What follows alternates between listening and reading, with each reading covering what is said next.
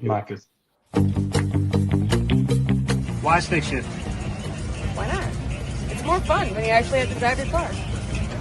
Everyone should do it. It's the most fun thing you could possibly do. An auto, throw that shit out.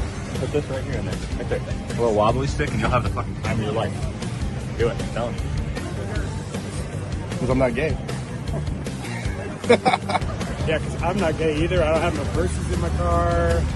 Like it. I mean, real men drive 3 pedals. Because it's different. It's fun. It takes more skill. I'm retarded. And it's the most challenging thing you'll ever do in race car driving. 100%. I think I'm half retarded, a little crazy, but I love it. And the camaraderie. I'm an outlaw. Grub worm. Grub worm. Yeah. It's the only reason I want to do this. It's my hero. Everybody needs heroes. Why stick shift? Don't have a purse in my car. Why stick shift? Because man pedal shit. Can't say that on YouTube, can I? Absolutely, you can. Well, why not? Well, what else is there? I don't know what I wouldn't drive an automatic. That's like quitting, right? Because it's more badass. I don't know. Manly, come on, man. You guys are like more entertaining. Is it not? Oh, it's not the absolutely most entertaining. Come on. Absolutely more entertaining. I like a challenge. Anybody can, drive easy to drive. What's up? Why stick shift? Oh, shit. I'm stupid. That's why. Why stick shift? That was a cool thing when I was like 14. It's still the coolest thing.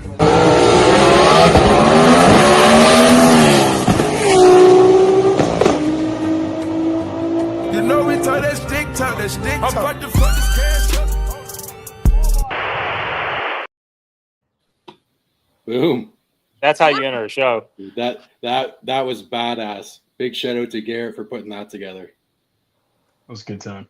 Did I answer it right? Yeah. Yeah, you answered it perfect, Tony.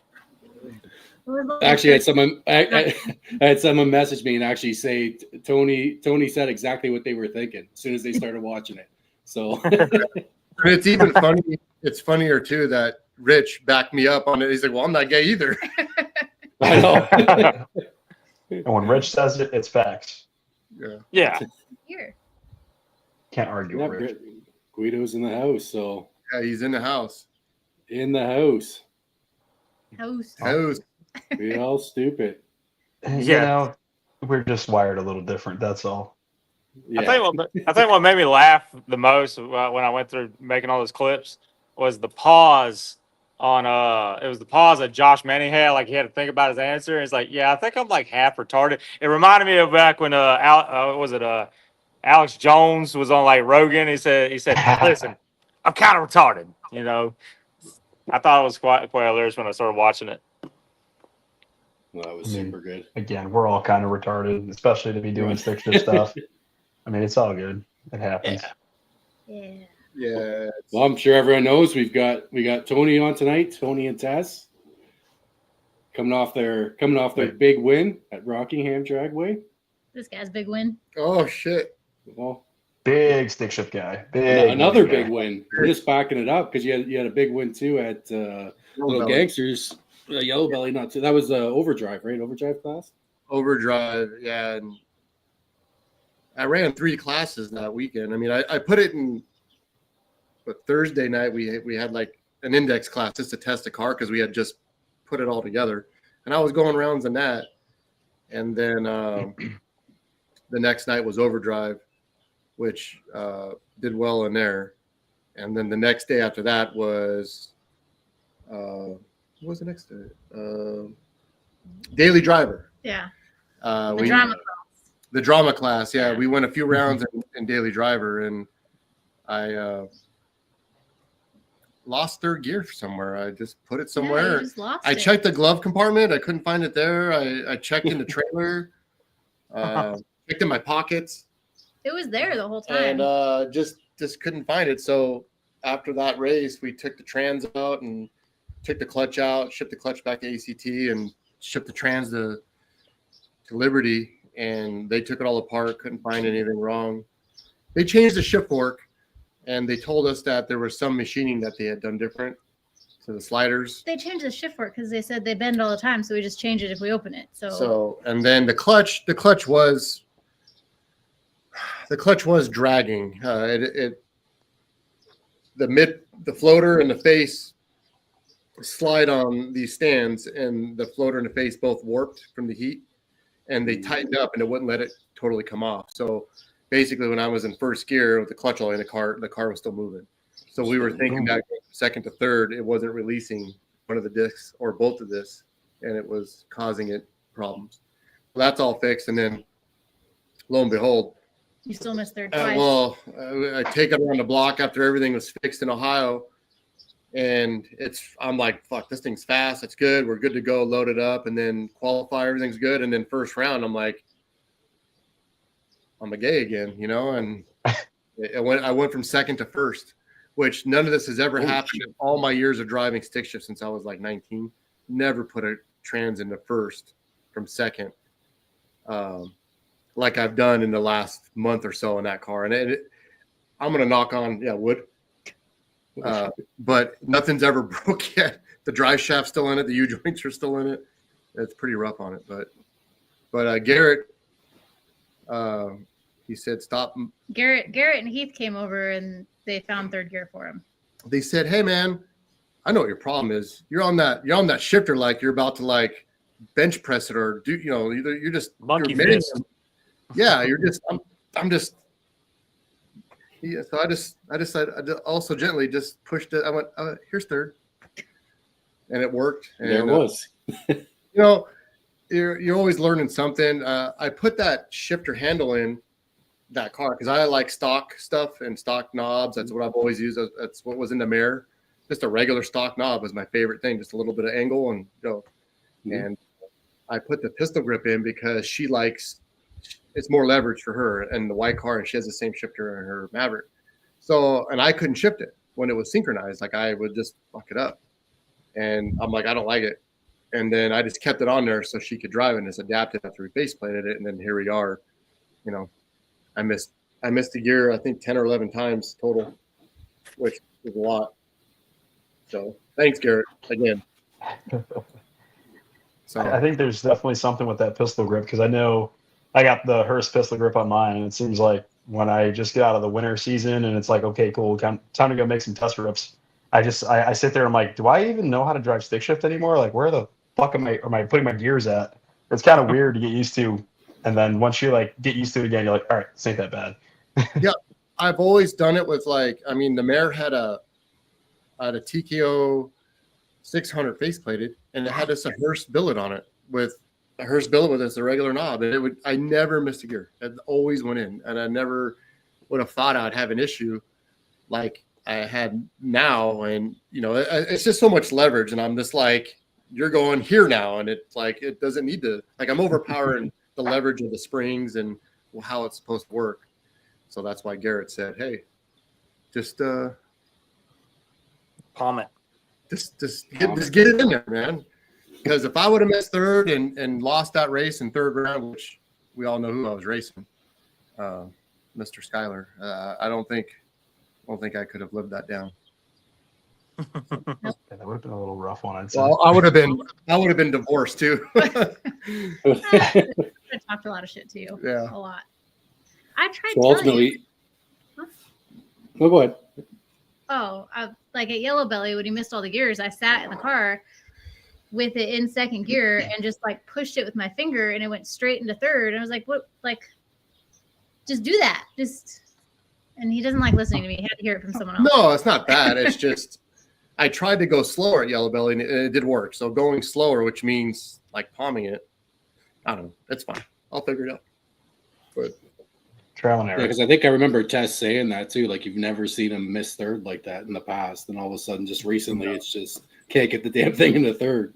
Well, like I said, she has the same shifter, same trans, same everything in her car, and I can just go. It's like butter. Like I can just go. It goes right in here. But the seat position and where the trans and shifter is different in her car than the white car. You sit kind of further back, and whereas hers, you're more the shifter's closer to you. So maybe I don't have as much leverage to jam it. I don't know, but her car is so easy to drive. I love driving her car. Driving that white car is like fucking running on a treadmill. Like up a hill on like fucking 11. It's just tiring. Damn it. I knew whenever you got to the pits and you was off somewhere else, and Tess showed me the video of the car, and I saw that you were just like straight monkey fisting the shifter, and I was like, "Yep, there it is." I was like, "I've been there, done that, and I've missed every time because your brain wants to move the shifter over to third and like go past where the springs are, and you'll end up between 3 and 5, and then it doesn't want to go." And so once I started palming it, then I realized that, oh, okay, well, the spring's got enough tension on it, it'll just line it up. And so I've never missed a gear since. Yeah. That she looked at the video from the in-car, and you can see it's dark in there, but you can see me just palm it. And then against Schrader, I held the shifter at the base and then just rolled it in. That way I don't have the leverage. You so still like the one against Skylar, you could see you pull it into second and like your fist is around it and you see your like whole hand open up and like you're like, no, don't do that. Yeah. Redirecting my brain. Yeah. Like this has to go into gear. Like, I mean, maybe if I would have missed it still, I still could have tried. I don't know. You didn't have a lot of time. I didn't have a lot of time. You went with a 72 against Skylar? Yeah. And you went a 9-0? Yeah. So 3/10. Yeah. I don't think that's enough time to miss third gear. It was. No, it's not good. So I can attest to that too. I've always been a fan of the stock shift knobs. That's how I got my car, and it just, I don't know, anytime I've had a Hearst or played with any other shift knob, it's just, there's nothing like that stock knob. Yeah, I really do like it. I mean, when we bought the white car, it had a pistol grip. I'm like, I unwound that bitch and threw it in the trash can and put a stock knob on it. And it was tits. Yeah. And then later on, here we are, but it's all my fault. I'm not weak. her fault. I'm weak. Well, I'm going to pull my pistol grip out. So I'm going to say that's what caused my engine failure, even though it didn't. I'm just going to blame it on the pistol grip for now on. Everything's the pistol grip's fault. Yeah. Yeah, it's the pistol grip. But all the time. if my Skylar lost, he had the pistol grip. Oh, jeez. Damn. I didn't lose. Looks like we got Marcus in the chat. It says all the fast guys are here. Fast guys. That was the last episode. Yeah. Twin turbo pro mod guy. Triple power adder guys. Triple power adder guy. So, look, Phil's just taking a motor apart in the background. Yeah, he's got last episode he had a car. Hey, sorry about that. I had a motor problem that I recently discovered, so I'm just trying to get that on the stand right now. Welcome to the club, buddy. So, there's shit to do. Yeah. Hey, Jay. Gen What's 1 up? Coyote. Not living such a good life right now, but live and learn. So I was given one of these. I was given a cool hat over at the race. So I knew you liked it a little bit. I don't know if I'm gonna send you that bottle heater now. I'm gonna just send you a fucking torch. Go blow yourself up. You got two against one here. So you send me one of those bottle heaters, I'll put a nitrous outlet sticker across the logo. Oh, there you go. Oh, okay. He's got his bottle. We're good. Hey, there's nitrous outlet gas in that bottle right now. The only other acceptable nitrous brand that I have personally used that I'm like, you know what, I don't mind these guys either is Induction Solutions. So if it's not Express or Solutions, I don't want it. Hush. No. Oh, I thought it was it. Yeah, I don't have my bottle. I don't have my bottle. You got to rely on Tony right now. No.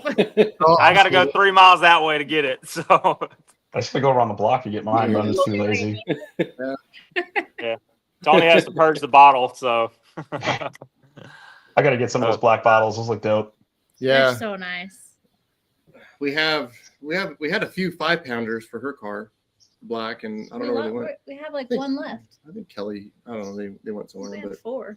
I personally need to just get rid of the turbo and go back to nitrous and just say I'm done with this. Thank you.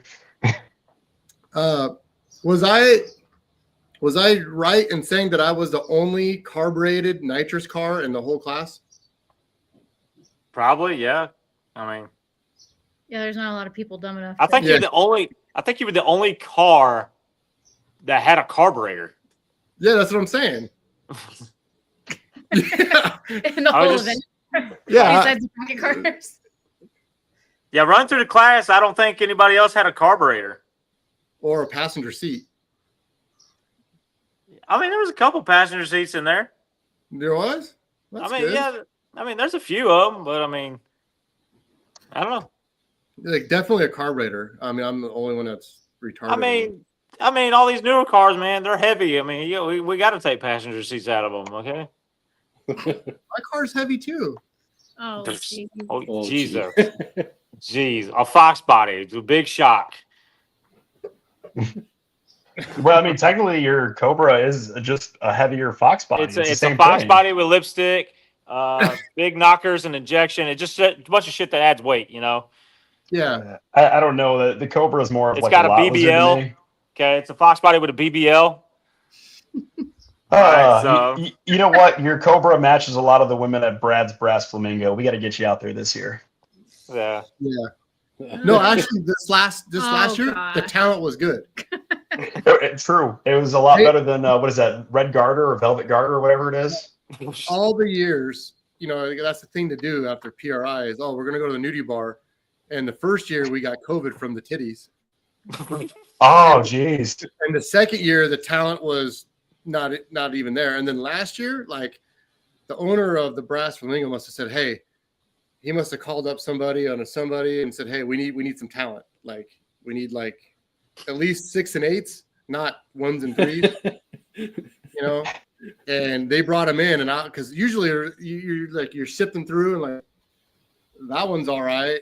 Why is that one here? But now we're like, man, this is pretty good talent here, You're terrible. Well, we'll just say that a mutual friend of ours bought me a dance by a solid 3.5, and I got my chair broken. And unfortunately, there's pictures of that. Thankfully, they haven't seen the light of the internet. But if that ever does, I'm in trouble. Oh, 3.5. Oh, dude, it was bad. It was so bad. Was there Like- small talk involved? There was no small talk involved. It actually just turned into I don't want to put him out there, but our mutual friend just scheming, and then my girlfriend that was sitting next to me decided this is perfect. I'm going to take pictures and save this for a later date. Yep, there she is. She has the pictures. Fantastic. Send them to me. I need blackmail. Please do not. I gotta have something on Jay. Yeah, send the pics. Oh God, not going to be good. Pics or it didn't happen. Oh, it definitely happened because I feel like my leg was a little itchy. Don't want to say why or what was going on, but there was definitely some sort of rash on my knee in the affected area. Oh, geez. Just kidding. I'm just kidding. Did he hit some Benadryl when he left there? Yeah, I had to like I don't even want to say it. I'm not going to say it this time. I'm going to behave this live. I'm going to do my best. Oh, I'll break you in about 20 minutes. That's what Diddy said. Oh, Yep, there it goes. Oh, so boy. where was the split with the classes for stick shift? Where did that end up landing? 67. Oh, okay. 867. Yeah, it was 867. 867 was one, and then the Canadian Chuck Norris with 4,000 pounds of love was with a 69, and then Schrader and me were both 72s, 3 and 4. I was 4, and then I don't know who 5 through the other ones were. I know Skylar was somewhere in there Skylar took out number 1 qualifier. That was pretty cool. at second round. Yeah, second round. I don't know what happened to the number 1 qualifier. I don't know what happened with that. I think Garrett, you kind of knew, right? The SN95 or not the New Edge. No, it was an import. No, it wasn't. Number 1 qualifier was a New Edge, right? Number 1. An orange New Edge. No, because that would have been Jeff Smith. I thought you were the number 1 qualifier for a I'm second. terrible with names. No. So you had him. Schrader would have been up there. Who was the other New Edge that might have been it? I don't think it was a New Was Edge. it? Hold on. Was it a black New Edge? Was it Kyle Miller, the Mach 1? Could have been. Yeah, he's an 8-second car, so he had to have been right around there. Number one was import, so it would have been. Oh, it probably would have been a Honda then. Number one qualifier was Blanco, whoever Blanco is. Oh, Angel Blanco. It's a so it's a white Honda, black front end, big turbo on it. So I think that car has the ability to run low eights, but I guess he just couldn't get it to go 80. He couldn't get the 60 foot down, so he left it on a milder tune up, trying to get it to go A to B. He needs a third leg. That's what I'm hearing. Yeah, he's been after one for a while, so I just hadn't got around to Hondas yet. That's all right. They can keep waiting. Very impressed with any import that gets into eights. I just don't understand how they cannot. I mean, they go like 880 at like 100,000 miles an hour out the back, but they can. But the front wheel drive imports. The front wheel drives, yeah, but they can never cut a light. They're like a 300 light. Because they have 2 pounds of air in their front tires. Well, so some of the reason is because there's not a whole lot of clutch control in the import world. So they have like magnets, like slipper valves and things, but they're kind of finicky. So a lot of them just result to using their foot, and if you're thinking about your foot, it's hard to cut a light with it. So I mean, at least trying to slip it out there, and that's why some of them are been trying to get after me about doing Honda stuff. And but I mean they're fast, but the 60 foot just kind of sucks for them right now because there's the clutches are like the size of like a bush baked bean can, so they're like they don't have a lot of options as far as like slipper clutches or clutch management stuff. So and they're like triple discs in there too sometimes. Yeah, right? They're like triple discs. I've seen some with quads. But that's why a lot of them just run slicks and they'll dump the clutch, just trying to get slicks to pull it out there. A lot of wheel speed. Yeah, and some of them, which I thought it was dumb when I first seen it happen, but some of them, especially at like World Cup, you'll see them that they'll have wheelie bars on the back of a front wheel drive car, and I thought it was a dumb. Yeah, so it's the key. So when the front lifts up, it usually tilts the back, so they keep the wheelie bar from tilting the back to keep the weight down on the front. And so it's just another chassis tuning tool. Yeah. If I ever see a Honda with a fucking wheelie bar, that's gonna be the fucking day right there. Like that's gonna. Oh my god. They're out there. I've seen it. I helped him move his Honda at our track years ago. I helped him pick it up, and this thing probably weighed fucking 1,200 pounds, the whole car. Damn. I picked up the whole back of the car and moved it over with his wheelie bars. Did it have a floor? Somewhat. We used to call it a spaceship because he like fiberglass like half the car, so it was terrible. But yeah, it was ahead of its time for sure. It was fast, but that's back in the late 90s. Right. The golden age. So speaking of the late 90s and some of the old racing, I mean, where do you see the biggest differences from like when you started racing on the street to like the stuff nowadays? Because I feel like, again, for the short time that I've done it compared to a lot of you guys here, I feel like even just within the last 5-10 years, stuff's changed so drastically. Well, I mean, back then, shit didn't make power. I mean, a stock Mustang with some bolt-ons was only going 13s, high 12s on a slick. Then you put a blower on it and maybe go 11s. But stuff wasn't that fast. I mean, if you were going, my car back then, 93 Mustang with a S trim on it with stock heads and an E-cam was going 1180s, 1190s. And that was fast. You drive it around, you could drive it to dinner, you had air conditioning, but not like now. Something like Chris's they're way faster. The Coyotes just changed the game of everything now with stick shifts as far as Ford goes, but everything's just faster. It's just what happens. Corvettes, the new LT1 motors, like everything's just fast. I mean, we were so excited to do what we were doing years ago. Your cars like that? Yeah. 860s and going to Waffle House? That's highly modified. Most of the parts on that car, though, were made in the 90s. except for the cylinder heads. Yeah, the cylinder heads are new, but they're similar to something you probably could have gotten back in the 90s. Maybe not as beefed up, but Yeah, but the clutch technology is better. yeah, there's I'm a lot sure. of little things in the car that have made it more efficient, but you could have built the same motor basically. There was guys going. I mean, he had a G-Force, but Dan Hill. You ever remember that name, Dan Hill? A guy named Dan Hill that came from Arizona with a GT, and he was going high 9s, low 10s at a Pacific streetcar event out here, early 2000, 2001, 2002. A bunch of nitrous on a stock 302 motor. I mean, it was going low 10s. That's 23 years ago, but everything's just advanced so much more.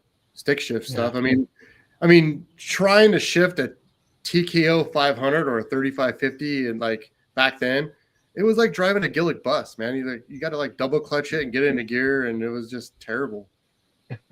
Yeah, I have experienced the T5 with the King Cobra clutch. I know it could be definitely fun.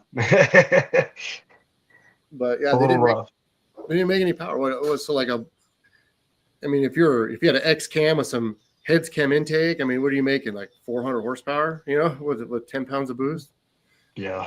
And we were young, so you didn't want to break it because you didn't have any money to fix it. But I mean, there was other cars that were fast, but even, I mean, the white car that's able to be driven around and do what it does, that goes, mid 8s, that would be considered a true street car, a Pacific street, like an actual race car was going in 2001 was going 850s, full on race car with a full, 25.5 and, not able to be driven around or anything, trailered all the time. And here we are driving stuff, but that's just that car. I mean, there's cars that are way faster now. Yeah. It's cool to see the evolution of the white car. Cause I believe that's the one that, and not to bring it up, I don't know if but that's the car that originally came that Molly owned for a little bit, correct? Yeah. Oh yeah. She built a solid car. Yeah. Cause so that car, if I remember right, that car was originally up here in Illinois. I remember seeing that car being street raced before. What's his name owned it? Yeah. It had an LS turbo in it. Schoolboy. Yep.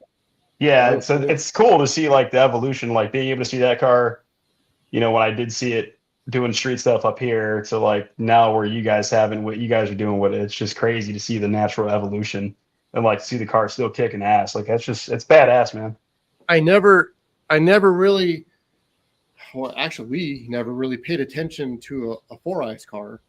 We just had I had 3 91s that all looked the same, white with a black stripe, and never the all black interior. Never paid attention to the 4Ice until I hated a 4Ice car. I was the same way. It took time for me to get onto the 4Ice until my buddy Joe built Tin Man. He had NRC build Tin Man, and I fell in love with the 4Ice after driving that car and just how it sat and everything. I'm like, fuck, this thing's nice. And then fast forward to us meeting Billy and all that whole family, and she had that car, and I'm like, that car's fucking, it's beautiful. Like it still had, it wasn't wrecked. Like it still had nice interior. It wasn't beat up. Like she wasn't beating the car up. She wasn't doing it any favors, but she wasn't, crashing it and like smoking cigarettes in it and shit, And we liked it so much that we found a 85 close to us with a 4-cylinder, and we went and bought it. It had red interior and a rod knock. And I tried to squeeze it and tried to blow the ring. Tony did donuts in our backyard for like 25 minutes with nitrous, trying to get it to kick a rod out, and it never happened. But anyways, I swapped the 4-cylinder out with another 4-cylinder just so we could drive it and fix it up. And then as that was happening, Billy's like, hey, we're going to sell this car. Do you want it? I'm like, yes. So without even really looking at the car more than once, we sold the one here and then flew over there and bought it. And after looking at the car, I was just like, oh, maybe we shouldn't do this. It had a ratchet strap holding the battery in, not too bottle for an overflow. The headliner was coming down. The back trunk carpet was greasy and dirty, falling into the trunk. Just not. It was the inner fender wells were rusted. The motor was purple.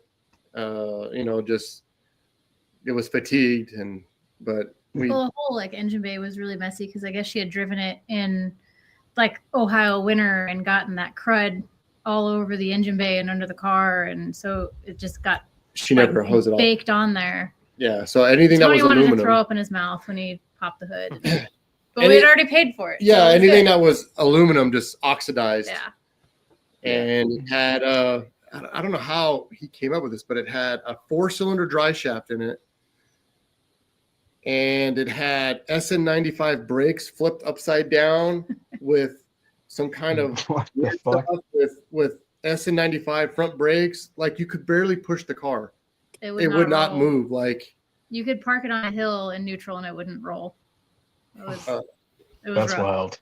Yeah. So then he had this dry shaft that was too short, so it was only engaging the tail shaft of the trans about that much. So I'm like, well, the first thing I'm going to do is put a aluminum dry shaft in it. So I get one from Jegs. I go to stick it in. It won't go in because all the splines are twisted because it didn't have enough engagement. So that was another thing. And it was a long road, but we ended up taking, I think within the first couple times out there, we took about 180 pounds of weight out of the car just by doing stuff. Titanium. No, it probably only has like 5 pounds worth of titanium in it. You got to remember 5 to 10 pounds of savings. Tony just likes the look of titanium. I love titanium. Don't get me wrong, but anytime if you take out 5 pounds of steel and you add titanium, it's half the weight, so it's only 2.5. So I always start with all the big bolts first, shock bolts, suspension bolts, and then it does have a lot of titanium on it, but maybe 5 or 6 pounds lighter. So the car right now weighs about 28.45 with me in it, somewhere in there, depending on how much fuel. That's impressive. That's really impressive. It weighs 25. Yeah, without me. 25 and change, wasn't it? 300 pounds. No, with all the gear and everything. Yeah. So race ready with me in the car, it was like 28.45 or something like that. Helmet, fuel in the car, and everything. That's sick.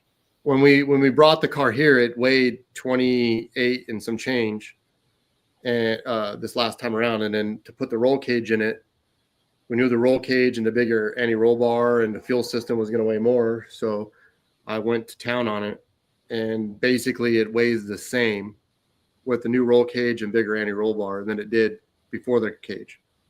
So I took out that much weight.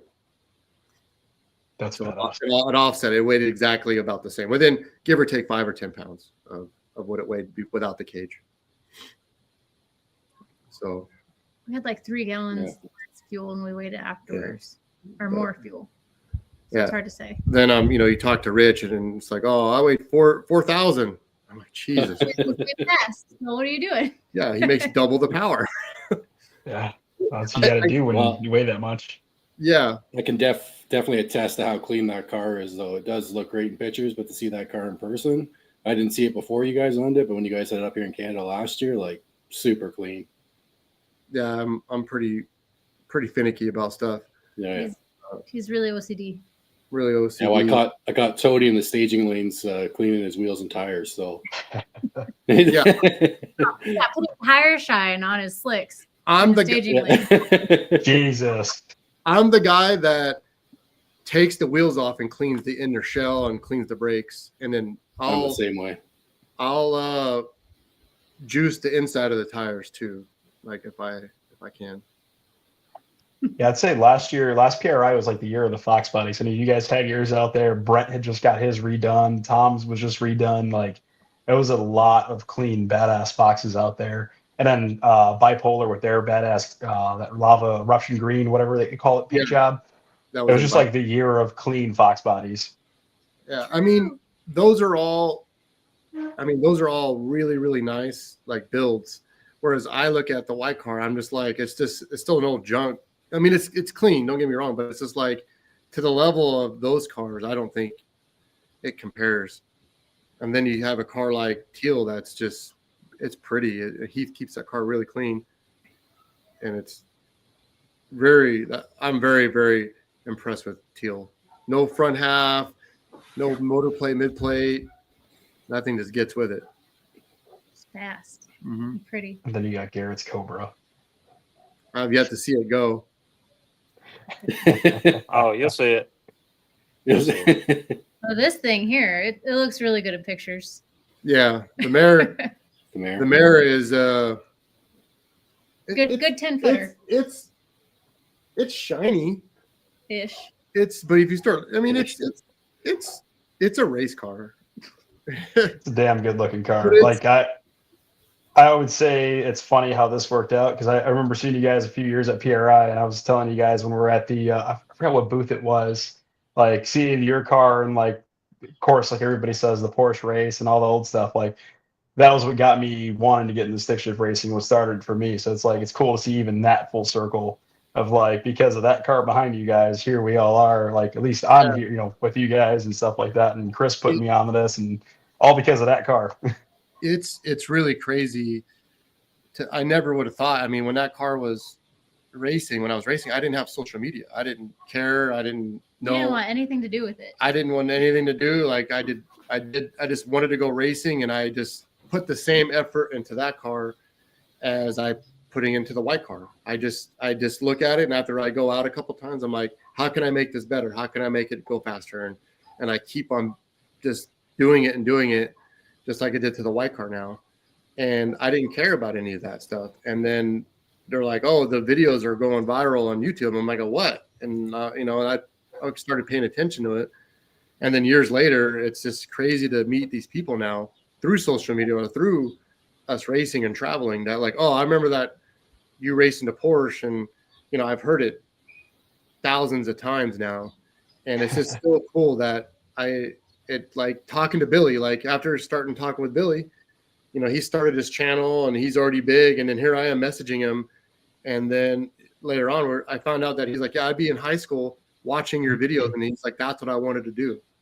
And I was just like, really? And he's like, yeah, I just wanted to go racing and do wheelies and do that stuff. And you were doing it. I'm like, sweet. Like it's brought a lot of people together with, as far as friendships, that we've made all over the country and the world kind of, in racing.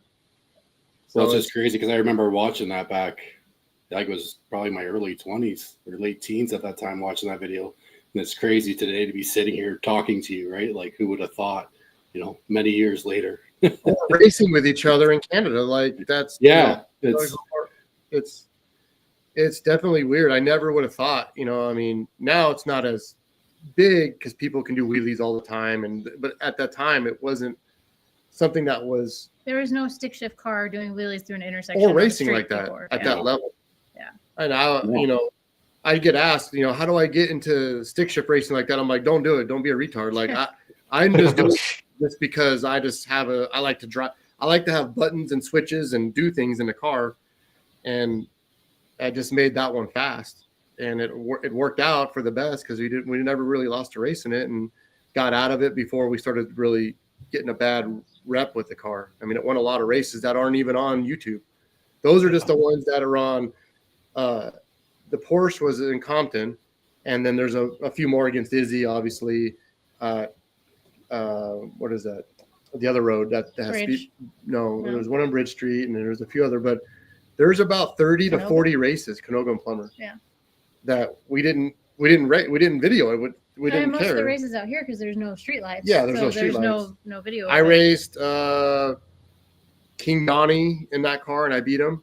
There's no video. He never paid, so did you actually beat I beat him? Yeah, he came from Apple Valley on a big tire, and we set the race up heads up, and it was a cold. I mean, we when we street race, it's on a fucking desert road, and in the wintertime it gets 20 degrees.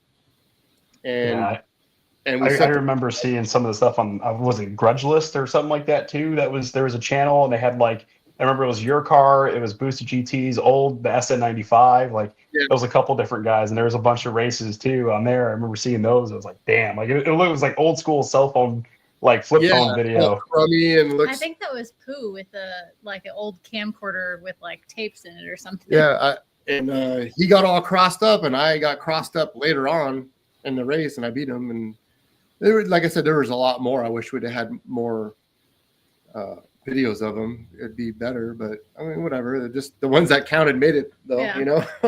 Yeah. You have a safe that has like tape recordings of all your old races. We need to Yeah, get but into that's that. another car. See, Yeah. there was another car before the Mare, an 89 that had a similar motor, but more street car-ish, a little bit heavier. And we would go down to we drive it to Compton, drive it to all these races, and we were just running through everybody with a stick shift. It had a G-Force T5 in it, 331 with Edelbrock heads, a good camshaft that shifted at 8,400. But we'd drive it everywhere, and we'd set up races with all these street cars. And of course, as it progressed, we were racing street cars, and all of a sudden now we're racing trailer cars, and we're beating these trailer cars. And then I ended up breaking the block in that car, and then You didn't do it. no, I did that one. Oh, in that one? Yeah. But do you feel like a car like that nowadays would still be as competitive? Like a car set up like Mare back in those days, or like the other car you're talking about? Do you think something like that nowadays would still have that same competitive edge on the street? Like, of course, track I know has evolved so much, but we're talking bare bones, puddle and go street stuff as it is. yeah, I think it could not NA. I'd have to put some shit on it, some kind of power adder. But I mean, as we all know, that street racing isn't just about how much power it can make. It's about your program, and we had a really good program. We'd all go down to the road. That's where the AV boys started. Is we were from Banalt Valley, and we'd all ride together. We're Weirdly superstitious. weirdly superstitious about how we did anything. Only one guy would back me up. Only one guy would pour a puddle. Only I got the car ready for the race, and we were really organized. You guys sat in the same seat in the truck.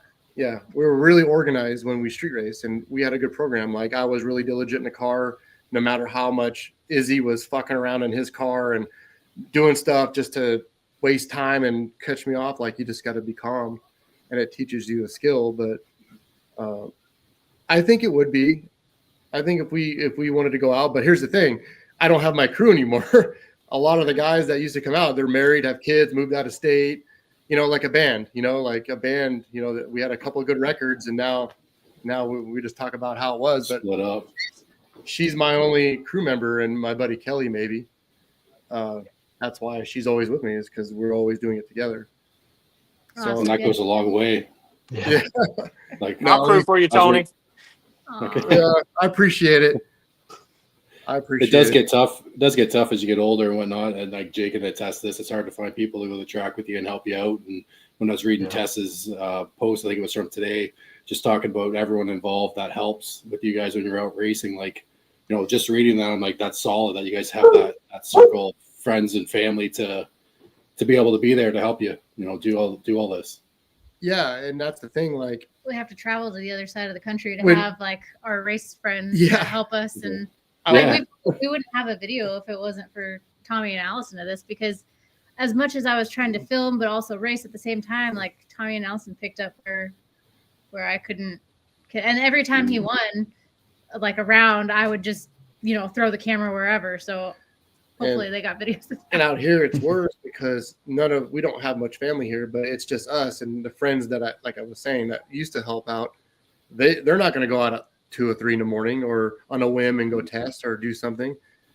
So it's just us. And so there's actually, even our channel is growing and stuff, we have nobody to even help us film. Like, we're out here, it's just, we have cameras set up on like trash cans and shit at the road and like a tripod over here. And then she'll go make a pass and I'll have to turn this camera on and turn that one off. And then, GoPros are helping. And our friend Stav helps out quite a bit out here when he's not working, but it would be hard to do another round of street racing like we did. Like I said, we did it.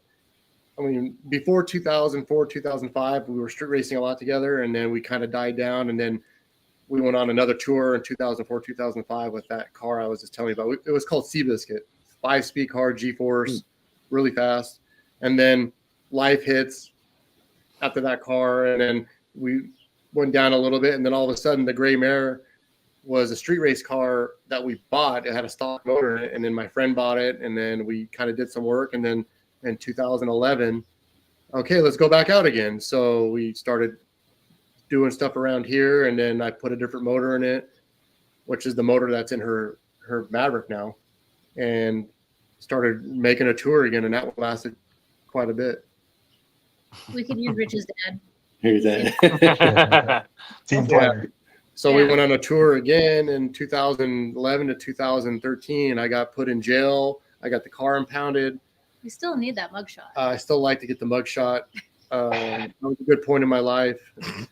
And then the car ran for a number of years, and then I rebuilt another motor for it, and it was faster. And we did a 3-car shootout between me and my 2 friends one night, and that was the last pass it made.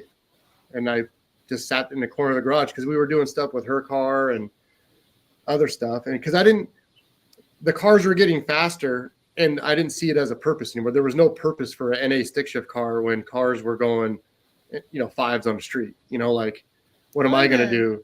The street race scene in LA got really rough. Like, it was.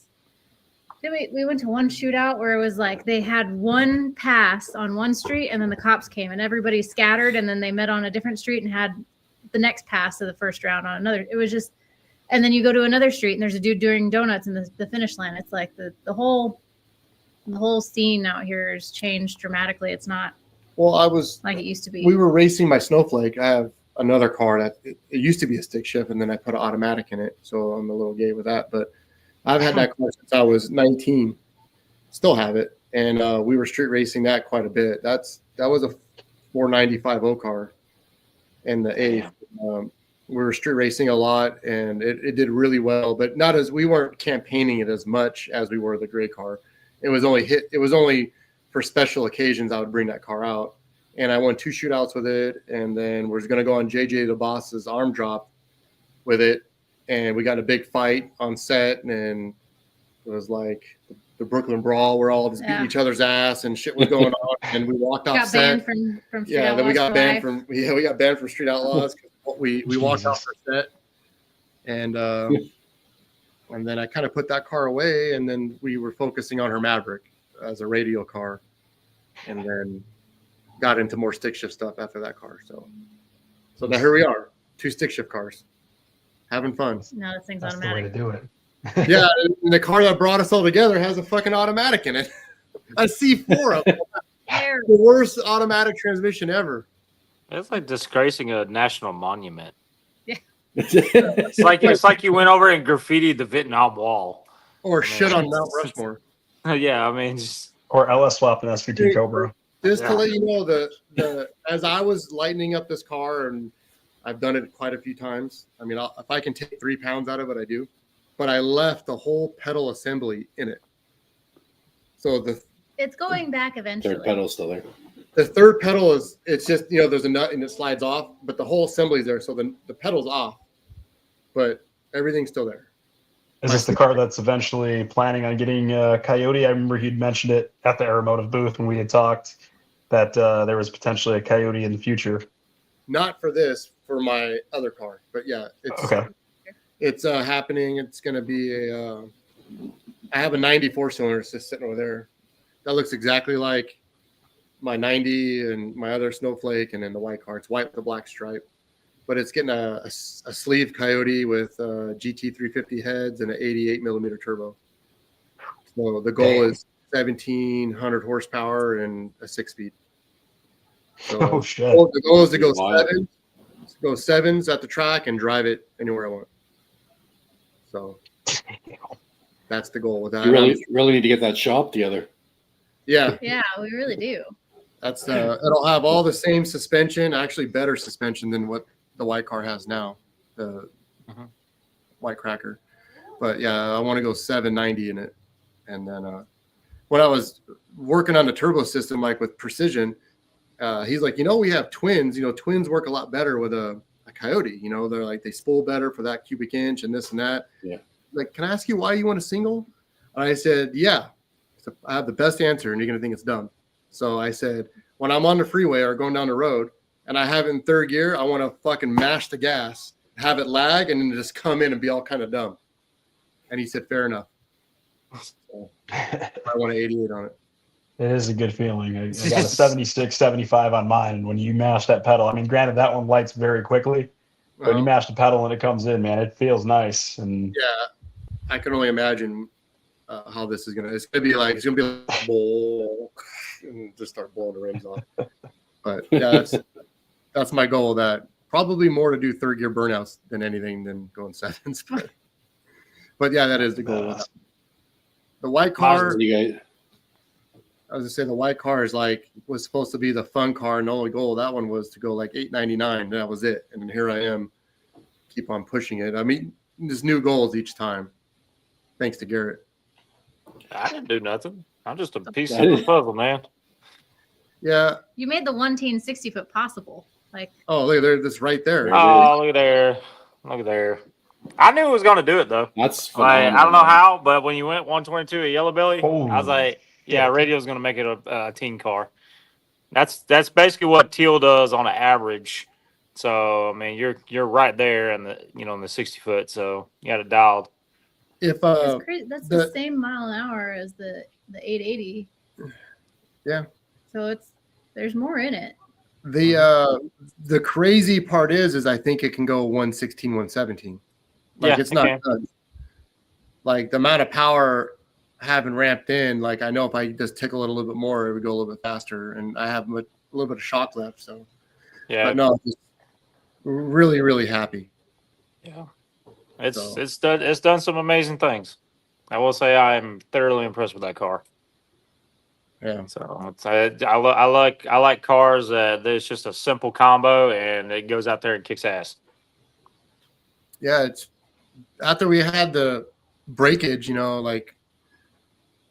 breaking U-joints and breaking ring and pinions and breaking all this shit and breaking first gear and before that, it was clutches, because when we first started working on the car, Tony thought I'll just run the same clutch I ran in the mirror, this 1900 horse or 1900 pound stick shift car that I had with a little 302 no torque. But yeah, so we ran a single disc organic and we just kept blowing through clutches, and all the comments were, you can't keep a clutch in that thing for more than one event. We finally found a clutch that worked, and then we were blowing through rear ends and drive shafts and transmissions, and I wish we would have been blowing through clutches instead. But yeah. I mean, when we went to Canada, I was nervous that I was going to break something.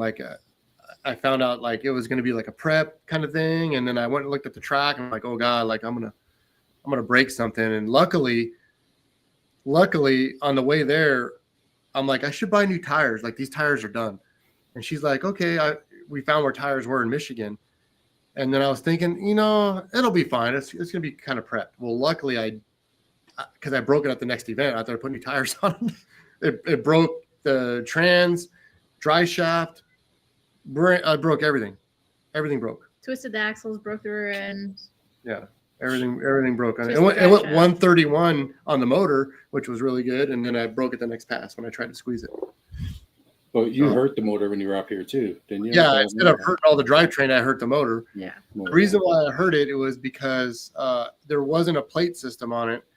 I had a plate system for it. It was inside the trailer, but all I had was a dry kit.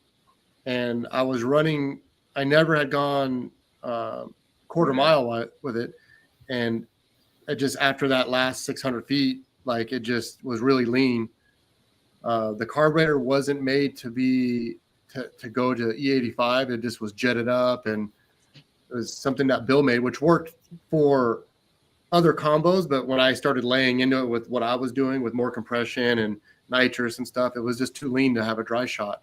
And the pistons were just not happy, and it messed things up. So now, and I'm like, I'm not going to do that again. Just I learned from my mistakes. So I put a plate kit on it and started going a lot faster. Obviously, with the nitrous express juice. Yeah, I got the nitrous express juice. Against you in the final, actually, you were semifinals. I heard it against you a little bit, and then in the finals against the black one, right? Black. The black S550. S550. Yeah. I was like, I'm gonna run it out. I'm gonna see like if it'll go 8s, and it had the same mile an hour as it does on the motor. And I drove it back, and it didn't sound hurt. And I'm like, it did. well, not running. Yeah, it did.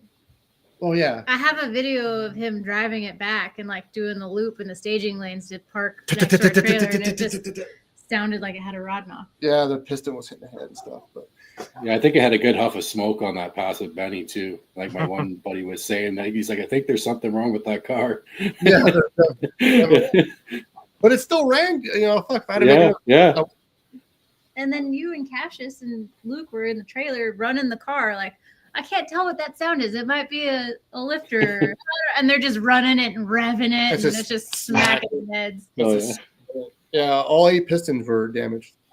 Oh shit! Those were icons, and those are really cheap. So it only has DSSs in it right now, but I'm not really laying into it. So Fair yeah. enough.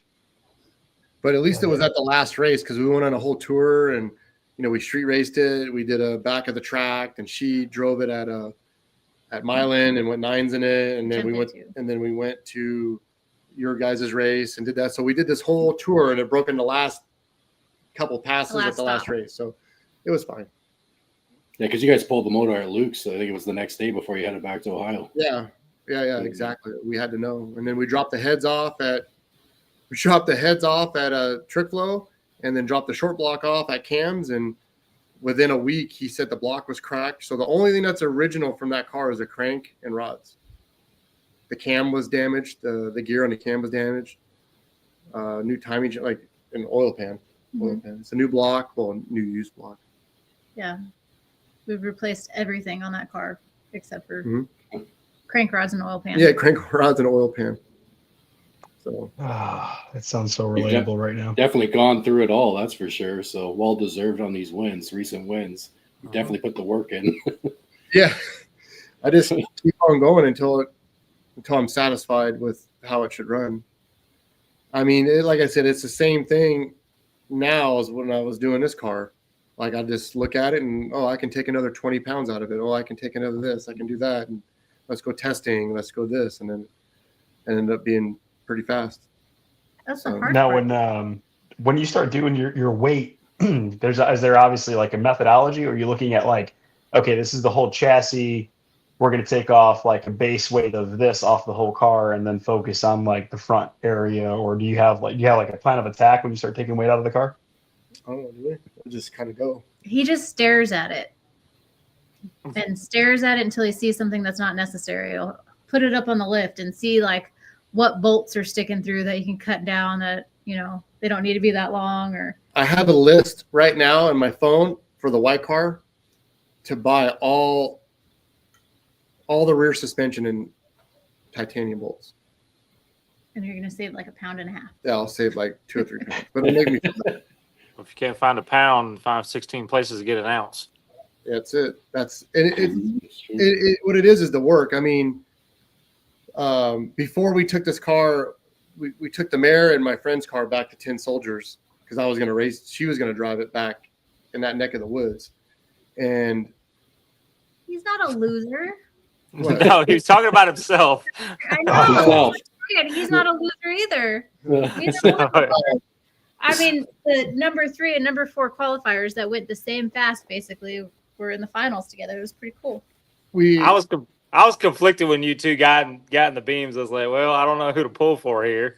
So I was like, I'll go down track. I just see who gets it. You're not gonna stand on the starting line and like choose your side. Yeah, just flip a coin. Before we took this car back there, I was staring at the mirror and I was like, she's inside editing, and I just start going to town on this thing, and I was so excited. I pulled out like another 5.2 pounds on my scale, and I brought it into the house, and she just looked at me like, "You're." I was like, "It's another 5 pounds."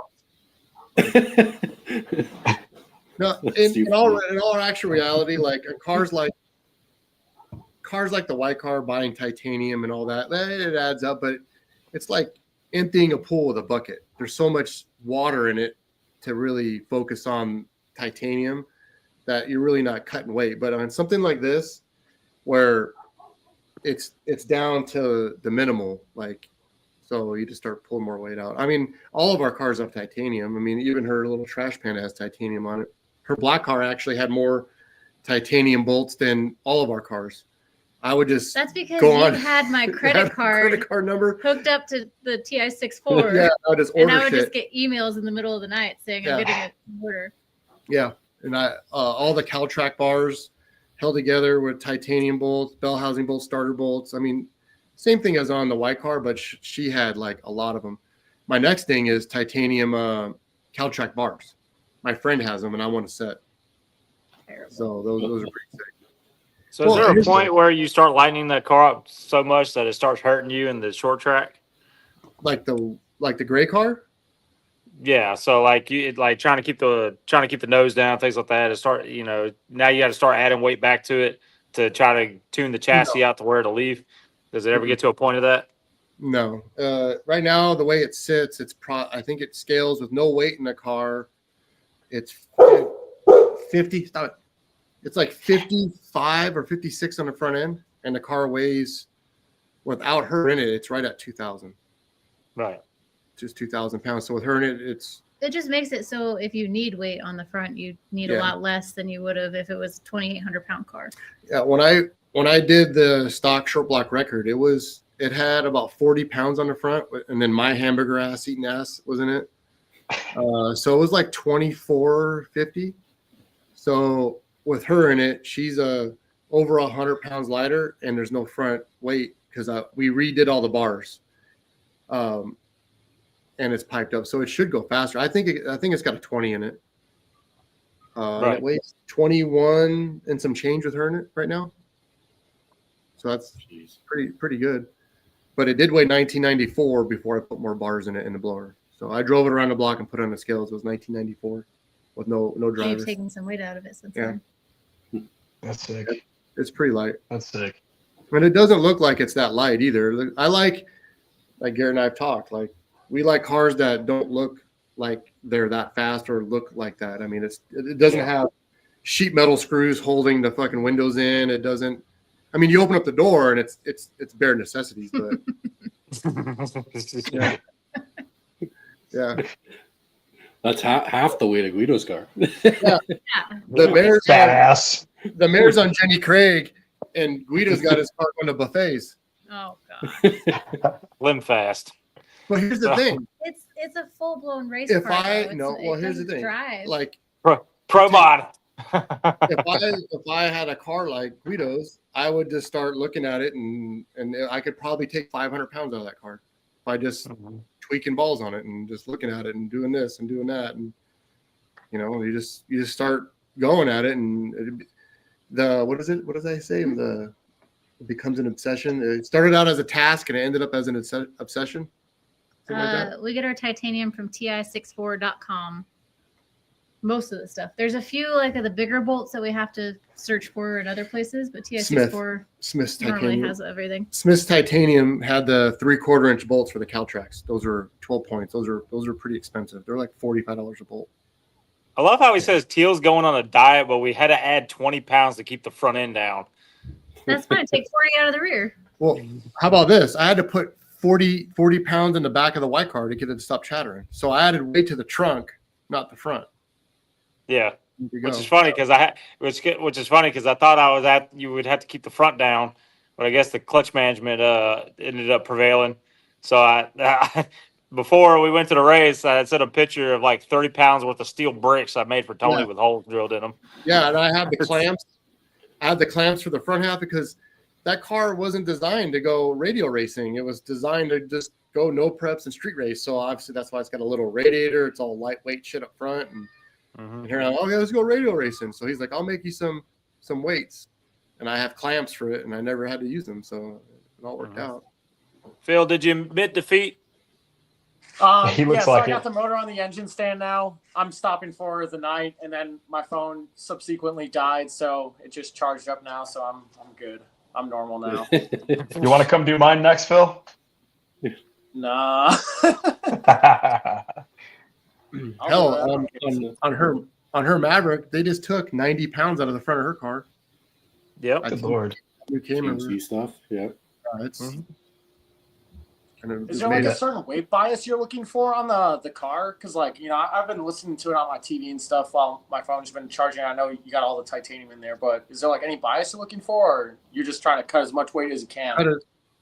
Cut as much weight as you can and put weight where you want it. Okay. That's it.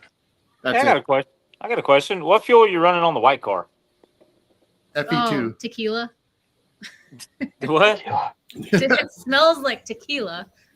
Like Tony accidentally spilled a gallon in our trailer. We had to let it air out for a couple days because it just smells like the strongest, like cheapest tequila you can find. But it's the shit that you'd buy when you're a teenager in a plastic bottle. That's what it smells. Yeah. Hell yeah.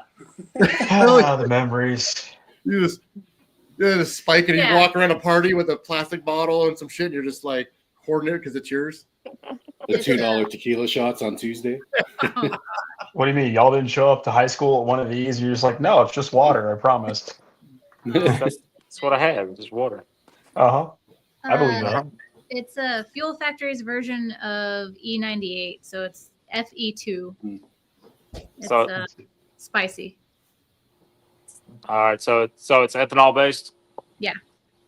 So, yeah, me and Heath have talked about this before on Teal before, but so on something that's got to breathe nitrous and whatnot, have you ever thought about running it on like a denser fuel like race gas to free up like plenum volume or runner volume? The nitrous is on 110. Oh, is it? Yeah. We don't spray it all. It's got a separate fuel system for the nitrous. Okay. Which was what was leaking right before I raced Schrader. Okay. Yeah, the winning Dollar Tree duct tape. Oh, that's what you. Okay. I know. I remember. me and he.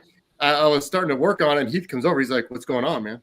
I'm like, "Why is the duct tape out?" My fuel cell's leaking. He's like, "Oh, we got to get that fixed." So he helped me paper rag and. Yeah, y'all were in the lanes, and I was like, I didn't see nothing. So. I wasn't going to allow this little mishap to keep me from running, so I had to shove a rag in there. I looked at her. I said, "Go get the duct tape." She's like, just went on the scooter and got it. Yeah. Well, back when Wesley owned Real Teal, we were at a streetcar takeover in Atlanta, and he had an oil leak. And we look under there, and one of the welds had a hairline crack in it. So we went and got some RTV, and we started smearing it on the oil pan, trying to make it to the next round.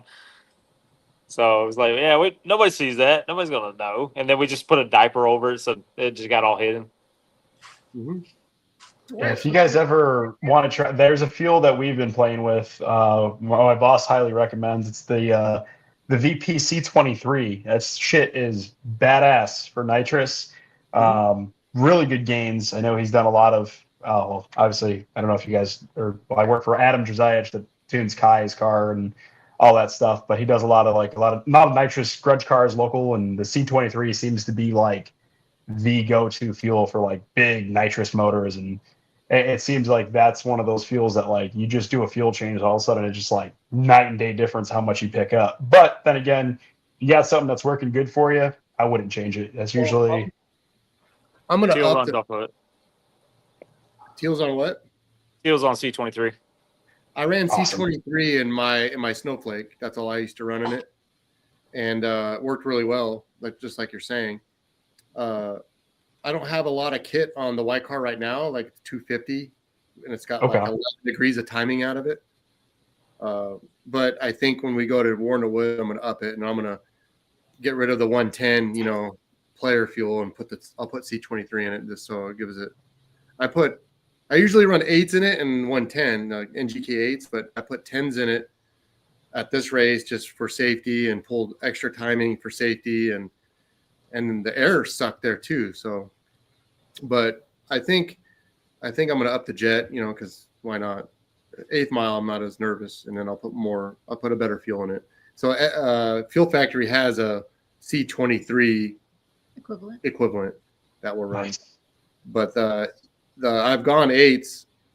If anybody's listening, I've gone 8s on pump E on that car. So, and then it's just gone faster on F. Yeah. It's just gone faster on FE2. And you were traded with what, a 200 shot in Rockingham? 250 at this last race. You went 80s on 200. Yeah, like 218 or something. Yeah. Like we just upped to nitrous jet without upping the. No, I have to fuel. That looks big enough. Yeah, they're like like 250s, 88s in it, or 188, and then like 200 was like 72 jet, and I had a 76 in it when I went to 880, the first 8-second pass. But now it has a legit like 250 in it, and I have 300 jets for it. And I was asked a couple of times, I think even by you, Garrett, did I up the jets for that last run? No, I didn't. I think I told you. Yeah, I didn't know if you put more jet in or put some more on the back end, because you basically went from like 890s to a 66. So I was like, well, so you picked up somewhere. So He went yeah, 872 semifinals, and then 866 in the finals. But that was just a little bit of a tamer change and bringing the ramp in a little. I grabbed the tamer underneath because I don't have to undo thanks to Schrader, I don't have to undo the sandwich plate. So I went there and I went like that to the tamer, and then I just brought the nitrous in 2/10 faster and gave it 4% more starting line, and it went on 119. You're using the Max 6 controller, or what controller are you using? Right. No. You guys are about to laugh. So grab it out of my car, or is it that too much car? to pull it out?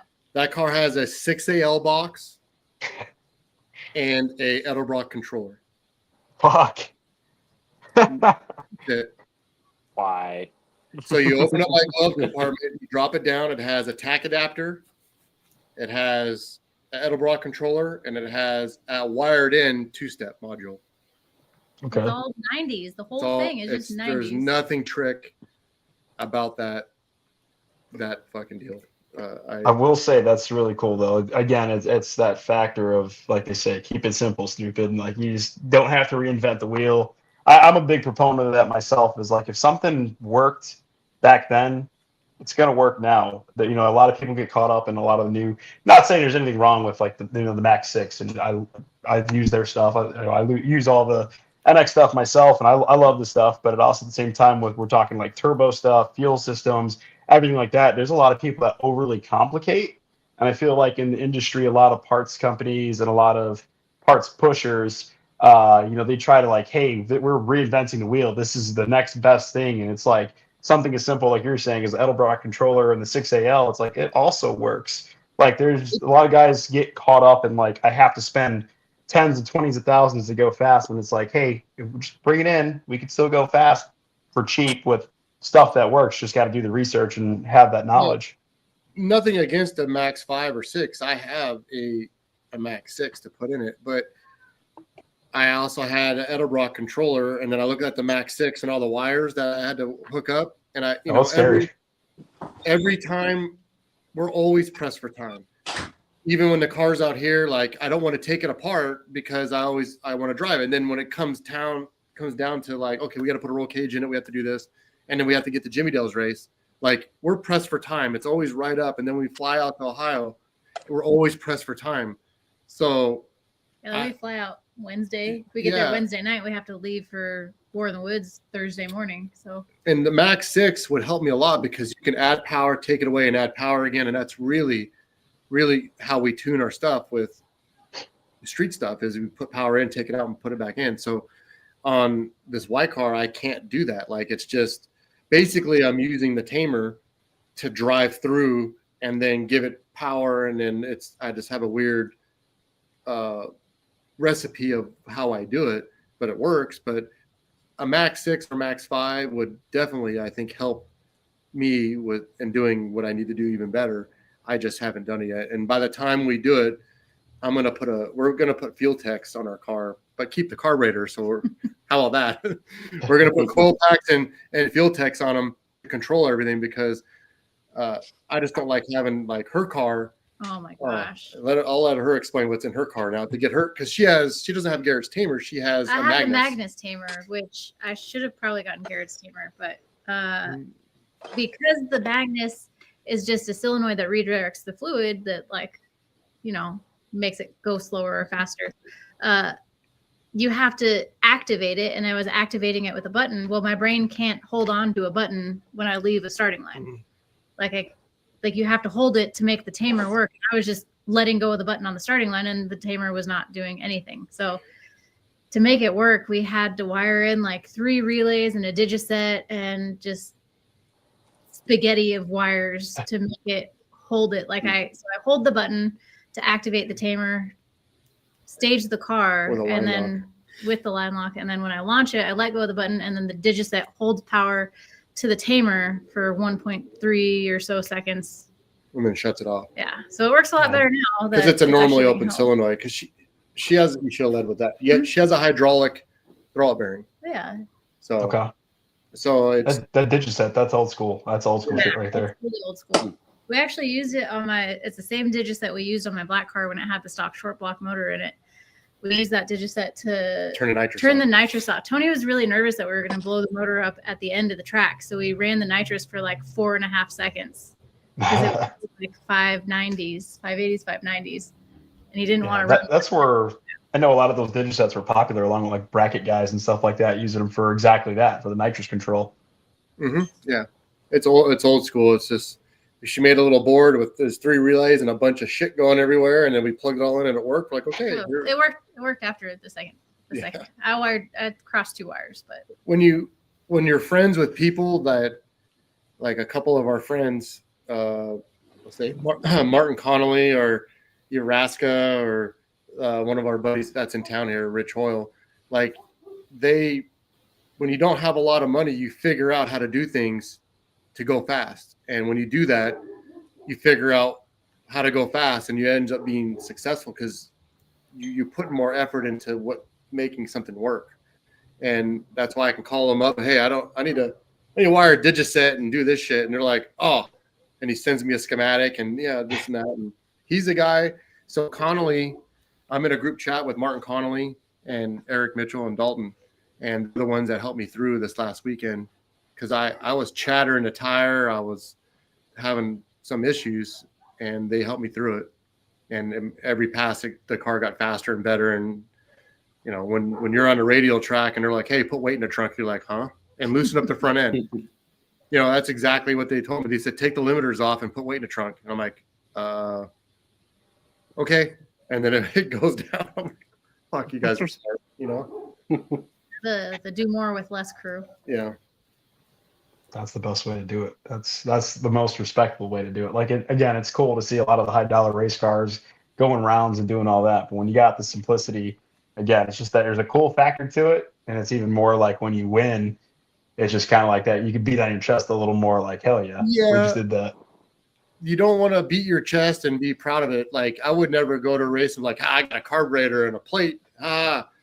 Like, it's actually kind of slightly in a TKX, of all things. Yeah.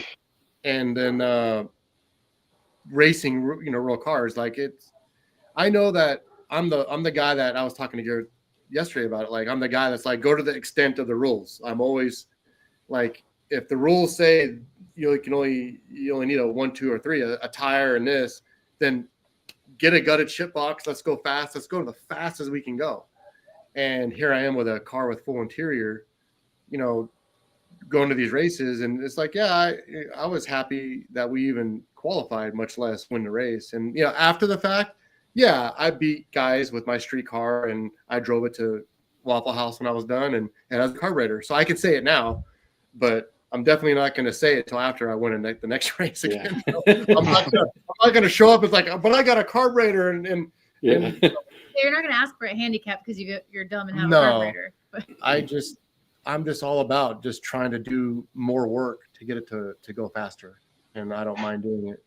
And that's definitely it. You've put the time and the work in, right? That's just a testimony right there. With lesser, you know what I mean? It doesn't take all that stuff. No different than we've talked about shocks in the past, right? You can have the $10,000 shocks if you don't know what you're doing with them. The guy with 9010s. Right, he's got his suspension figured out and makes him work, right? Yeah.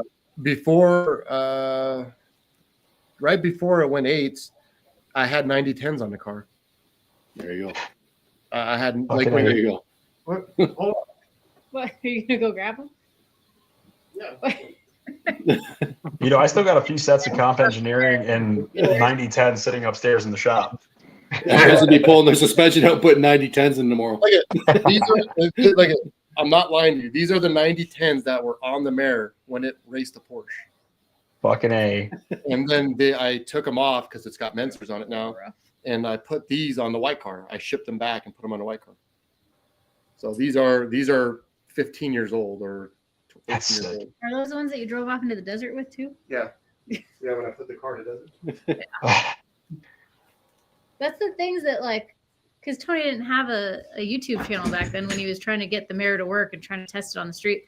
He did a big old dumb wheelie, blew the shocks out, drove it off road into the desert, into the weeds.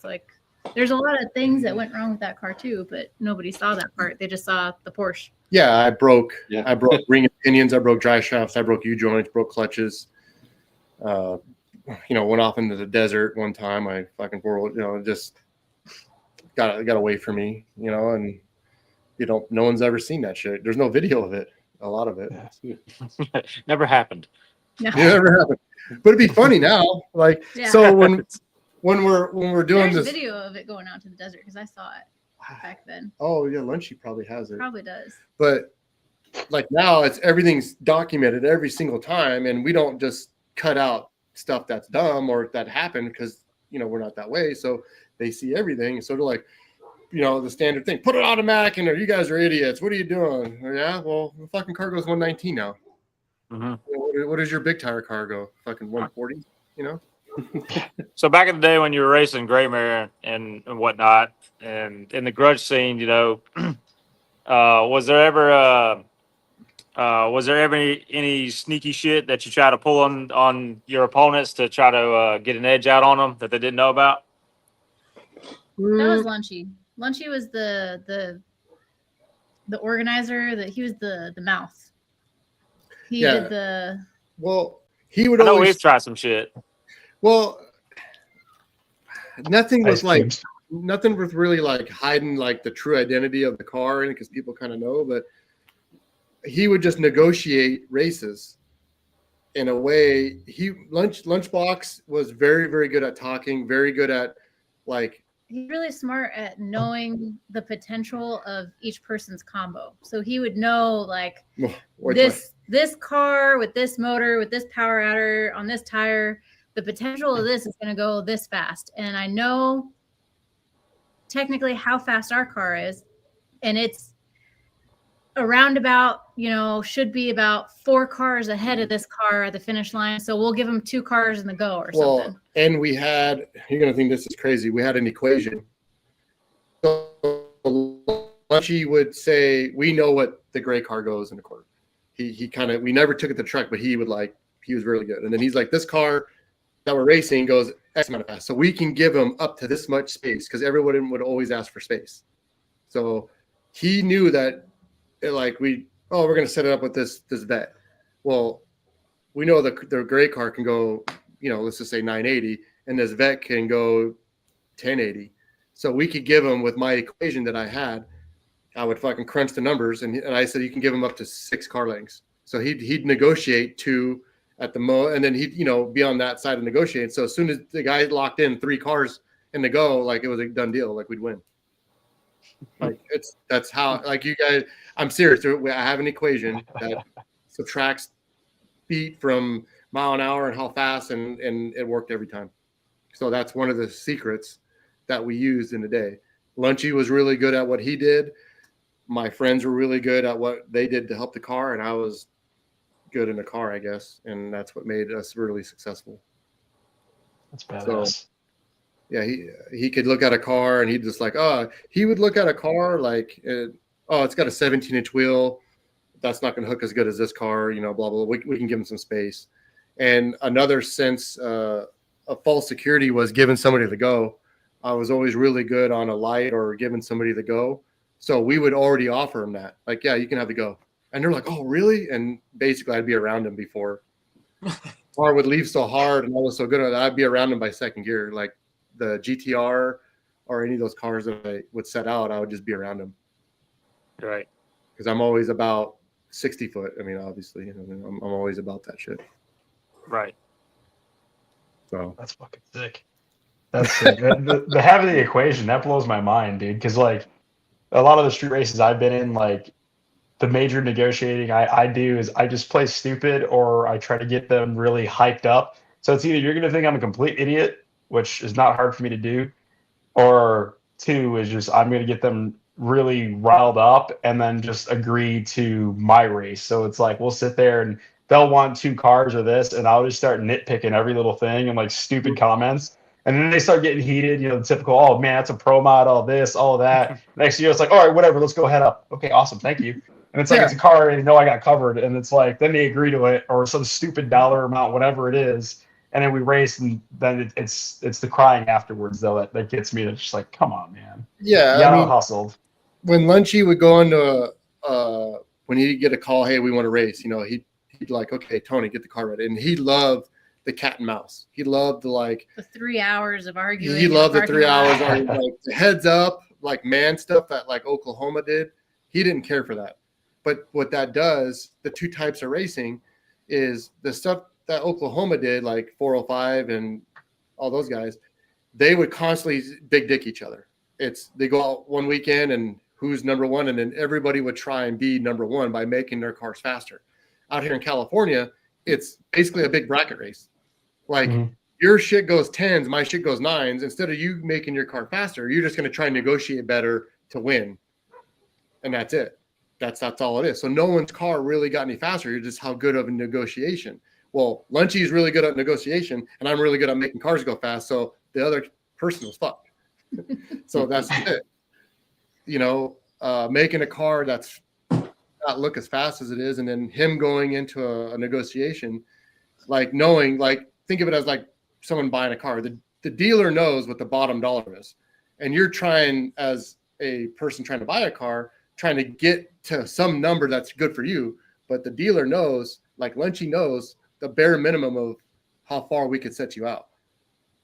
And we would just do it all the time. And it was, I can talk about it now because it's never going to come around, but we just knew. We set up a race we took the car to Vegas to do some racing, and we couldn't get any the racing scene in Vegas at this time was terrible. Before the bottom 10 guys. Before the bottom 10 guys came around, and we finally got a race. This guy with a 69 Nova, blown on nitrous. It was a 400 small block with an 871 and then some nitrous on it. And he had a sticky tire on it and stuff. And Lunchy's negotiating this race.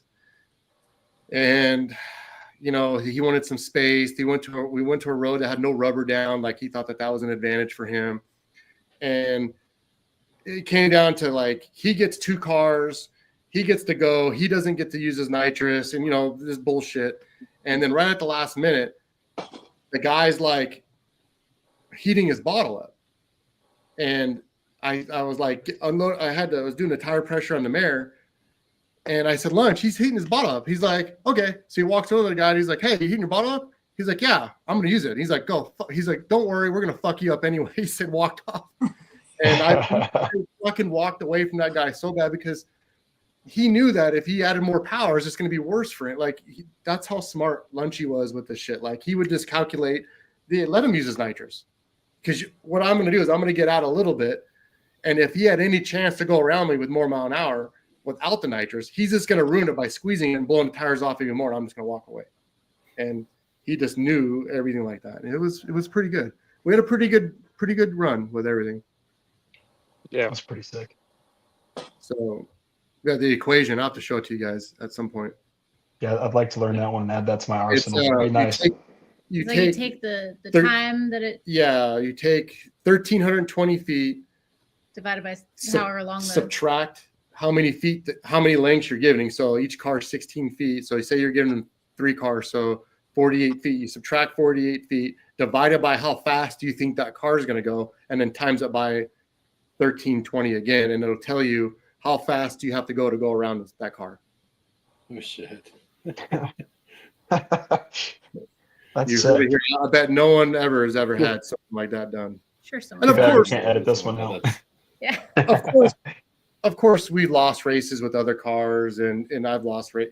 Of course, there's always variables. Shit happens. I mean, but that was their thing. Yeah, I feel like that's the big thing now is like I feel like it's a rarity to see a head up race on the street unless it's, obviously an event race is the only time I feel like you see head up races, and just the negotiating. Like I always watch like Valley Racing and Desert 1320, all that stuff, or a lot of Tyler's stuff, and it's just like it's such a rarity when you see a head up race nowadays. It feels like everybody has gotten comfortable, but it's like the negotiating in these races, you hear some of it and you're like, dude, this is mediocre. Like, you don't even know what you're doing. Yeah. Like, they think they're doing something, but it's just so piss poor. Tyler's something else. That guy. Oh, that's more on the eco part. That guy's insane. Like, I saw that video of him spotting that truck out and just driving around him. Like, was it 5 lengths or 5 cars on? Yeah, 6 cars in the hit. Wasn't it 6 cars? Yeah. Yeah, and we'd also, speaking of that, we'd also factor in, say you go to a road that does have good rubber, like decent rubber. Well, you get set out 1 car, you're still in the rubber.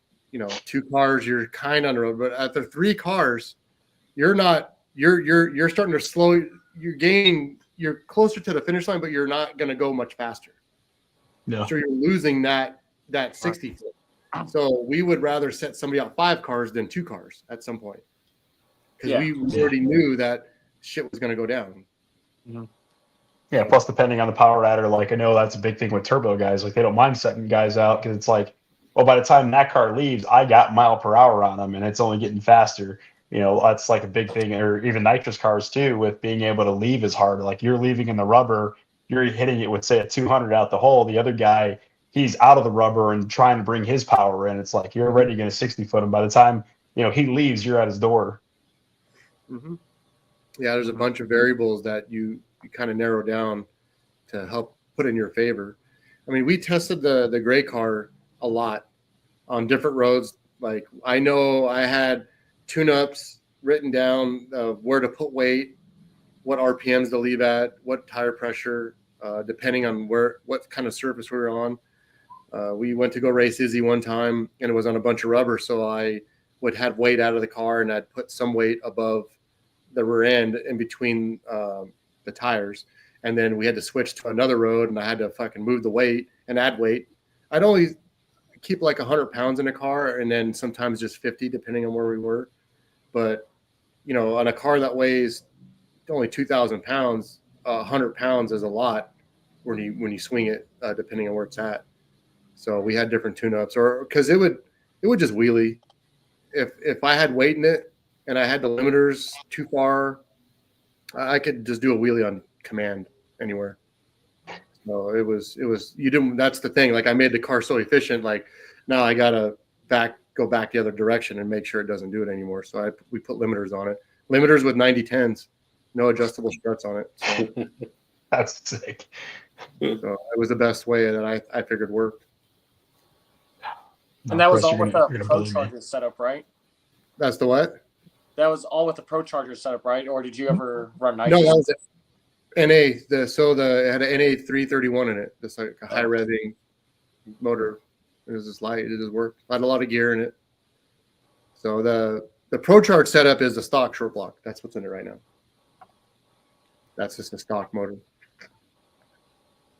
That's sick. Nice. That's badass. So is the white cracker all ready for War in the Woods then? What's left to do? I think you probably have to clean it. Front struts. I have. Yeah, you have to change the struts. There's I already changed the tires before we left to come home. I put the slicks back on it. I had to swap them from the radials, and then it's got 12-inch 150s on the front with a tighter strut. So I'm going to put the 14-inch 110s back on it with my looser struts, and then I'll probably bolt 50 pounds in the back, and then check the track, and then I think if I can get it down, I can go.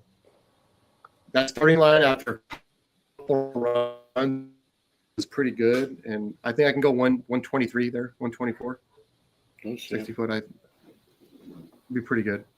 So if I can get out hard enough before it gets loose, you want to have as much momentum as you can off the rubber. So if I can get after it a lot, that's where a Max 6 would come in, because Like a roll ramp. I would put a lot of fucking power in it to go 120 something, and then back it off, and then just get it down for the gear change, going into third, because it'll get. I mean, no matter what, until about 10 pairs go down. So I don't know. When I ran Jimmy Dale last year, I was second pair of the first class, so we were both in and out of it. And I was just going, and we were both in and out of it. But then after those guys crashed and maybe another couple pairs, it started to get real good. You could have made a pass like an hour later after a bunch of cars went down. I think it would have. I think it would have stood up. Oh, it did a wheelie on the first pass. Mm-hmm. So yeah, definitely needs to wait. So now, do you feel there's a better lane there? I always hear about the infamous left lane with the nasty dip in it. I think both get pretty good, and I don't think there's a. I mean, what level? Yeah, a small tire car that's making 2,000 horsepower. I think lanes are going to matter, but a 700 horsepower stick shift car, I don't think is going to matter much. Depending if there's dips. I mean, both lanes at Yellow Belly, they're different. There's dips and shit, they're completely and different. the white car just goes right down. It does not care. It just goes down. It just eats it up. I haven't put enough power in it for it to spin yet. I don't know. It just goes with right now. Yeah, I'm knocking on some wood. with Garrett's hammer and the way the car works, it just. I can't. I mean, I'll get it to spin at some point, probably on the back of the track. But I was telling Garrett, I think on the back of the track, I can go mid to low 130s, and I think that'd be pretty good. The car is just phenomenal now. It's really good. Were you on a slick when you were at Yellow Belly? I was on a slick at Yellow Belly. Yeah. It went like 128, then it went 127, then 126, then 125, then 123, then it went 122, and I was just like, holy fuck, this thing is just faster and faster. And it went 560s there, like cruising at Yellow Belly. Yeah. Like 120, 124, 123. What, 564 or something? Yeah, 564. Think you can go 560s down the backside of Bradenton? Oh, jeez. Oh, Y'all know where I'm going with that. Oh, yes. Here we go. You want me to? I don't have enough. Even if it did, I don't have enough for those cars. Because I know what those guys run, and you got a really good shot. Everybody thinks they're running like a 4 on it, and they're not. I know at least what 2 of those cars ran, and they went rounds. I can get it to. I bet you with more weight in the back and a little bit more, I can get it to go pretty good. But I don't know. It just works. I mean, when I first put your camera on, I was on the motor, and it just fucking stood up on the bumper. Yeah. Now you know a little bit more, and now it goes straight. No, we'll have to go to a fair road and see what we can do. Yeah, I mean, it hasn't spun the tire. No matter because we went to when I was trying to go with it, we went to the track that's local to us, which is 2 hours away, 3 different times. And it was 3 different preps, which one was decent, one was nothing, and the other one was like mediocre. Then you go to the Yellow Belly, and it's no prep. But it's a good no prep. But it's a good no prep because the quality of concrete and stuff obviously matters. But I think that War in the Woods will be a good test because that's really shit. As far as the bumps and stuff. Starting line, but yeah. But the back end of Bradenton is pretty gravelly, right? Pretty rocky. I mean, no more than a county road, I guess. I think if they let you do a prep burnout, it would be game over. But like a water burnout? No, like a prep, like a burnout and prep. Well, then it's not no prep then. Here we go. Garrett, do not get me started, Garrett. Don't fucking do this. Prepping is spraying and dragging, not doing a burnout in a puddle of prep. That was just for J-Mac right there. Puddle and go, motherfucker. It is. Are you thinking of doing some backside stuff, Tony? Do what? I was going to say. Go ahead, Jay. Sorry, I think I'm freezing up here. My bad. Oh, okay. I'm good. My Boost Mobile was Boost Mobiling. What do you use? Texas Tar? What is it? Is that what it is? Texas Tar? No, Texas Speed Stuff? Texas Speed Stuff, which is pretty good, but Texas Speed Stuff does a really good job at breaking down the tire and like putting a patch on the ground. So if you're going on like a bare road, the Texas Tar stuff works really good. But this stuff there's nothing better than this. So this is from the archives. Yeah. So we really need to do some shit. I haven't opened this bottle just to smell it, but look at this. This is from the late 90s, early 2000s. Oh, shit. VHT track bite, yeah. It's a full bottle. This is the original. It says 1970. No, it's not that old. It but says 1970. Maybe since 1970. When I was like 19, this is the stuff we go to the local speed shop and buy, and it has that good smell to it. You were 19 in like 1970. This is the stuff that you guys probably remember. Yeah. Or the metal can too. It's still good. It's still good, but this stuff is the stuff that you get it on your fingers and it tracks all night and doesn't come off. It sticks to you. But don't open it. Why? Because it's just been sitting in. It smells like bubble gum. I can't even open it. It's like. I will say that rocket track stuff's been damn good. I've been using that. I use been using the Red Label on the street when it's like a prep street. Watch it, Garrett. I use the red stuff, but I noticed on like a lot of the back of the track stuff, we've been using the Black Label that has like a rubber resin in it. We mix that. We cut it about 70-30 with the Red Label, and that along with that Hoosier DO5 no prep compound, man, it actually I'm able to lead with some power on back of the track stuff. But that old school VHT, man, that's the shit right there.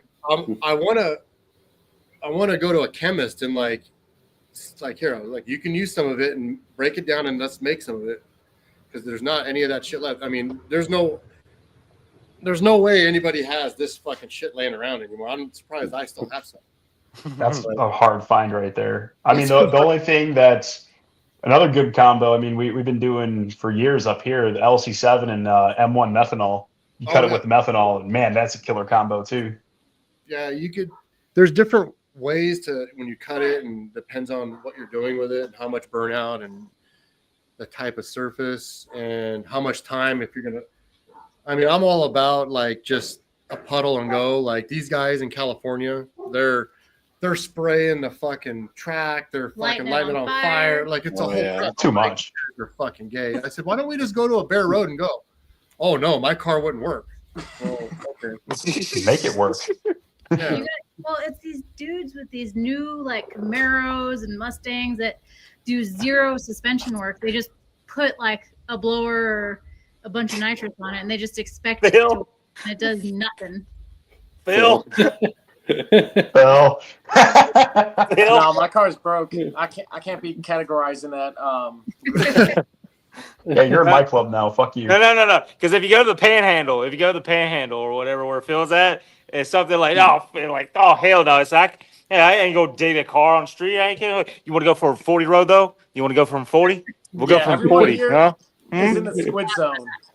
So yeah, roll racing. That's the last. When you can't get your shit to work, you just start going from rolls. I guess that's why there's so many gay people in Florida. Hey, Pride Month's next month, Jay. You can't be saying that. That's all right. I'll say I it's okay. I identify as a toaster today. Next month is International Roll Race Month. Yeah, and Cobra Owner Month for sure. Yeah. What are cameras gonna do? They're still gonna steal it. The motion sensors will set the alarm off. But call and then you call. Yeah, now it's all-wheel drive. All-wheel drive, yeah. Well, hold on. Like, so depending on the all-wheel drive, I think all-wheel drive only really applies to certain platforms. Because you get a Subaru guy out there, he couldn't launch it to save his life. And then speaking of Pride Month, should go right to Subarus. Yeah. I'm really trying to get it out there. It sucks. Well, they have problems like holding up. I know the Evo platform. Like if you clutch dump it at like 5,500, like the car will go into limp mode, or it's gonna blow the transfer case. Danger to manifold. Well, I got two things, right? We're gonna start with one. Is the clutch in my car is a WRX clutch. Yeah, the import clutches. Yeah, it's an import clutch. So it's a WRX 8 3/4 inch. So that's one thing. The second thing is let's talk about all-wheel drives and no preps. Fuck yeah. This is my honest opinion, and you guys can tell me I'm weird or not, but we agree the I same. think that all-wheel drive should be allowed in no prep and small tire no prep. I think they should. But I think it should be. Yeah. I think it Here you should go. be limited to tread width. So if you have small tire 28-10-5, that's how many inches on the ground? That's 1 inches. 21 inches on the track surface. So you got to have 4 or 5 inch tires. Yeah. Oh, shit. One big That's tire. okay. Skinnies. Yeah. Okay. Well, what's going on at War in the Woods coming up? Because I seen that Crazy Horse was testing. So are they doing an all-wheel drive class? Or are they letting all-wheel drive? Well, that's front side. So front side, I think It's front side ish. it still gets good though. So I mean, on a front side, I think it's more okay for all drives to be in small tire or a class that. But as soon as you go to the back of the track or nothing, they're going to prevail. Yeah, They're I agree. gonna prevail. No matter what you do, they're going to prevail. Now the only reason why they wouldn't is if you're a moron and just wrote a check for a new, Mexican GTR, and you go out there and blow everybody's, just it's not fair. It'd be like me arm wrestling a fucking a kid in elementary. It's just not fair. Well, if you stip it right, it should be good. I think. Yeah, there's he does have a point. What about the Audi that has the dually? Oh, then there's that one. That's gay. The Audi That's got fucking wheel- gay. It is gay.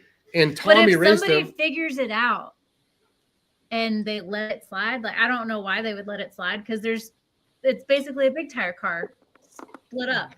But if someone figured that out, Yeah, if if someone with someone- some brains could figure out how to make that work, it would Think about it. it would dominate. If someone, you got to go to the extent of something. Okay, who cares? It's just some country bumpkin that's going to put 4 fucking 28-10-5s in the back of his Audi. Okay, he's slow. But what if some guy with no budget, puts a Proline engine with 2 2088s and with fucking 4 slicks in his back? He's going to go rape everybody. Yeah. And what if he has 4 slicks in the back and 2 slicks up front? He's going to fucking 6-wheel drive. But I will say, and I'm going to be the devil's advocate here. Let's put the Uno reverse card on. If those guys can be creative and figure a way to get A to B and make that, like the tires and stuff like that, there's got to be a way for a rear-wheel drive small tire guy to do the same. What it is, I don't know because I'm definitely not that smart. But there's got to be something that one of these guys can do to also even the playing field. Well, yeah, a lot of these no prep cars are looking like cars from frickin' Mad Max Thunderdome, man. They have no front end. I fucking hate it. They have wings coming through their fucking back glass now into there. And it's just like I'm waiting for Mel Gibson to pop out of the thing and fucking show you something. Like it's fucking crazy. And it's like, okay, they're working, but are they? Is this like there's only so much you can do with 21 inches of tread on the back. I mean, that's the thing. Like that's the thing. If a class that the 26 gangster fucking class with 26s, like that's a smaller tire. It's just not as good as a 28-10-5. So obviously they're slower. So more tread is going to go faster, just like big tire. But instead of big tire, they just have more tires on the ground for all-wheel drive. Once they get a hold of it and make more power, you're not going to be able to do it. Yeah. Dually will never work. The nature of the wheels fight each other. Traction. Someone could figure it out. If that doesn't work, Heath, then how does 4-wheel drive just pull you out of the dirt and 2 wheels don't? I think he's talking about the meat on the same axle. Yeah. On a single axle? Four tires on the rear axle. I don't know. He comes from that rock crawl era back in the 90s, so I don't know what the science is behind it. Talking about being weird, that's just a weird person right there. Heath, I don't know you. I haven't met you yet, but you're a weird motherfucker. He's normal, man. Yeah, that's sort of normal. Did you give him his $20.72 for the No, nitrous? actually, no, I transfer that to my bank account. I count that as reparations for all the trouble he causes me. So, I mean, you Southern folk have bank accounts. Yeah, so y'all don't just put money in your sock. Yeah. which reminds me, I owe him money for a tech card over there, or the crew pass over there.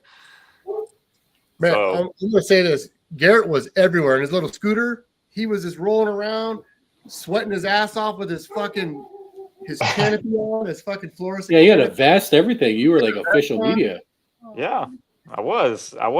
Which, by the way, so before y'all put that video together, Tess, I need to send y'all some things. I got y'all's flybys from the 660.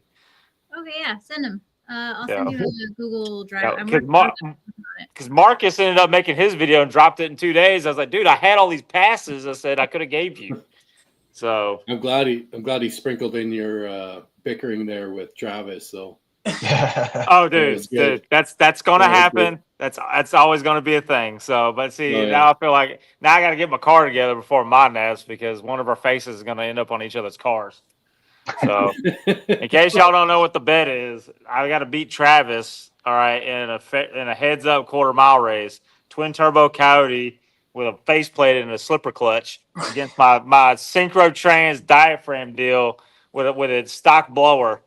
And then if he wins, he's got to put. If he wins, I got to put his face and say Travis is my daddy across the back glass, and vice versa to him. See, I'm going for you on this one, Garrett.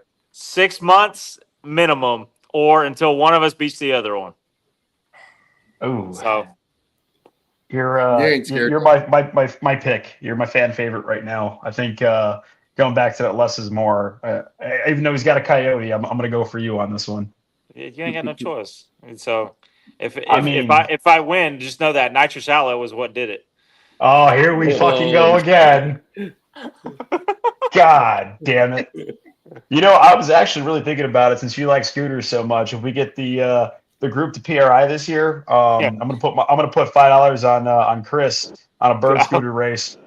He gaps your ass. Tony, Nitrous Express can't have black bottles. That's cultural appropriation to nitrous outlet. Oh my God, here we fucking go. I don't have the smoke detector beeps. Nitrous outlet was a thought. It's all good. We had talked about the event a little bit. That old streetcar. That's all you, baby. That's all you. I didn't win anything there.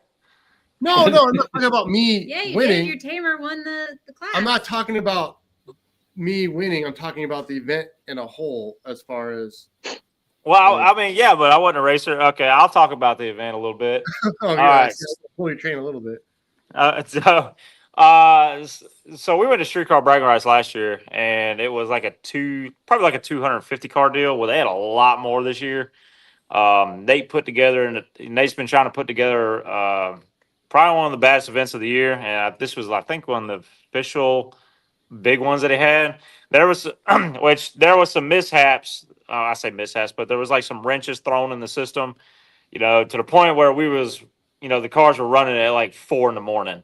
Like everybody's asleep in the trailer, and they would run the final for like a no time or whatever, and there'd be a fireworks display that went off at 4 o'clock in the morning.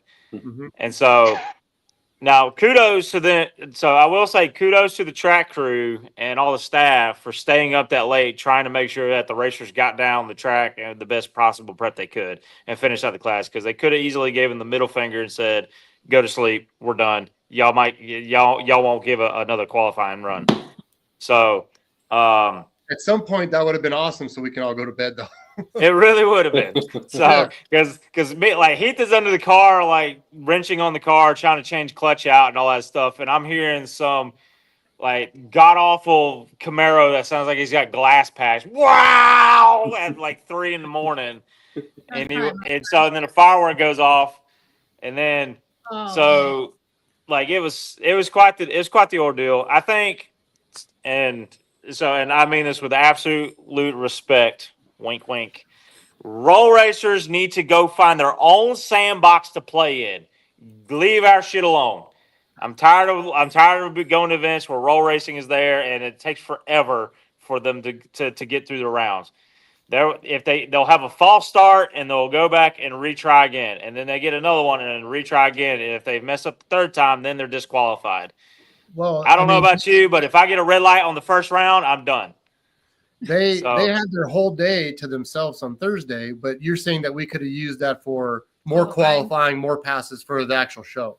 Yes, and I think so. And if you notice, FL2K this year will not be running roll racing at all. They did away with it.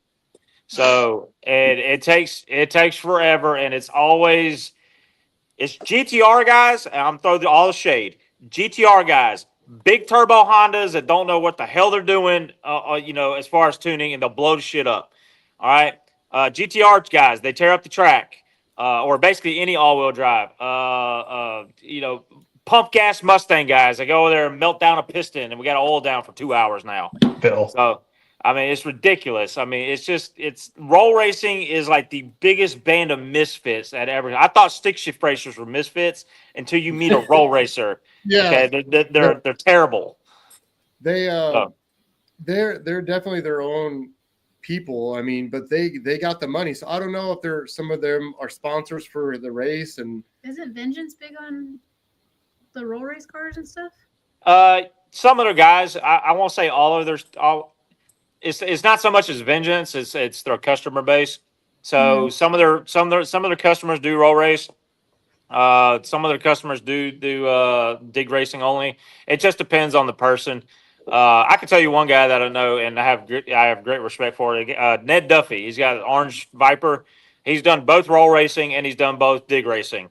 He prefers dig, but he just does the roll race and just to kind of, one, to play around, but also to get data on the car. It's just an excuse to make passes down the track and get the data. Yeah. So he'll dual entry in that. But I think roll racing as a whole needs to get away from drag strips. All right, they're drag strips for a reason. We have events for that. Go to a standing mile or go to a half mile race. That's where you belong. Yep. Yeah, we don't go drag race. We don't go to them and drag race at the roll race events. No, but we could. But we could. Yeah. No. Or go street race. I'm all for you guys going to having your own little street race event. Yeah. Nah, man, I can't do that because when I'm running to get like midnight snacks and I'm on the highway and then 2 fucking BMWs fly by me, I'm filling my face with fucking cookies at 3 a.m. I'm not happy. Oh, and then they let off the gas and they shoot flames. They go blah blah blah blah blah blah blah blah. Burble tunes, man. Burble tunes. Oh, yeah. I don't like burble tunes. Yeah, I mean AIDS. To add to what you're saying, I think that the schedule was so tight for Friday that there was no room for air, no room for oil down, and it was too much going on. And I think that the event, like it does have some unnecessary flair, but at the end of the day, if he can get all of it done and all of it done by midnight. Even like 2 a.m. Yeah, like if you're rounding up, because as soon as the stands, the fans in the stands leave, and you're in your car, like Billy was falling asleep, she was falling asleep, like it's like, okay, I'd rather be at home now, so I don't even care. Right. And then the hype leaves, especially in the finals. Like if you're going rounds Saturday, and then all of a sudden it's fucking 2 in the morning, 3 in the morning, 3 in the morning, and now there's no fans, and now they're like, oh fuck, what am I? And then. It's just a couple things need to change, and I think that's one of them. I think I seen on the pissed. Like Friday, I was in the no time overdrive shootout, and we had second round at like 3:30 in the morning, and I'm sitting in the car waiting for the no time 28 class to go, and they go down, and as soon as I think it was their final, they go down, it's the final, and then they start shooting off fireworks. And I was just sitting in my car like, what the fuck? It's 3 o'clock in the morning. I need to make my pass. Like, we still have a few more rounds of this to go because they didn't say that they were going to shut it down after the second round. I thought we were going to run the whole race all night. I'm like, I have to sit here and wait for you to light off some fireworks for nobody in the stands so I can make my next pass for eliminations round 2. I was so angry. But then even Saturday, like midday Saturday, we were already 4 or 5 hours behind on schedule. And I was like, we're never going to get this done. But he pulled it off. Yeah, I mean, because obviously on Friday, he's trying to qualify 128 streetcar bragging rights classes, and then there's only 64, I think 64 allowed in. So half that class got cut, and then on Saturday after one round, so it obviously gets half and half and half and half less. But I didn't think he was going to finish it on Saturday because he had to run the rest of the no time overdrive eliminations on Saturday. That added to the schedule, and that schedule we were already 4 or 5 hours behind by the time they did the drivers meeting and like the midday stuff. But the fact that he got it done by what, like 2 or almost 3 in the morning, completely done. All the finals were done like at a decent time. I wasn't tired. Well, we skipped first round of qualifying for me on Saturday morning, so we could track till 4 o'clock. So we could sleep in. So it was one of the rounds. That's when he blistering pass. I think Tess, you ran on Friday night too, and I think on the SRC video, I seen Tommy was cheering. Yeah, we get to go on the bed. I was like, oh shit.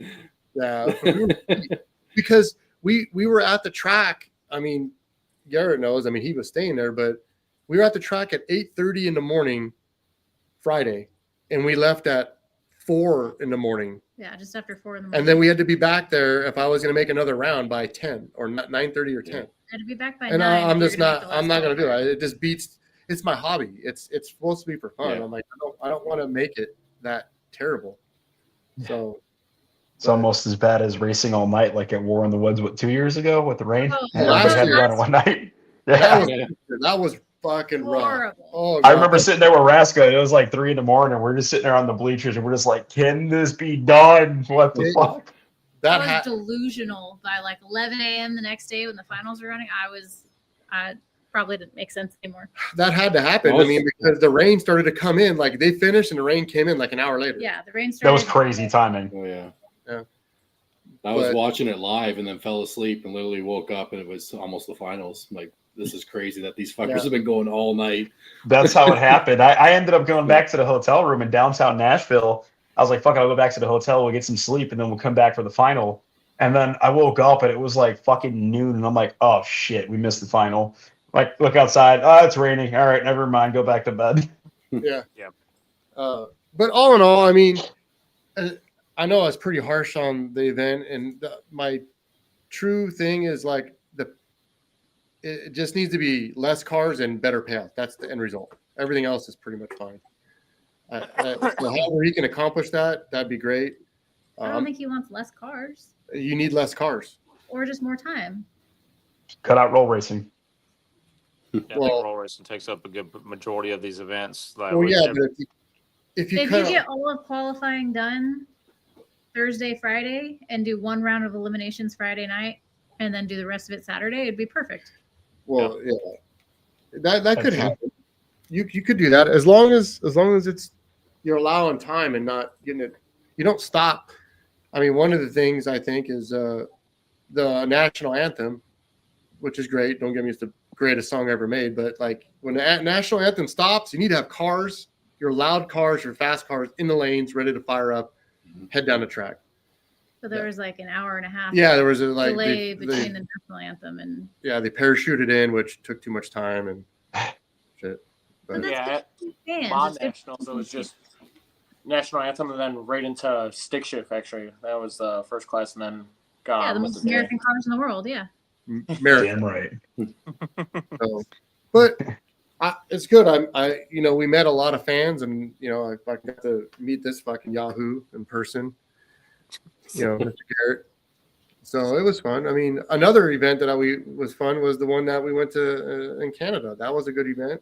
I thought I had fun there. It started off rough, but it ended up being a good event. I mean, the Pro Mod race that we went to for Westbuck and Bradenton, that was a fun event. That was a lot of cars there, and they finished that up. It was well organized. Everything was perfect on that one. But there's good and bad ones. I mean, it doesn't mean that they're bad events. It just means that one just didn't head it off. I mean, there's people that don't have their shit together whatsoever, and you're like, fuck. But it was still a good event, and it was they got it done. And yeah, the biggest part is finishing. So when you can't finish a race, that's when it gets rough, and you have to start splitting pots and shit. Yeah, I've been to some rough ones when hell, I remember. I think it was due to weather. I think it was due to weather, and it was either weather or curfew. But we went to Monats one year, and there was just so many oil downs that we they had to split the pot between like the last 6 drivers That's I on was like there. some of the classes. SGMP. Yeah, it was SGMP. So, we were in lane for like 3 hours when they were trying to clean it up. Yeah. And we were freezing. I was like in the car with him in a blanket, shivering. And yeah, I'm in a staging lanes, and the car I was driving, the owner had to fly back home because it went too far. Yeah. So I'm in the staging lanes with my gear, and I'm just like, fuck, I don't even care anymore. I wish it just fucking canceled. They're like, okay, we're done. This is after like 2 or 3 hours, right? Staging lanes for second round. Yeah. Yeah. Yeah. For a few hours. I feel like so you were at the same place I was, and we didn't even know. I feel like since we mentioned oil downs, if there's one thing to oil down a track and pull over to the side, but I feel like there needs to be like a mandatory, like if you oil down the track all the way fucking down, like not only should like the fans come kick you in the balls repeatedly, but you should at least get banned from that track for like at least a fucking month or two. Like you're not welcome back until you figure your fucking life out. Or help clean up. Yeah. Lost him. Miller does it at World Cup. Yeah, World Cup though, they have. I They mean, clean it up quick. Oh, that's so fuck. You can't beat that. the World Cup crew is fucking. They're rock stars. They deserve trophies themselves. Yeah. The crew at Braden, not Bradenton, but at Rockingham was a little slow. I mean, I get it. They went the whole duration of time before in the morning, but like I was mad at them on Friday because Tony went up and did his burnout, and I'm filming. I don't see anything. And Billy was up at the starting line. And he was like, "Hey, there's oil all down this track for 100 feet out." And they just let him do burnout through oil. Like they didn't notice that there's just oil all over the track. So I back up and I shut the car off, and the guy's like, "No, come! Like, what are you doing? Like, come do your the track burnout." guy was like yelling at him to get back up there. They ended up having to scrape the track and re fucking do it because there was so much oil on it. Good Lord! You just got to drive from California to We're gonna do it North Carolina in September with Trash Panda. We're gonna drive from our home up to Redwood Rally, towing a trailer. So we're gonna Guido it. Guido it. We're gonna Guido it. I need to come to Montas this year. You were telling me to, and I think if I can get Billy to bring the car down to the first thing is one thing at a time. You know, FL2K, we're taking the Audi, so we're going with one trailer from California to Florida. But if Billy comes down from Ohio, I can hopefully talk him into bringing the white car in one of his trailers down, because I can't take one from Ohio. I mean, I guess I could, but that would be a lot of driving. So you gotta remember, I've raced both. Yeah. Now I will say that FL2K is a great event. I'm not taking anything away from it. But if you had to give me those two, Montas would be the one I choose. Anyways, just because I like the I think it's better run than FL2K. The prep is way better, in my opinion. And that the number of passes you get in the same amount of time is almost double. So I know, like, I got 6 qualifiers last year. I got 2 test passes and 6 qualifiers before E1 last year at Montats. So it's upgraded to now, not at SGMP, right? It's at SGMP, yeah. So they went from SGMP down to Bradenton and then back to SGMP again. So it's coming back to the home track, and I'd say that event is, by comparison, is run a lot more efficient than some of the bigger events, so like FL2K, and I mean, way less oil downs. And we may be there in another car I drive with a Coyote, a twin. Yeah.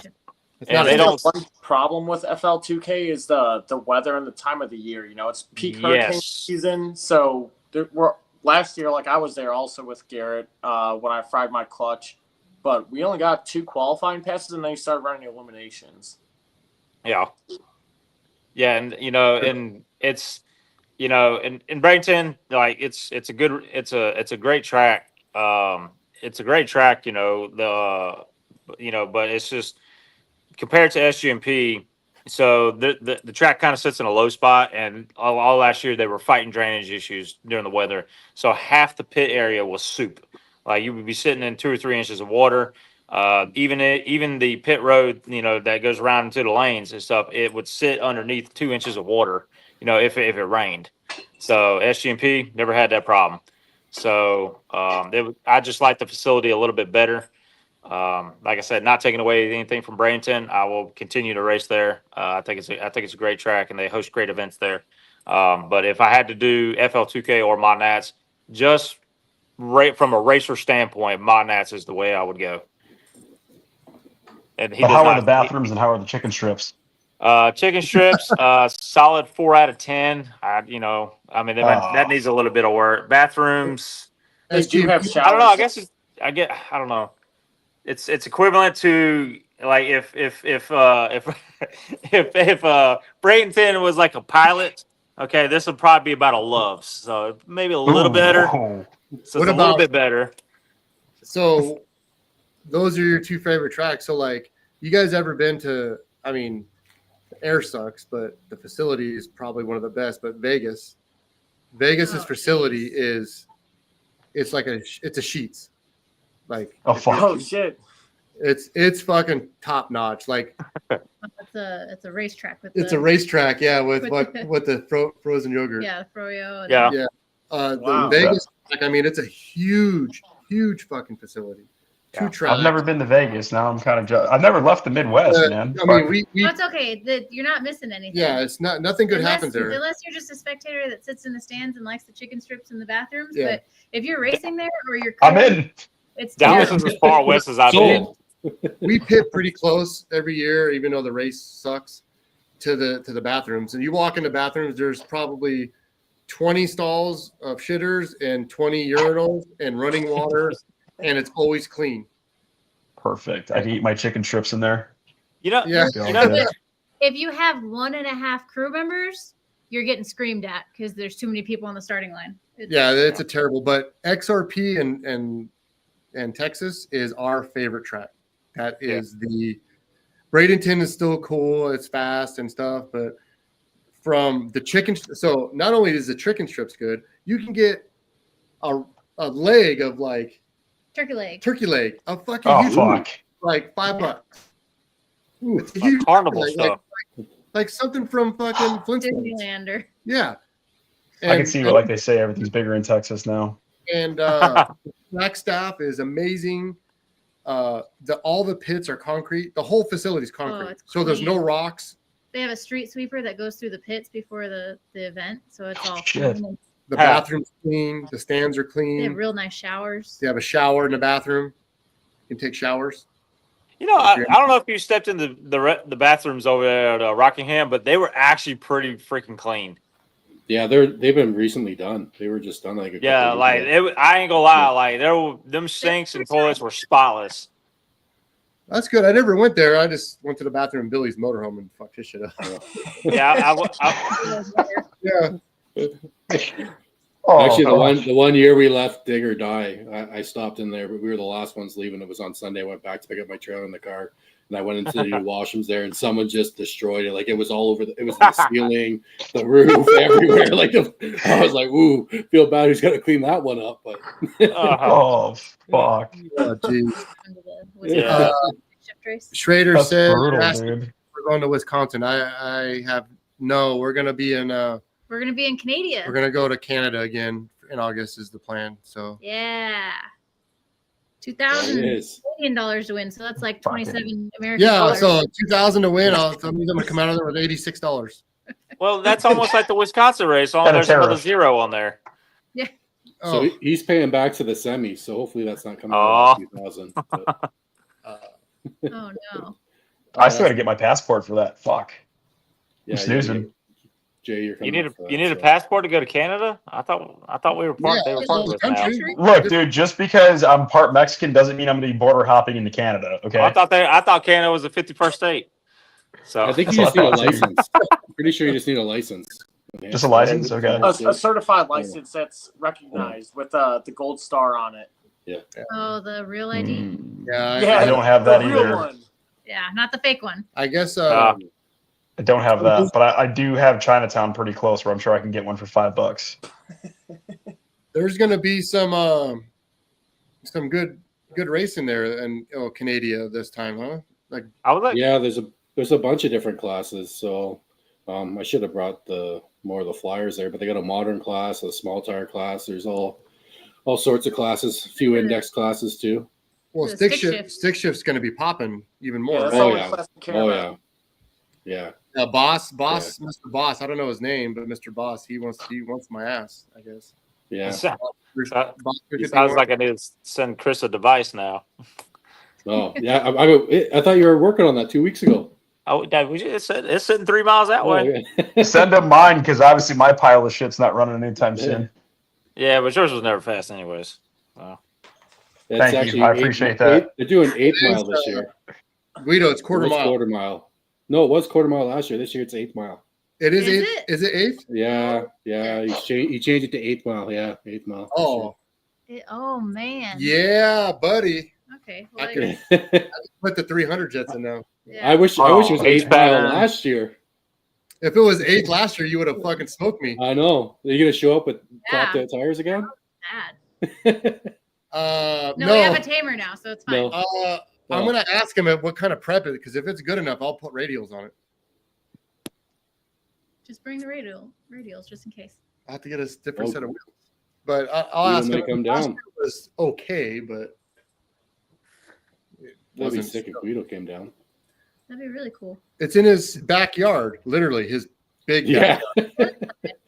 He's got a big backyard. Yeah. It's on the other side of his country. Look, you're on the thing. I didn't even notice that until just now. Yeah, I'm on the thing. Well, you're famous. Yeah, you're on the flyer. I gotta come with worn out tires. You're I should famous. come with worn out tires again. Hey Phil, how you feeling, buddy? You feeling sad yet? I mean, that's racing. Besides Tony, it might be. Why do you gotta use that, man? Out of all the fucking lines racing. you can use, hey, that's racing. This is racing right here, bro. This is what I found in my fucking oil pan. We still don't know what fucking let go in my motor, so I'm glad you at least found something. Yeah, I think it's crankshaft counterweight because it's magnetic. Oh shit. And it was just Oh, chilling fuck. in my oil pan. I was gonna go race this weekend, and Chris got it right there. So that's what I've been dealing with. That's why I got the motor pulled out, and now it's time to kind of reevaluate the program and make it a lot more safer because I don't have a cage in the car, and I was already going 940s, so might be time to just make it safe. Do you have a diaper? Yeah. That is sound confident. I need a diaper. I should order one. Yeah. Only for the quarter mile. I trust Phil has one. For everything. Are you gonna get Billy to come up this year or what? Oh. I'll ask him. If he goes up there, I think that would be a killer event for him. Oh, Just seeing like the crowd that we brought. I didn't expect us to bring any sort of people to a track ever, but just seeing like the crazy influx of people that were through our pit nonstop. I think if Billy went up there, he'd definitely see a lot of people that would like to see him that haven't had a chance to see him at a race before. For sure. And you guys had a good time, so I'm sure he'd have a good time up here. It was a great time. Yeah. Really, really like that. Started off rough. But we got a homecoming basket with a lot of goodies. And yeah, we got the Canadian beer. We got beer and butter tarts. No, they didn't get butter tarts. You're the first one I brought butter tarts to. Everyone does. Why didn't you give them butter tarts? Because I never thought of it until I came down to see you. Wow. I'm like, people do the maple syrup, the ketchup. What a chip. guy. What a guy. Like, what else? Butter tarts or butter tarts? You will have butter tarts in August. I like the coffee crisps and the butter tarts are great. I brought coffee crisps to J2 when I went down. You like, said I you don't give know them what we ketchup? have. While you're giving other people coffee crisps. We always end up talking about Unreal. food here. Oh yeah. So Yeah, we're a bunch of I love fucking food. hot dog packers or whatever they call us. Yeah, that's No, why we like- that's why I'm drinking White Claws. we like the chicken strips. Yeah, I'm chicken strips. boring No, tonight. it'd be cool to get out in Toronto too. Like if you guys come down early again. I think it rained. You guys were working on the car the night We before. went to So Toronto, and it's just not It was Not- okay. our scene. It's too. We went down to the rainbow Yeah. section and got oh some- yeah, well not that, but like some meats or whatever. There's some good meats down there. Like Where's the meetup place spots and that we shit. There's good well, meat and Rainbow Planet, huh? Yeah, I want to go to the best hard parking place in Canada. That's when With all the meat. parking structure meets? Definitely roll racers there. Yeah, tough. No. What I was gonna say, the best part of what she liked was I don't know if you guys know who Peter McKinnon is as a filmer. Oh yeah, the photographer. Yeah, his coffee shop. We went to his coffee shop. Is it Newmarket? Oh, nice. Over there? Yeah, Pretty close. but we went in there, had coffee in his place, and Just she's that fucking little wigging town out. was super nice. Yeah, it's right down Yeah, that from Luke's place. It's about 10 miles from Luke's place. So that's where you've been getting all your tips on the videos. I've actually been following him for quite a while. A long time before we started our Like- own YouTube channel. Like all your current videos have just gotten so good. Like every one, they get better and better. And I'm like, holy shit! Like once, I just don't think they can get any better. And I was like, wow, every video just seems to get better and better. So shout out to you for the videos because they're badass. She tries really hard, and she's really. Tony wishes I didn't because I take too long to edit videos. Like I'm still not even halfway done with the video from last weekend, but it will be up by Friday. But the quality, though, right? Quality. Yeah. I don't know. Like people will rush shit out the next day, and yeah, it's good to see it quickly. But when you've got the quality, like I said, it's like your videos have just gotten so good. Thank you. I think I peaked. Yeah, you're welcome. In the woods, but Are you? Do you have the same problem I have? Is where everybody's like, "When's this video going to drop?" And it's like, dude, I just got home 2 days ago. Yeah. No, seriously, I already have someone saying, "When's your video going to be out?" I'm like, "We got home at 3:00 in the morning Tuesday." Yeah, let's break it down. So it was 10 hours to go from Rockingham. It's a 8 to 10 hour drive no matter what. Then we stopped at our merch guy and we spent 4 hours there. We didn't get back to Ohio till 4:06 in the morning. Slept. We had to hurry up and change some stuff, do laundry, get everything, and then we on a plane by 6. And we had a layover in Minnesota. So it took us 13 hours to get from Ohio to our house. 13 10 hours of driving. Plus 10 hours of driving the day before. So basically we got back Monday or Tuesday morning. I got to go to work, and then you're just jet lagged and just beat. So you don't really want to focus on editing or anything like that. So it takes another day to recover. So now today she started yesterday, but it's a lot. We have day jobs, it's hard. Yeah. So, yeah, you need to quit your job. I need to quit my job. My boss won't let me. Yeah, and they don't understand. It's like you're going to spend a solid 2 or 3 days just sorting through the videos to see what you got. Well, I have about 7.5 hours of footage that I have to go through. Oh shit! Yeah, but that's not just the race. That's getting to Ohio, turning the car around. That's going to the drive shaft shop on Thursday, and then all the videos that Allison and Tommy took, plus our videos, and her driving the car, then me driving the car. Then it's just a lot. I'm having a self-reflecting moment right now. I literally edited a video within like 20 minutes heading to a concert Sunday night while eating some sort of gas station food. I don't even remember what it was. And I'm like, I need to do better. Yeah, so fuck. Yeah, because I'd spent the last 2 days like sorting through all the videos that I took from Bragging Rights, and I took 539 clips. And so I was like, man, I gotta sort through this crap and figure out what I need, what I want, and what to pick out. And like everything is time stamped, so I gotta keep the timeline. So I take like the first day and I put it in a folder, and I take the second day and I put it in another folder, and the third day, and then I just gotta like start stepping the timeline, crop, and chop all the stuff up and splice it together just to try to keep a storyline going through the whole thing. And so before you know, you got like an hour and a half worth of shit that you got to chop up. Wow. Yeah, I probably go through the timeline about 6 or 7 times, chopping more out of it each time. Yeah. It's like, do they need to see this? No. But maybe they'll be confused if I don't put it in there, And you start playing that game with your head. Well, one of the best advices I've gotten from, I forgot who said it, but it's like, probably Tommy. It's like if you cut something out, only you know that was there. The person that's going to watch it later on doesn't know that you cut out that her and I went to fucking, Sheets and got gas. Okay, get that out of there. Or they don't know that they don't need to see us changing from slicks to radials. We're going to explain that at the track. We're on radials. So that's out of there. So you can cut a bunch of stuff out. Obviously, I mean, we're a lot better at filming now, the short clips, but there's just a lot of clips because there were so many days. But like before, there's 200 cell phone clips just from Tony. Yeah. So I've gotten better. So with that, half of them are selfies. I have an 8-minute video of Tony's phone in his pocket.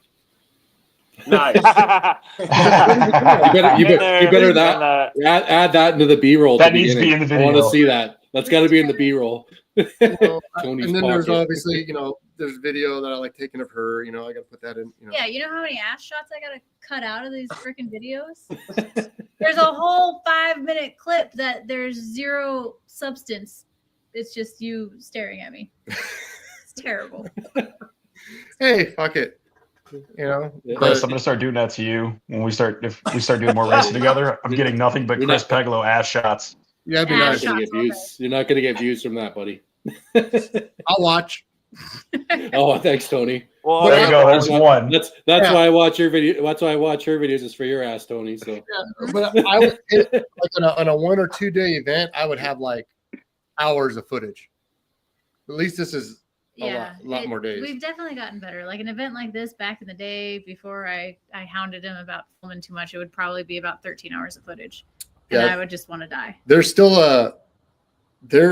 so the 2 big events that we went to that we've never put a video out. One is KD.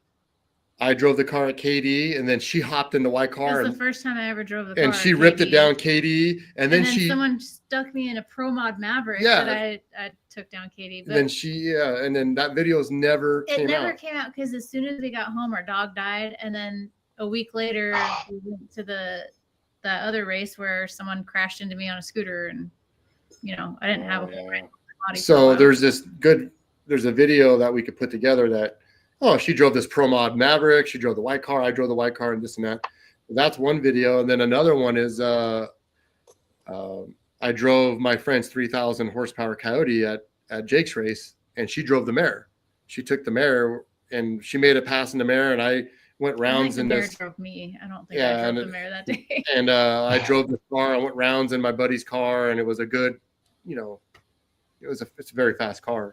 We don't have it anymore, but we sold it. But those are the 2 that I want to get out. There's more, but that we filmed, but those are the 2 I've been itching to get out, if there's no downtime, but one of these days. There's never downtime. There's already a MP. So we took her Maverick to MPK.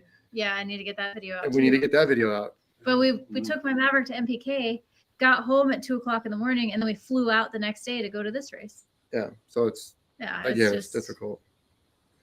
Everything stacks up. So what's next for the Maverick then? We're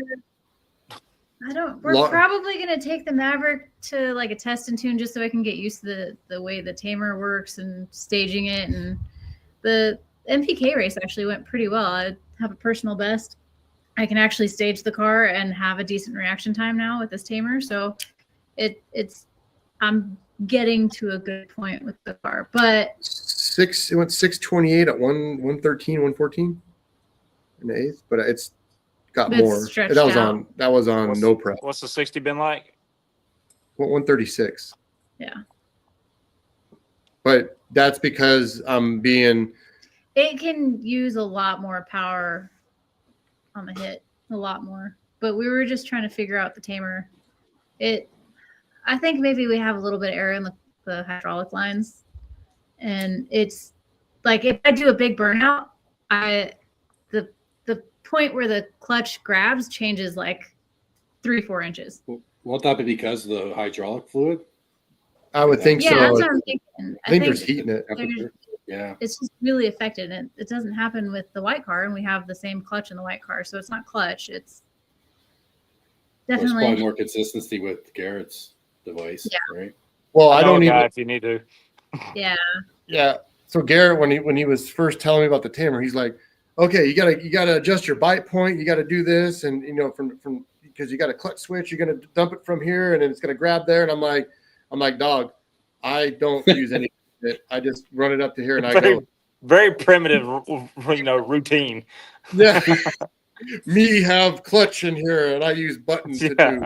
And, he's like, yeah, but you can. I said, I don't. No, I'm just gonna do it like this. And he's like, hey, man, whatever you want to do, because this is before I've gone as fast as it's gone. So he's like thinking I'm just some knucklehead that's just gonna fucking give him a bad name, probably.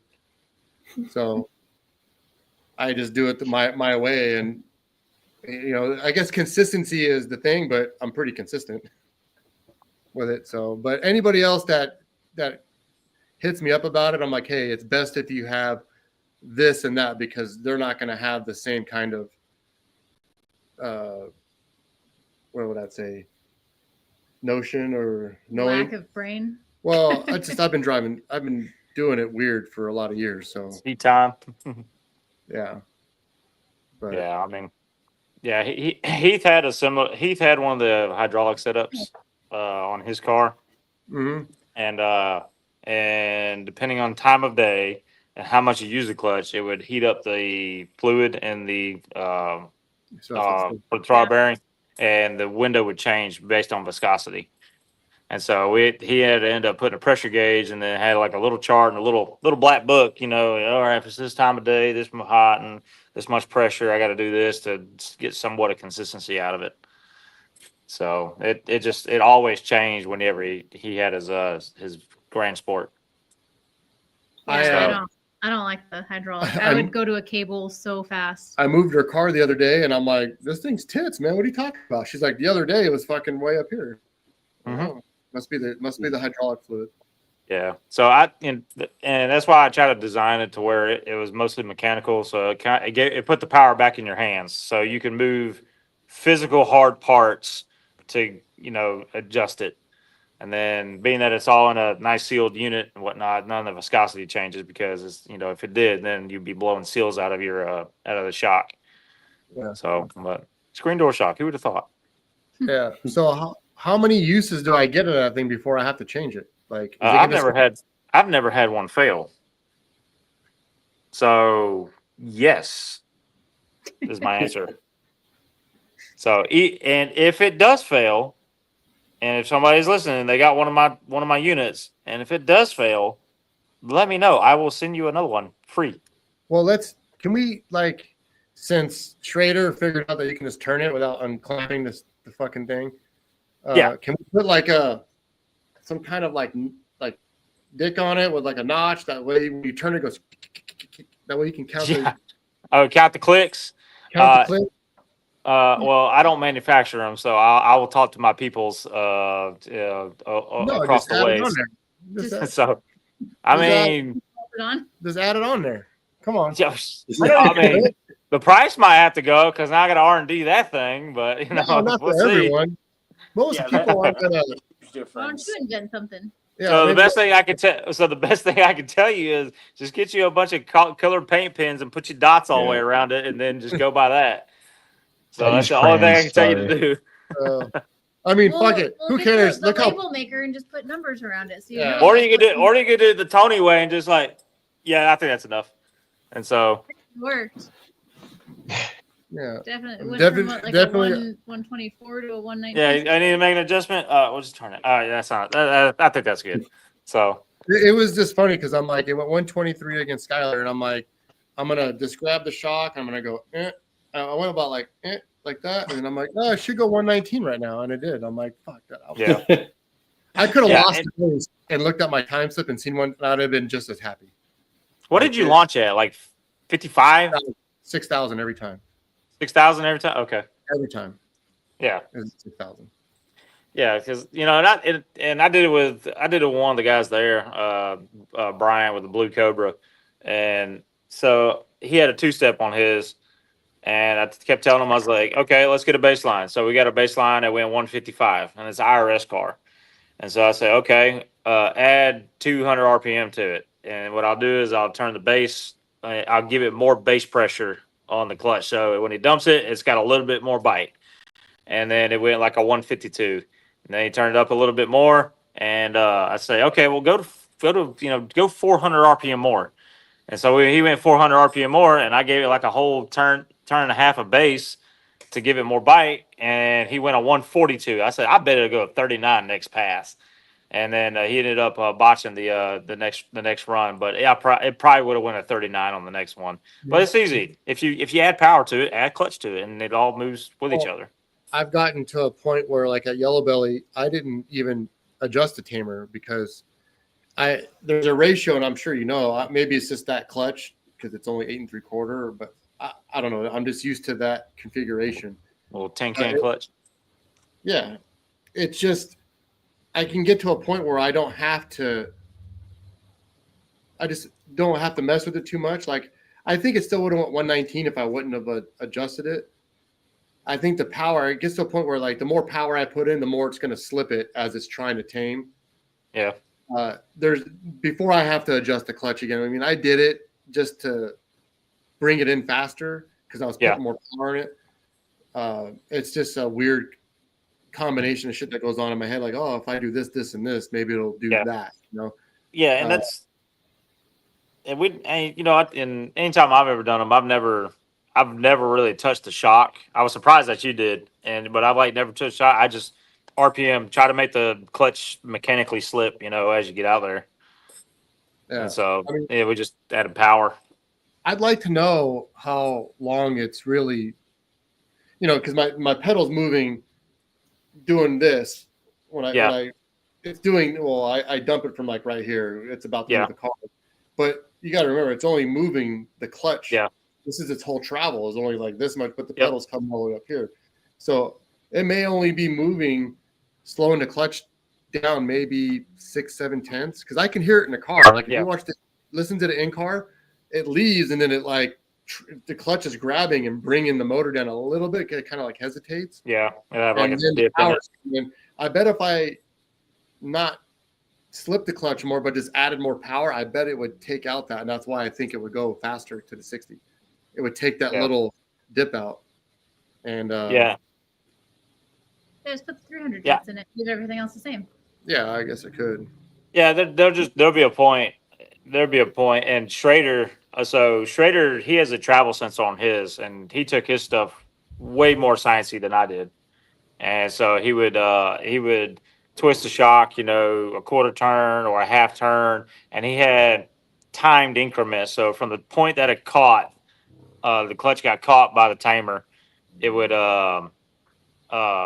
and then started slipping motion and everything. It showed a time frame of like, okay, once it got caught, it slipped X amount of seconds until full lockup, and then he would overlay it with RPM, and then he'd see, okay, this thing slipped 0.9 seconds or 0.75 or whatever, and then he would tweak the shock and then see what effect that had on it via a travel sensor and tune it that way. And so I guess he had way more data than I ever had. I was just kind of going by feel whenever I started doing it.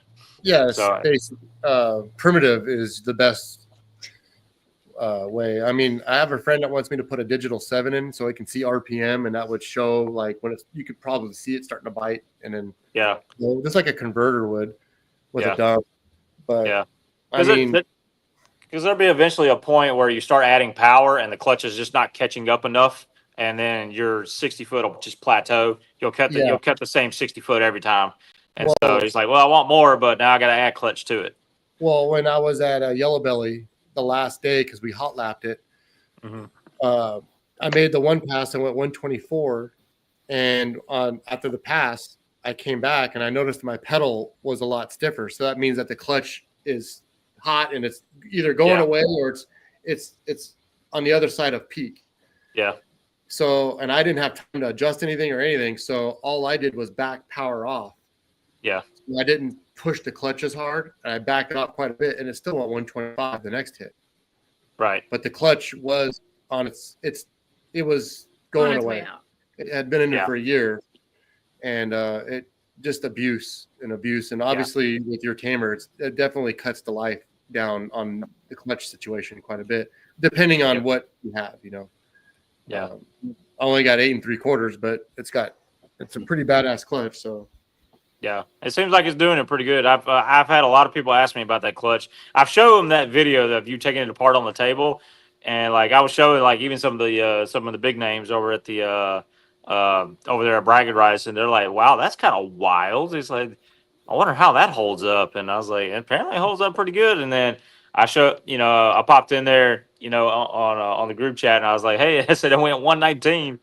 And they're like, well, that's pretty badass. I said, it's pretty, that clutch looks like it's holding its own. So might look into that. Yeah, it's doing good. I mean, we'll push it. Fuck it. New goal. Let's go 115. So I need to go to a radio event. You need to put some pills in there. 115 at Canadian. If I have the power in under a second, it'll go 115. Like I know right where to put it. It'll be good. Yeah, you're gonna at least need 200 on the leave, at least that.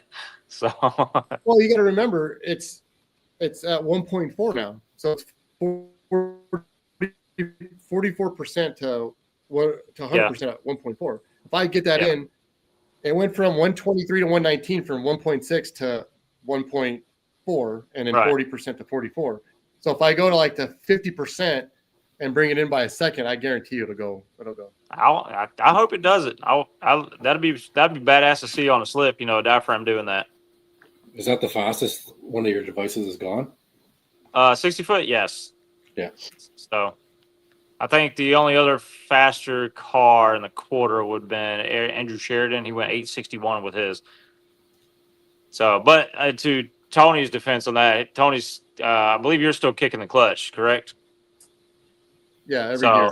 Yeah, I think Andrew he had a faceplate dog box, and then he was just rode it backwards front, and so that takes a little bit of the ET out. I think the next one behind Tony will be Schrader. Schrader went 869 with his, and he did it on like an OG unit that I had. He was the first guy that I ever gave have a test a solenoid unit. So and he went 869 at. I want to say it was FL2K. So he was doing really good with that. But I'm curious to where the threshold is, because I always said 850 is the threshold for diaphragm clutches. So if somebody can really get it down there consistently to like an 80 or a 790, that would be awesome. That's right. The Coyote car will do it. Mm-hmm. Yeah. So I mean, I would, I'm all about trying to save the racer money. That's kind of why I designed it the way I did, and why I sell it the way I sell it. And and I try to save the racer money because, they look at these guys at these races, with these fancy long arm clutches, and if you run a long arm clutch, 9 times out of 10 you're going to have to run a faceplated transmission with it because it's difficult to get the two to work together. Vlad got his to work in the Supra, but he had to go through some extreme growing pains to do it. So, you got a $2,500 clutch, you got a $7,000 faceplated transmission, and it's just less appealing to these guys to try to really push their combos and want to go fast. So, well, now we're at a point where you could take essentially a little gizmo door shock deal, and then you can run it with a synchronized transmission, and you can run it with, a diaphragm clutch and go 850s with it. And so that's a lot more appealing and relatable to these guys that are trying to really hang with these fast cars. Mm-hmm. Because I watch guys out there and they're like, oh, I got to, for example, I'll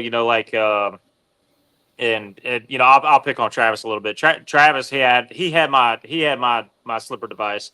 And so he went from that, going like 9.0s, and then he went to a slipper clutch and a faceplated transmission, and it got him in the 8s, but like he's just still kind of right there, So he's really got to pour it to it to get it. So I mean, it's pretty much tit for tat. You can run a faceplated and a slipper clutch, to go 8s, or you can run your synchronized transmission and a good diaphragm to go with it. So it's just like you said, relatable is our main key with our followers and what we're trying to do with these two cars, like your Maverick and the white car. More with less. Yeah, our main thing is like, okay, off the shelf parts, do this. Yeah. And that's why, I didn't want to put a slipper clutch in it, because I want to drive the car and go right to a spot. and go test it and drive it home. Like I didn't want something that somebody, because your average guy that's going to buy a Tess that's going to have this type of combo is not going to know or want to adjust a clutch every time he goes somewhere. He's going to get frustrated. He's going to have problems, you know. It takes away from the fun of Yeah, the vehicle. I wanted it to be easy. So, you know, let's rewind a little bit. I didn't know who you were or that you made this device. All I knew is that they made a tamer like what Andrew Hanlon has, and it works every gear. But he has a G101A, so he leaves with the clutch and then grabs the gear, so it's fine. So here I am with this twin disc, breaking shit, trying to make it work so the average person can get this combo, but it's not a good look for anything because I'm just every 3 passes I'm fucking breaking shit. And then I said, Cassius is my man that knows every bit of information that's out there, and he's like, dude, they make one now. It's a guy named Garrett Leach, and he got you in touch with me, and then we talked, and now it's a game changer. I mean, you are single-handedly changing stick shift. You have done it. That's who you are. You have made it, and I'm proof to that. Like I'm all about changing how the race world is. I'm like, what can I do? What can we do to help somebody else out? Whether it's building the mare or the white car a certain way, and gives people hope to do it. But after meeting you and seeing what you've done, you have changed how stick shifts can be ran, and I'm going to help you promote that as far as I can. Like, you're a good person, and you made something that is, I like to say, quote unquote, but a game changer in stick shift racing. You sell a device that I put on in 10 minutes that changed my life.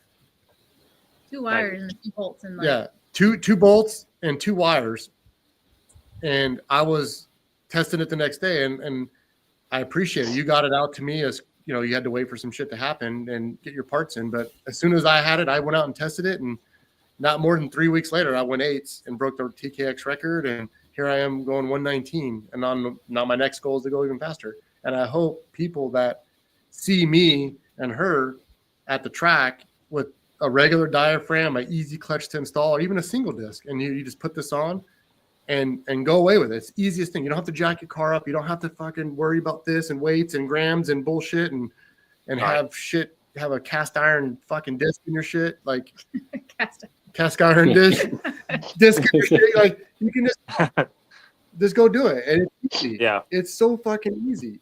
And I can't believe that more people don't want to use it.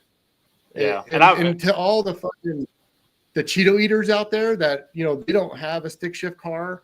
They just see Cletus with a fucking, you know, slipper clutch. And they're like, you need a slipper clutch, when they don't know anything about what's going on or what we're trying to do. And this is how parts are evolving. Like they made the 227 Tricklow did for us to test. This clutch is new. There's parts on our cars that are being tested, and you don't innovate parts unless you're out there fucking pushing the envelope, because most people don't do it. Most people just go out there and they fucking spin the tires and they go 12s and that's it. But I'm here to fucking say that you've changed the game, and I'm here to help you prove it. Yeah, I appreciate it. And, you know, that's just kind of my goal. I had a goal of mine. My goal is to help the little guy get to the track on the stick shift race, because I hear the same thing. They get frustrated because they can't make the stick shift work. And so they'll sell it, they'll get an auto, or they just don't want to, they'll keep a stick, but they'll never go to the track as they're afraid to break something. So I was like, and I think, and it relieves me. So like when you started you told me that you were having trouble like racing your car consistently because something always breaking it. And then you put it in there, and I haven't seen any of your stuff break yet. And I was like, okay, maybe this is good data, and I enjoy seeing this because I'm watching something that took a lot of time and effort to R&D and build actually work out there. And now I can apply that to your normal guy to go out there and be competitive in these classes. And it gives them a little bit of encouragement to go out there and actually get out the track and, you know, go run with everybody. And so we can actually start getting our car count back up. Yeah. I mean, that's the thing. Like how many people, I'm just retarded, but how many people would have given up after, I mean, I've broken 2 TKXs 2 drive shafts, 3 ring and pinions. Like, you know, Twisted the axles. Yeah, it's like we go back to Ohio. It's plane tickets. It's money for hotels. It's this. It's that. And then I break the car within 2 hits, and then it's thousands of dollars to fix it. And then you know, of course, people in the comments, you need to put an automatic in it. You need a slipper clutch. You need a fucking Jericho. You know how many times I've gotten, you need a Jericho in my fucking street car? You need a fucking Jericho. I'm like, no, this is gonna work. I'm gonna do this. The other day said you should put a top loader in it. Yeah. Oh God. I'm like, oh God. No, this is gonna work. The car, it makes power. I just need to tweak a couple things, and here we are. And you know, it's a very fast car with fucking not that much power, and it's easy for someone to do. You can buy all the parts to this fucking car off Summit's catalog and Team Z. That's how easy it is. Just fucking open it up and say, I want this, this, and this, and fucking go get it. Yep. That's how I built my car. I did the same thing to the Cobras, and I was watching. And funny enough, it's like what you're doing with the Fox body is what I was trying to do with the Cobra, because I would get in these groups, and we had all these like big Whipple and VMP cars, you know, with built motors and stuff like that. And these guys are out there like, I just ran 10.6 at 141. You know, and so I was like a Supra. Like, dude, I run 10.3 and it's on boost. You know, I was like, just because I don't have anything fancy. I got off the shelf parts. You could, like you said, you can get it all out of a Summit catalog. All right. It just takes a little bit of know-how. Ask somebody with a time slip of how to set something up. And so you could go out there and you could do more with less and not have to spend buku dollars on all these parts. I mean, I hate to say it, but like my goal is to get you to spend less money with these parts companies. So, and I mean, it's kind of a weird way to put it, but I'm trying to make your car work for your dollar amount. I'm trying to get you the best bang for your buck out of your combo. So and there's also the people that, and I'm sure you guys have gotten this. It's like we've refined the combo in the white car quite a bit, and we refined it in her Maverick. Her Maverick runs really good. I mean, it goes 1070 to 130 on the motor, and it's a mid 9-second car on some nitrous, and we do drag and drives with it. That's a good combo. White car super fast too, you know, for what it is. And like, I'll have people tell me, no, that's I'm gonna go do this. Well, then why the fuck did you ask me? You know, like that's too big of a cylinder head for her car. You have 240s on her car, yes. Well, I'm going to put a 190. I don't need that. And then they go slower or make less power. It's like, well, if you're asking me about the shit, like this is why we did. I went through all this shit, breaking parts, burning shit up to see what works. So it's easier for you. And then you're going to tell me how to do it and go slower. Well, go fuck yourself. It's one guy. He's kind of a distant friend, but we're in Bradenton at the Pro Mod race, and he's a stick shift guy. And he has a slipper clutch. And he's like, when are you going to put a slipper clutch in that fucking car? I'm like, I'm not, because I'm faster than you already. It's like, what are you going to do? I said, and then he starts laughing. And I'm like, can you drive your car around? Can you drive it around 20 miles and then go beat on it and go do a burnout and go fucking street race it? No, I got to, there's a happy medium where I can adjust it and still drive it. And I'm like, yeah, I don't have to, you don't have to adjust mine to drive it on the street. It already moves with everything, so it's fine. Yeah. You don't have to turn. You don't have to turn the shocks. You ain't got to turn the knobs. Turn the key. Go drive it. You ain't got to adjust nothing. Convenient. I mean, after we took the winner's circle pictures, I took the nitrous bottle out. I filled it up with fuel, and we drove the Waffle House. Yeah. So, yeah, it's funny because they're like, "Oh, you want to drive the Waffle House? Hold on, let me get under here and tweak my bass down." Yeah. You know, let me put the bass back in my clutch. It's not ready to go on the street yet.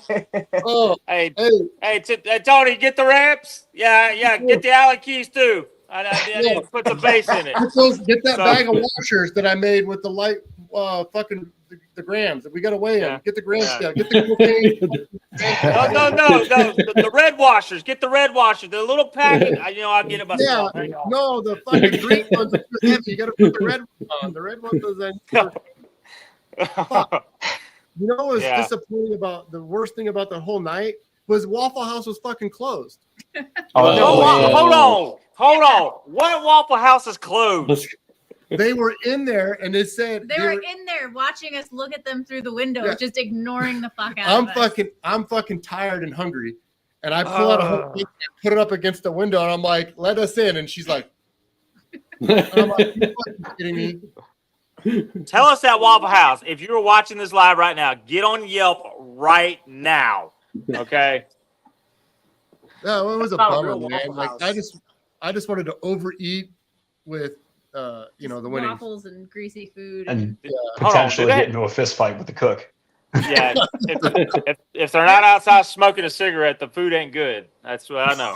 There's some real interesting characters outside. Like we pull up into the parking space out front of Waffle House and shut the car off, and there's a group of people outside at 5:30 in the morning or whatever time it was, and some guy comes up, man, that car sound good. What stage cam you got in that? And Tony's like, it's got stage 10 in it. And he goes, God damn. Stage 10. I like race cams. I like going to the gas station and people who don't know, like never seen mod motors before. Anyways, I go to a gas station and be like, man, what you got in that thing, man? I was like, just stop motor and stop blower. So I was like, man, let me see, man. And you pop the hood and everything to see how big the head's like. Oh God, man, he got a big block in that thing, man. Yeah. It's like, bro, it's just that's a big block Chevrolet. He said, how big that motor is? I'm like, it's 281 cubic inches. Bullshit. Look inside them heads, man. I say it's got 4 cans. What that mean? Like, bro. Oh, the people are 4 cans. Wait until you find out how many valves it's got. Yeah, it's got 32 valves. It's got like 74 feet of timing chain. Okay, it's got 4 of those. It's on its way to being an Audi motor. Yeah, it's redneck Audi motor is what it is. So, but yeah, it's wild. But yeah, I mean, I think it's awesome what you guys are doing with that car. Like I said, I don't take credit for anything. I'm just another part on the car, and it takes a good driver and a good combination of parts working together to make it what it is. You're absolutely right. I mean, the car had potential. I mean, the motor makes good power. The chassis is good. Team Z and Cam's built that motor really fast for me and trick flow, but all that don't mean shit unless if I keep on breaking shit, like the clutch is good, everything's good. And it's like, you're the keystone that holds your part holds it all together. And it's something that I never thought I would have on the car. And it's the most important part, I believe. Like I said, all the parts it's a good combo of parts. I mean, it makes, like I said, it makes 700 horsepower in engine dyno. I mean, it's really good. Pretty stout motor. it runs pretty good, and it don't mean dick if I can't get consistent. Like when I went so we left. I'm fucking bugging you about this fucking tamer. When she's like, "When's this guy gonna have your tamer done? Like we're gonna break more shit because we're on the way to Little River in Texas, and it's a no prep, but it don't matter. Like all it takes is a little bit of a track. I don't know how we break shit, and I'll break shit. Like that's just it. Like it'll make 3 passes and I'll fucking break everything. Yeah. And luckily, it just decided to fucking want to backflip every pass rather than. But if you would have had me the tamer, I would have won that fucking race. So you owe me the winnings of that race. Yeah, I would have won anyways. Damn. But I wouldn't get through. It's all his back taxes starting to catch up with me now. So those reparations. Oh, the reparations. Reparations. Where's your cut from black the bottles last again? 2 pots? Hey, Garrett, where's your cut from the last 2 pots you won? But what? I said, where's the cut from the last two pots you won? That's what I'm saying, man. That's what I'm saying. Like, where's my reparation? Where's my kickback? Damn. Hey, man, it's my part now. I paid you for it. On gas to get back home because it was Hold on. Here's the funny thing. He won't give me a cutback, or a kickback. He wouldn't give me a kickback off the winnings, but he was so damn worried about 3 pounds worth of nitrous that he felt like he owed us. It was like $12 worth. Okay, so he's like, hold on, I gotta pay you now, and he sent it to me. So hey, there's a point. There's always a point in everything I do. I paid you because Bill had a bottle in there. I could have taken Bill's bottle, but it was better to beat Skylar with Heath's nitrous and pay you for it. Yeah. That was it. That was the whole purpose in it. Yeah. I paid you money for your sweet nitrous to fucking gap that fucker. Jesus. He's all right. You know, Skylar, he's I talked to him today. So we talked about the person. event. You just got it's to the old understand where he's coming TKX from. King. Huh? He used to have the TKX record before y'all. Yeah, it was about half a second slower than we've been. Damn. Talking that shit. Sorry. Not on that one. Damn.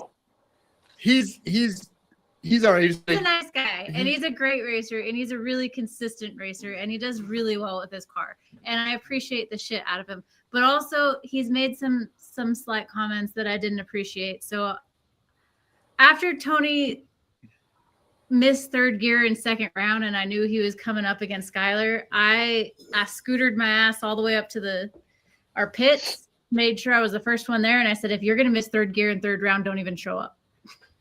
Ouch. Damn. Ouch. Yeah. So man. So we had to get our shit together, but you know, it's like after the race, Skylar comes to the pit and he's like, yeah, your car runs pretty good, but it's lighter. Your car's 60 foot's good, but you have aftermarket suspension. You know, it's like, I got a carburetor, dog, and a 6AL. Like, it's always somebody faster. Yeah. So can we talk about that real quick? Because that was something I wanted to bring up today, because I keep seeing a lot of that. I deal with a lot of that, and I don't understand what it is. How do you feel about people with their fucking bullshit call-outs or the two-faced compliments where it's like, it's a backhanded compliment, like, hey, you did good, but, oh, you beat that guy, but, like, there's just too much candy-ass bullshit in modern-day racing. Like, people either need to be, if you're going to be a dick all the time, or if you're going to be, you know, 100%. a sportsman, be a sportsman. You are 100% right. And that's just how he is, you know? So it's like, if he would have came up to me and he said, dog, man, like, you fucking blew my doors off. I'm going to try harder next time. Your car runs good. Fucking high five and had a beer with me. Great. But it's like it's like the excuses. I hate the excuses. Just you got a built Coyote with a fucking whip on it. Honestly, it should go fucking bottom 8s. So in my opinion, if I had that car, I'd make it a 7-second car. That's how I feel. But that's just the way some people are, and that's how they function. And I'm not as tight as him as I am with Garrett, or you guys, because you kind of think differently about stuff, like exactly what you're saying, backhanded comments.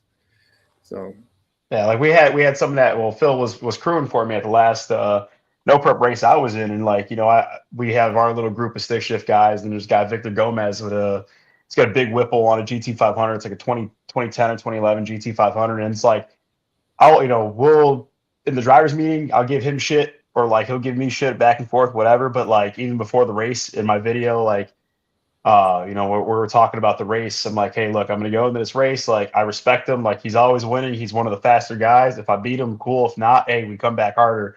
And, it's like that intense kind of like that grudge when you're in the driver's meeting and you're racing. But then afterwards, like, man, good race. That was a tight race. Thank 100%. You.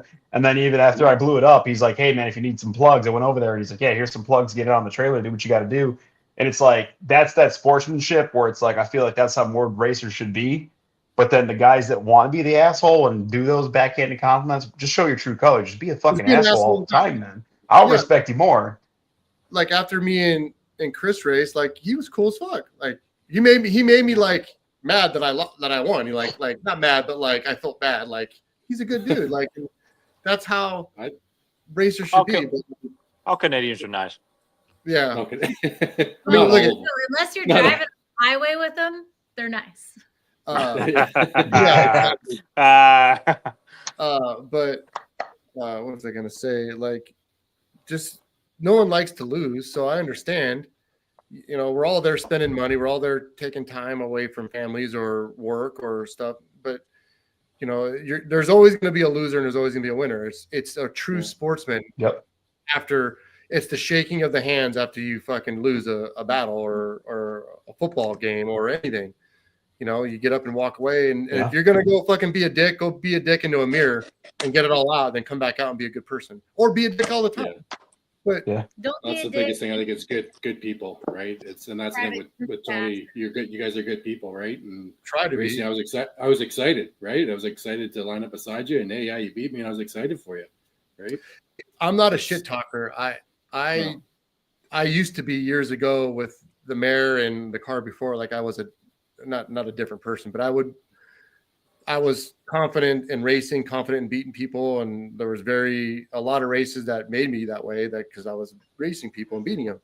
And she's toned me down a lot, but I mean, I hate to talk shit. It's hard for me to talk shit to somebody like, oh, I'm gonna fuck you. She's probably talking more shit than you are at this point. Who? She is? Yes, yeah. Yeah. You know, this is bad because my old lady's watching this, and she's gonna get a lot of ideas from you and Tess right now, and I'm gonna be in trouble. Look, it's been a decade that I've been working on them. So she has. There's the negotiations. She's over there sitting there calling them out. Yeah, it's there's still a point in there. where I get angry, and then all bets are off. But until then, I'm nice. Yeah, I mean, I only said one comment to him. He was talking about his exhaust and how cool it sounds, and he has a Coyote that sounds good, and all Coyotes sound like shit except for his. And then the only thing I said to him was, well, how does my exhaust sound? And that was it. That was my shit. You know, because he made the comment too of, I wanted you to see my parachute because it says deleted. I was going to delete you. I'm like, dude, you just lost, like, by a long way. Like, it wasn't just like right there. It was like 3 or 4 cars. For record, I did not know any of this went on at the track, so I'm new to this story like everybody else.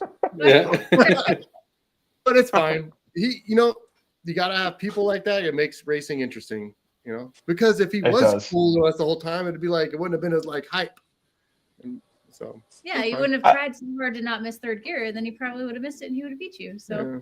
But Schrader, I feel like that's always nice to have that. Like, you need that push to be competitive. It really does help to have that pressure on your back sometimes to like pull a win out of nowhere. Absolutely. It's like Stevie Fast said, Batman and Superman need an enemy, they need a villain. So, you got, when it comes to like crowds, the crowd's got a hype for somebody. So you gotta, whether you ride with this guy or this guy, pick a side. There is no split in the middle in between. Yeah, you're absolutely right. And you gotta have it. It makes people try harder. Yeah, that's why I stayed in Schrader's lane when they came down to the final. I feel like that's how you get faster. You get faster by losing. Like, if nobody ever lost, all the cars would be the same. The only reason cars have gotten so fast and gotten more horsepower and all this innovation is because guys lost and wanted to go faster. And you had to race in that gray area or find that next innovation to make the car faster. It's part of it. And I feel like that's the biggest thing. And you go on a win streak, you get lazy. You get your dick kicked in the dirt a couple times. You're all of a sudden, you're like, all right, I got to fire into my ass. I got to come out and I got to beat this guy now. Yeah. I'll tell you that Schrader sent me a text message, which I won't reveal it today, but he sent me a picture of his car. And he said, this is what happens when you get second place. And so he's got some shit in the works. So y'all be excited when that thing comes back out.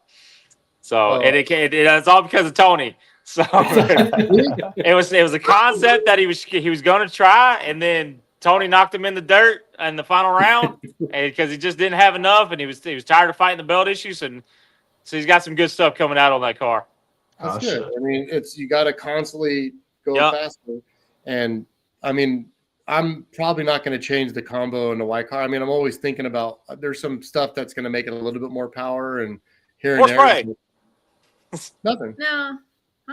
No, I didn't more spray. More spray. More spray. Oh, more spray. No, just different shit. Different.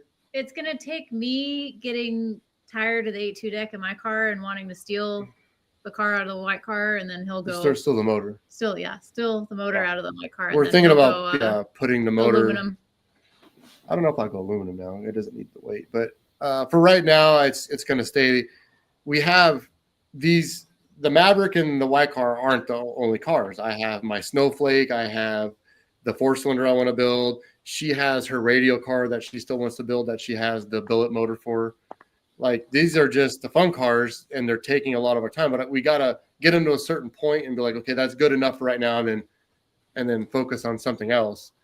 And the white cars already exceeded my expectations. So I'm good with it. Of course, if I start losing races, it'll start. I'm always wanting to go faster, and good thing I have good people in these sponsors and these companies that help us out. Like, we're working on a different camshaft for it and different rocker ratios, which is only going to be a little bit of horsepower, but it'll allow me to utilize more nitrous better, because the cam that's in there is not anything special. It's a fucking 595 lift with 250 duration. Like, it's not meant to do what I'm doing with it. It's a hydraulic roller. It's nothing. Yeah. I've never had the valve covers off since the motor was built. I went on to dyno, they built the motor, I took it and put it in the car, and I still haven't had the valve covers off. So, I don't even know what's going on. So, and I'm short shifting the car because I'm a bitch. So there's a little bit of power left here and there, but if someone shows up with a better combo, they're just going to walk all over me. And Schrader next time. Yeah, Schrader next time. Yeah. He's an awesome dude, and I'm a lot of respect for him. Nice guy. After we came back, the first thing he said to me, I think, was 119, really? Was his first words. And I just was like, yeah, the car works pretty good. Mm-hmm. But no, you were scared and you turned that shit up. I didn't turn it up because I was scared. I turned it up because I had a goal. And that goal was to go. I was nervous. I wanted to go. Well, I remember you saying that you had bigger pills, but I wasn't sure if you put them in or not. No, I didn't do it yet. There hasn't been a reason yet. 66, he's just doing it. You needed it then because Schrader was 72. Yeah, I knew I was gonna cut the light on him. Yeah. But which is funny because like Schrader's is usually pretty lethal in the light, and there's just that one time he got that kryptonite, you know. So because anytime we went to an event, he was always cutting O's, and it would be like a 050, 060, and then for some reason it just went 200. So I was like, got his head, man. Got his head. Yeah, well, there's a lot more to racing than obviously just a fast car. You know, it's rounds and being able to do it repeat it multiple times. Then how late the race was running. You know, like it sucks, but you need to be. I can't cut a light at 3 o'clock in the morning. There's no way. Yeah. I told Heath, I said, if I'm to be good at anything in drag racing, it's going to be cutting a light. And that's how I won most of my races, was cutting the light and kind of making the other guy panic, trying to scramble it back up in the beginning. And so that's just how I've been racing for the past few years, and I'll continue to be that way. I mean, I'll go race somebody that's, there's guys I know right now in stick shift racing that have 3 or 4 tenths on me, but I know I can get them at least an 1/8 mile and got a good chance in the quarter just because they cut a bad light. Yeah, no, it's for sure. Like 60 foot and reaction times is a huge part of quarter mile racing, but even 1/8 mile racing, because there's not a lot of real estate to be had, and her and I are really hard on each other about reaction times. Well, everything, but like I was in the radial car with the Coyote, and I was going in testing, I was going 030s and 040s, and she's like, "What are you doing? What's with that shit?" So the next pass I went 003, and then the next pass I went 000, and she's like, "Okay, you proved the point." Then so I backed it off to 015, 016. Mm-hmm. Very, very good on the light. Just from street racing and just trying to get ahead of everybody, Yeah. Good fun. Deal. Oh yeah. Fun, not knowing how the person next to you is going to do or what's going on. I was just as nervous racing straighter as I was Chris. Like you go up there, you don't know what's going to happen, and you're going to another country. You don't know how fast cars are or what's going to happen, and you just go, and then whatever happens. Just put your best foot forward and make sure you're consistent in how you're doing it, and don't fuck up. I would hate to lose by fucking up, missing a gear or not activating the tamer, the shit I have to juggle in that car. Like they could just bet that I'm going to fuck up before I even leave the starting line. Like I got to flip switches, turn switches back on. Like my two-step doesn't disengage my full throttle switch. So I only give it part throttle and then let off a button and floor it and then let off the clutch. Like there is shit going on in there. Like I have to look down and make sure that the switches are on and off, what's going on, and the bottle's on. And you've gone to do a burnout and have the tamer on. Yeah, one time. Multiple times. Yeah, that, at the beginning, yeah. I got to make sure the fucking GoPros are on or she'll beat my ass, Oh, man. If the GoPro inside wasn't on, he wouldn't have watched the video and told you how to find third gear. I don't have a purge on that.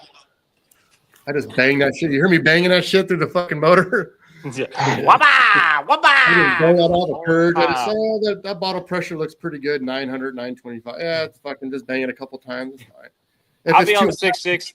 I'll be on the 660 and all I can see is your light, but I know it's you because you're banging it through the motor. I have my wrench there, so if the bottle pressure is too high, I just crack the bottle open to like 920 and I back it back off and I start banging it. So yeah. if it's too high, you'll see me on the GoPro, like grab a wrench and crack it. You're sitting there getting high on nitrous. Yeah, I'm just fucking opening up the bottle. Yeah. By the way, if y'all haven't seen the bottle in his car, it rides in the passenger seat. Yeah, I have a bracket that holds it. Yeah, so badass. It used to not be a bracket. It used to be a towel on the back seat. I used to have it in the back seat, and I put the seat. So I used to ride on the passenger side back seat with the seatbelt over it and a towel. Yep. Oh no. Bracket that holds it in the front passenger seat, and I can take it out and still. So I have to have a seat in it to have the bottle in the car. Yeah. You need the seat. Yeah, I do. So that's I'm gonna have to steal that idea because we got the SN95 too. We got a little 97 we just picked up that I wanted to do something crazy with as I played with nitrous again. And I'm like, we got it. It's already like tin can gutted. It's got one Corbeil racing seat, a dash, and door panels. I'm like, I'm putting the bottle on the passenger side. Like I'm not doing extra pressure gauges. I'm not putting no fucking purge on it. Like we're gonna party. Yeah, it has a roll bar clamp, and then we welded a bracket to a bottle bracket that's from NX and adapted it so I can just put it in and take it off. Okay. It just sits in there, hangs out with me. So I just reach over and turn the shit on and just make sure all my buttons are on and tamer. And so before we get off the phone, off the live, I know you guys have been on 3. I'll go through the process. So I go up there. I have a switch for my tamer because my tamer, the two-step, and the line lock are all on my button. But I can't have my tamer on while I do my burnout. So I have a switch that disengages the tamer. So I pump the brake, hit the button, start my burnout. If it's no prep, I'll do it in third. If it's a prep track, I'll just do it in second. I roll through, stop. I turn the bottle on. I turn the nitrous on. I turn the tamer on. I back up. I stop. I grab another button, and I fucking bang my nitrous till it's clean. Shut the progressor off, turn it back on because it'll stop where it'll leave at 100% by that time. Then I go up to stage, and before I put on the first bulb, I stop, I give it brake pressure, and I pull up on the back of the clutch pedal. Hit the button. Now my tamer's activated and the line lock is activated. And then I put it in first gear and then bump in slow. And then when I get to like the first bulb, I'm only normal RPM. And then when I get to go to the second bulb, I give it more gas till I hit the two-step, and then I'll bump in. And then that's my second bulb. So I'm right there, and I have the clutch right up against where the car is about to move with a certain amount of brake pressure. How much brake pressure? What feels good because I don't have a gauge. And then as soon as the light drops, I floor it, let off the clutch, and let off the same time. So I floor it, let off the clutch, and off the button all at the same time. Holy shit. Damn. Yeah, dude got a lot going on. That's how that car rolls. Fuck. That's how he likes it. He likes buttons and just And I just give it enough like gas pedal that I can hear the two-step start, banging, which is at 6,000. The final. You know, I give you something simple and you make it complicated. Yeah. Jesus. Every time. I got something. That's Yeah, Benny. That's the guy you raced in the final. That's 550. Oh, So yeah. I haven't. He's got another motor. I don't know. He's put a faceplated trans in it. I think he's done a few things. So I don't know what else he's got going on, but apparently. Oh, is that Benny? Is that Benny? That's Benny. Yeah. Okay. I mean, him just talked on the phone like last night. We were talking about his clutch. Oh, okay. So. Yeah, all the Canadians were cool.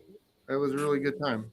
Funny enough, I didn't look up where he was from, but me and he were talking to him on the phone. I was like, okay, there's an accent there. I said, it sounds a lot like Chris. And while we was talking on the phone, I was looking up his Facebook. It said Ontario. I was like, makes sense now. So all you got to do is make them say out.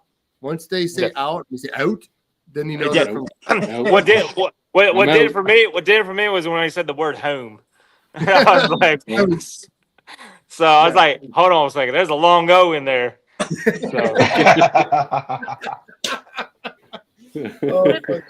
A long O. God damn it. A long O. That's it. There's a long O. Yeah, he said A couple times, but I've heard some like Michigan guys say it. So I just like, okay, it's from somewhere north. And then he said home. And I was like, yeah, he's from, hold on, I got to look up where this guy's from. So it's like, oh, Ontario. There you go. So nice dude. Very nice dude. Easy to talk to. Oh, yeah, Benny's good shit. Yeah, he's good man. So he's got a better motor, got a faceplated trans, clutch. He's going to have a tamer? Yeah, he is a slipper clutch. He was going to get a tamer, and then he went with a slipper clutch. But if he still wants one, I told him I would send one to him. Sweet. But I think it's so he can put it up on the ramps, and I'll bring the red washers for him too. Oh, the red washers. Got the ramps. You got to have like 9 Allen keys. Okay, couple wrenches.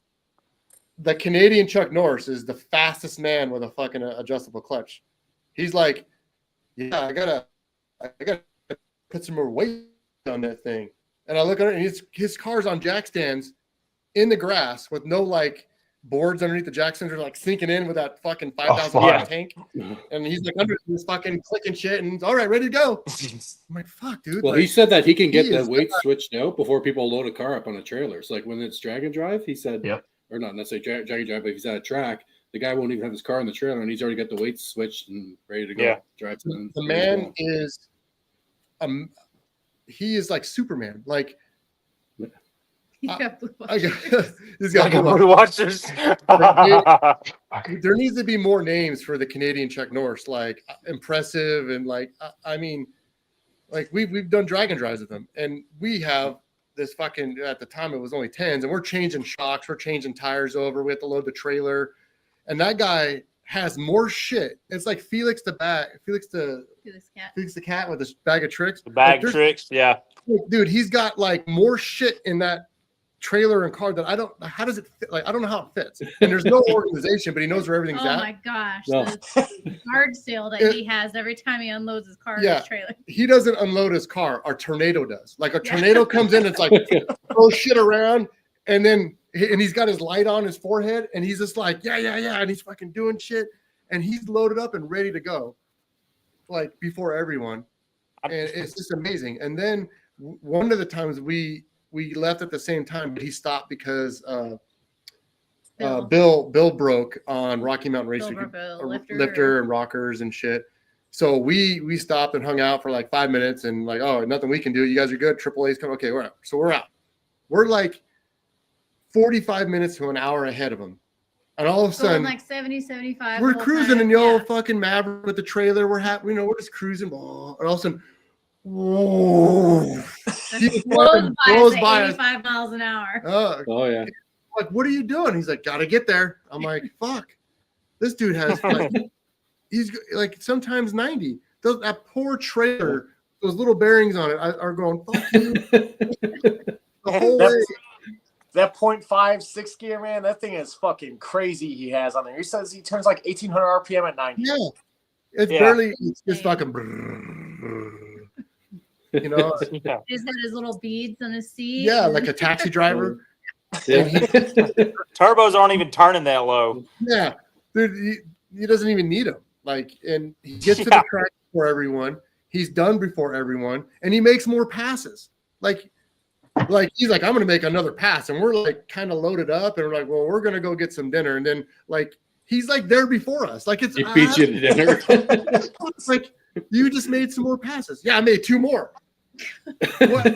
You made 2 more. Like I'm not joking. Like he's magic. Like he is good for this industry. Like 100%. He dual entered at bragging rights. He dual entered 2 classes. Yeah. Yeah. Over 4,000 2 pounds. classes that ran right after each other. Yeah, right after each other. He's like, oh, time to go again, and he's like waiting in the lines. So it just. Did you see? I don't know if you ever seen a pontoon boat do 165 mile an hour, but it's pretty wild. Yes. I look in his car. So this is what he has for weight. He has one of his stock wheels behind his seat. Yeah. And he has one in the trunk with some more weight to add another 150 or 200 pounds of that fucking tank. And I'm like, what are you doing? And I was like, that's my weight. And he's just sitting in there doing arm workouts with his rubber bands on his bar. Then he's got his over-the-top arm workout to fucking while he's driving. It's a fucking rubber band. He ties around his hoop, and he's going down the road just fucking doing exercises. Just working out. Just working out. That's fucking wild. Maybe you should do that, Tony. Maybe you actually get 3rd gear that time. So. No. Ooh. And he's trying to force where it doesn't go. Jesus. Oh. Story of my life. Yeah, dude, like that. I watched him unpack the entire car at the pit across from us, and there was so much shit on the ground. And I was like he pulled out a washer and dryer. I don't even know where he got it from. I mean, it's just it was out there. He just pulled it out of the trunk, you know. Yeah, it's like when Jay and like, I were asking him, he was rhyming off all the stuff he brings, and I'm like, "You're bringing a whole nother car." Like what don't you bring? He had a spare transmission in there. He had he has more stuff this time around without his trailer than Billy has in a stacker. Yeah. Oh fuck. True. I fucking 100%. That's not saying well. Billy doesn't bring much. I think it was funny. This is what scares me. I think it was kind of funny, and I knew the answer to it, but I had to ask it when I was there. It's like he drove 2,300 miles from Canada, and then he's going to the south. It's summertime here almost, and we know it's hot. And so, I looked at him. I said, "This car don't have AC, does it?" And he just kind of point, and he flicked his little corner windows like that. I was like, 260, right? And he's like, yeah. And so he's got the little triangle windows, and that's it. That's the AC. Well, his in the beads. 80-something-year-old dad is with him. Yeah, and his like 80-plus-year-old dad's with him, and just just roughing it out with him. I was just like, this man is a G, like an absolute unit. And so it's like I would die in this car. And don't get no more hardcore than that. And then they came out for last year. It was last year, Small Tire Gangsters. He had his brother with him, and that guy is a riot too. Like just a big Canadian guy, like they just like you feel safe when they're around because like they're just gonna thump anybody. Yeah. But, they went back home and the heater broke in the car, and it was wintertime still in Canada. No. Well, it was fucking snowing, and they're freezing their fucking asses off driving through back home for like a large portion of the trip through snow and shit. Yeah, up through snow. Like as soon as they get up to Northern America and to go in to cross the border, like it's fucking snowing, and he's messaging me. He's like, "We're fucking freezing our asses off." But what are you gonna do? He's always got like a good attitude. It's like, he's super positive. Yeah, I got pulled over in Minnesota and got a ticket for 16 miles an hour over. So what the fuck? Yeah, he just goes, dude. Like, there's no stopping that guy. It's just. By the way, so he would have. So was it quarterfinal round he lost? Semifinals, he gave it away. Semifinals, he would have went against Tony, in the finals. He made one fatal mistake because he got out on Schrader and he thought he had a good buffer between him and Schrader and decided he pulled the chute right before the traps. And the chute pulled a mile an hour out of the car, and then Schrader went around him. Oh, shit. All he had to do was lift his Oh. brakes, not pull the chute. He didn't even have to lift. He wasn't going to go faster. He could have just lifted off the gas and coasted, then pulled the chute, and he would have been fine. Yeah. It was only 200s or something. Yeah, I mean, it was. I think it was a 0.02 is what it was. I saw the video.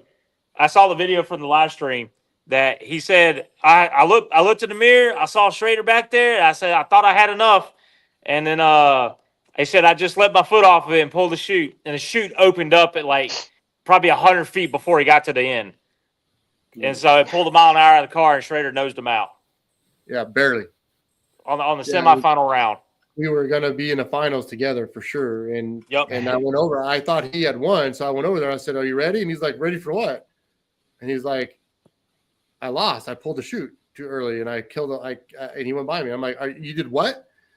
He's like, "But you know." He thought he was going to go too fast because you couldn't go faster than the 57. Yeah. Oh.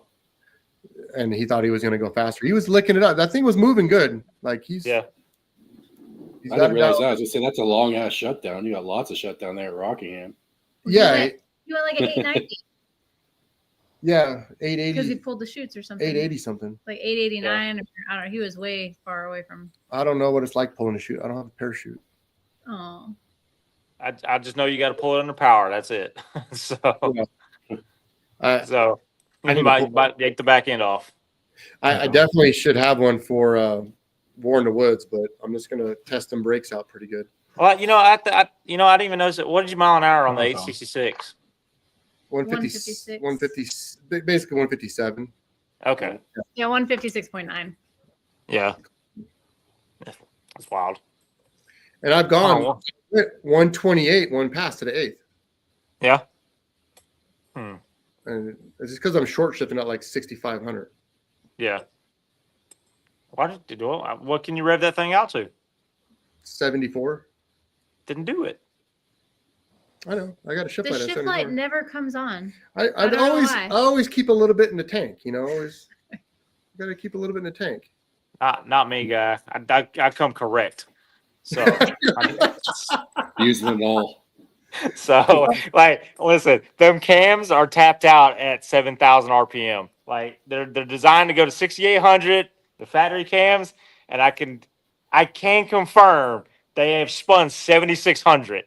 All right, so I lose track. Sometimes I lose track of what I'm doing, and I'm just sitting there just riding it out, and I think that's high enough, and I'll yank it, and I go back and look at the log, and it's like, oh yeah, 7640. All right, there's the shift, and so and then the flare on the clutch pressing.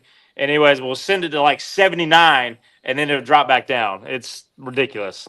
It's a lot of RPM. I like it. It is a lot of RPM, and I don't mean to do it. I try to shift at about 7,071, but sometimes I just lose track of it, and I get in my head on some depending on who I'm going against, because I'll try to wind that first gear out to get ahead of them, and then it ends up being like 7,600. So, it's making no power. The power curve is going down. And so, but I'm still going up, or I'm still trying to get it out there. Well, you're forcing it. I'm all about. I'm forcing it. I'm all about. Except for with the white car. Yeah, I'm all about revving shit up, except for that car. If I had a log, I bet it's at like 6,800 and somewhere in there. Yeah, I did over rev it one time, and I hit a limiter, and it threw the belt, and I did not realize it threw the belt, and I kept my foot in it. So it had no blower. But the nitrous is below below the intake, so right in the runner. So it was strictly a nitrous car for like the next 3/4 of the track. So after the 8th mile, it was strictly a nitrous car, and it still went like 10.4 at like 124. Nice. It was funny. What upgrades are to yours, Chris, for this next time out? I know you got different wheels, and it looks good. Yeah, I haven't done much. It's still the same. I got. Are they black wheels? Yeah.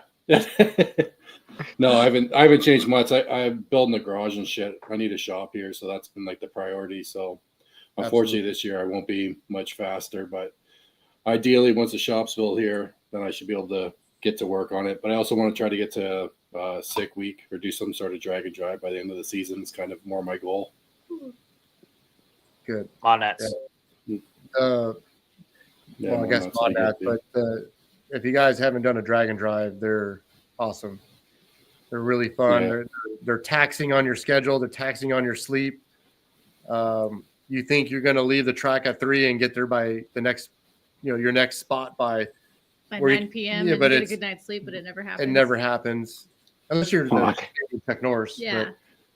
But he's a pro. But like it always ends up like 3 or 4 in the morning, and fuck, this is taking a long time, and that's with nothing happening. That's too bad. I mean, we haven't had any really bad problems except for the trans, but that wasn't during a drive, it was at the track. But yeah, except for the drive shaft and the trans, exiting the chat, having the next day air a trans, and then having you cut into it. Yeah. Next day airing a trans from Liberty was, I don't know how that worked out, but in driving a broken trans to the next track, that was rough. And then to top it off, so we have this broken first gear trans in the car, drive it 480 miles to Louisiana from Texas. The next day, the trans shows up. We go to change it. We get it in. We make it to the next round. My buddy that's with us blows his G-Force T5 out of his car, breaks the trans is junk. So he puts our broken TKX in his car and drives it to the next place. Next day airs a Summit transmission from a TKX from Summit to the next track. So that trans made it like 700 miles, and it was broke. The teeth were off. Gear. It was missing 2 teeth off the first gear in the main shaft. It was knocking. Yeah. But it made it. It was a good run. Yeah. And then she did it seems like the drag and drive's a lot of fun, so I definitely want to try that. So I'm still scared of them. I think everybody should try one. I don't know if I would suggest Sick Week to be your first one. That was a little. I think Sick Week was just rough because they had so many cars. I think they had over 400 cars or something. Yeah. So it was just hard for everybody to get passes. But my honest opinion of the two between Sick Week and Rocky Mountain Race Week is Sick Week has way better tracks. They're all like Bradenton, SGMP, good air, good radial prep. Everything's great that way. It's a lot of cars to move through. They move you through in herds. They're not like if you're in a C class, you're with all C classes around that time. So if you're stick shift or big tire or radial, it don't fucking matter. You're all running together. At Rocky Mountain Race Week, stick shift runs together, small tire runs together. So when you're in staging lanes in the Rocky Mountain Race Week, where all of us would be chopping it up. Hey, let's fucking do this. Yeah. Oh, fuck that. Because you're with your people, And Sick Week, you're just a herd. You just fucking blown through. Can't get through. Yeah. It's more attention to detail for that at Rocky Mountain, but the tracks are way better at Sick Week for sure. So it's kind of like, what do you do? Well, Chris, I think Six Summer will actually kind of be closer to you. Yeah, it is. I just don't think I'll be ready to do drag and drive to the end of the season. Yeah, I'm about to do my first taste of one in July. They're doing a streetcar challenge here in North Alabama. It's 4 8-mile tracks, but it's like 450 miles, so it's going to be a smaller deal. But I think it'll be a lot of fun. And we're going to go as a pack, our group of cars, and we're just going to go out and have fun. Just go race one of the classes, so I drive my stuff all the time, so I think I won't have any problem making it. So we're going to do that in July. Oh, nice. So I think. Yeah. Billy just messaged me and he said you need to send him a tamer. Billy? Yeah. For the red car?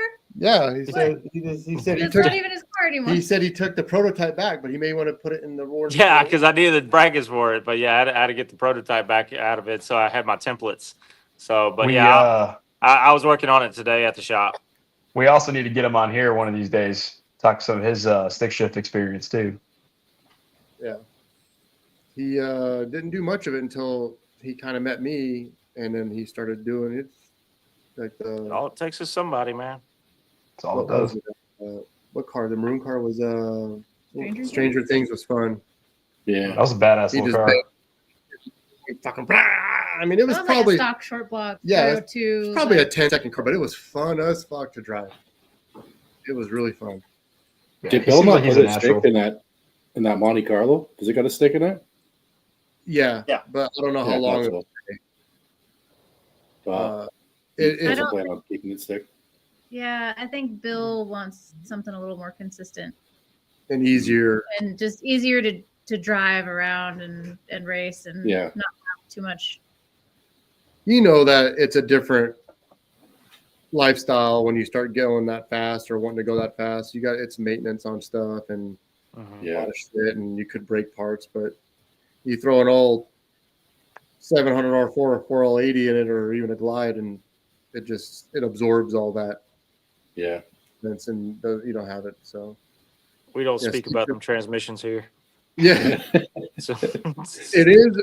I will say this: the stick shift stuff, and as you've noticed, is getting more and more popular. And I think some people are getting into it just because it's good for clout. And I don't really particularly like that, but it's because, driving around and making videos of just driving a car and driving and being happy and acting like it's fun and stuff. And that's one thing. But when you're out there breaking shit and trying to go fast, that's a whole other level. But it's funny. I started noticing a trend. Stick shift classes have the least breakdowns of all classes that I've seen. As far as like being on the track, I've seen more auto cars here lately blow up and do oil downs than I have stick cars. Whether it be a transmission line that comes off, a motor letting go, or something like that, it's just I don't know. It's just kind of been a trend I've been seeing here lately. Especially if you break a stick shift, you still have 4 other gears that you can get down the track with. So yeah, it's just it's weird. Maybe now, since I was that guy that would lower the numbers, the percentage, because I'd always break when I'd fucking go to the track. But you'd break on the start, so it was easy. Yeah, but now since that's taken care of, like it should be good now. Like I raised the bar again, the percentage. Yes, it's because your devices, Garrett. There's more of your devices out there, so there's less breakage. Yeah, which I don't know how the other guys like that, but sorry Tremick, sorry Black Magic, I'm just like I'm sorry to take business away from them. You need a lot of business away from Liberty right now. You need a slipper clutch. By the way, I will say, so my fucking tamer shows up, and it's got bent metal that he got 2 channel locks and fucking bent this, and then holes drilled in it. Yeah. And then you pull one piece off, and there's just ball bearings all over the counter. I'm like showing her that just off, right? And it's got a zip tie, and the zip tie like moved up a little bit, and the fucking slide rail came right off, and all the ball bearings were. So, I was like, no. That's the first time. So we picked them all up and we slid them in. I'm like, God damn it! Like, what the fuck is it? So then I put it in the car and this and that. And then when we did the roll cage, I'm putting everything back in the car, and fucking lo and behold, that fucking slide rail comes off and all of them dump onto my carpet, and not all of them are there. It's got half of them gone. No. Still working. Still works. Still works. Yeah, I forgot to say. I forgot to give you a little pack of ball bearings at the event.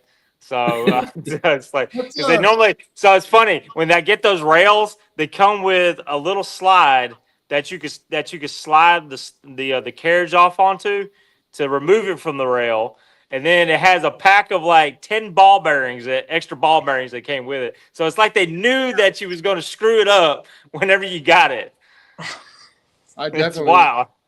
Yeah. Thanks for the at some point we'll do something better than a zip tie. It's the only thing I had at the moment. I put a zip tie in the last hole to keep them coming off. You were bugging him to get it. No. Picture this. So without that door bar in there, I was able to open the door and just crawl in there with a 7/16 ratchet, and I just fucking do my thing. But now I got to reach over before we knew you could just turn it. So I'm over there, trying to fucking adjust this thing or fuck with it, and the fucking sandwich plates tilting, and I'm like, I have my pedal marked where it goes, and I'm like, and then it fucking slides off, and I'm like, fucking Garrett, god damn it. Hell no. I think I motherfucked you right there, but then you know, it's the carburetor of slipper clutches. So very archaic. It's very archaic. Very archaic. It's the job done.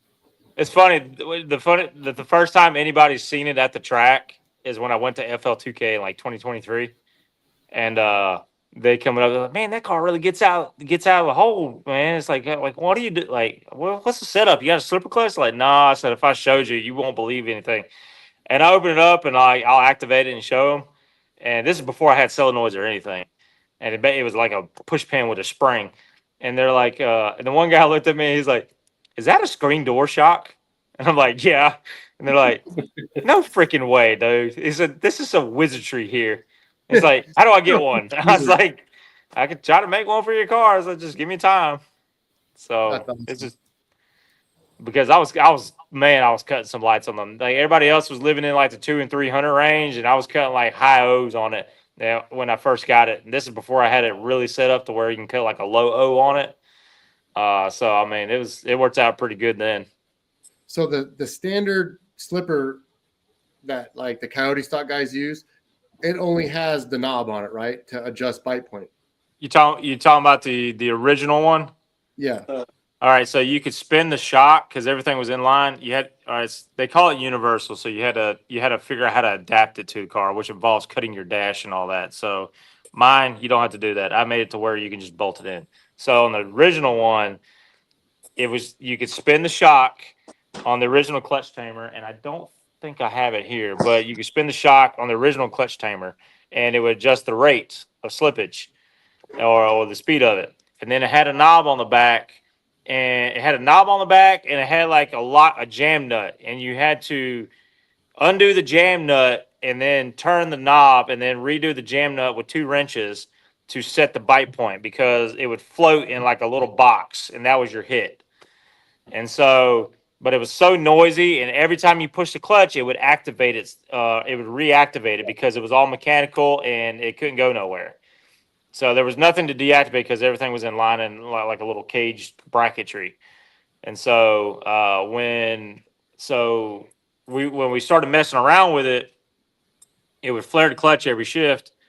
And so we said, man, we could try to alter this some way. So we took our little kick panel and some pencil rod, and Heath ended up welding some scrap pencil rod, and we basically had it to where it would ride on 2 rails.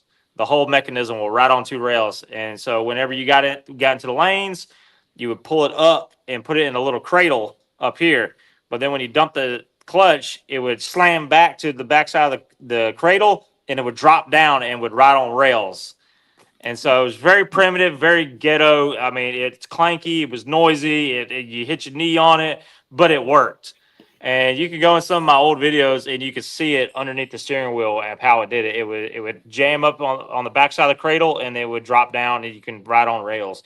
So we said, well, we can make something better. And we ended up, me and Zach ended up brainstorming an idea. And so we basically took a 3D, a leaner rail for a 3D printer and worked with that.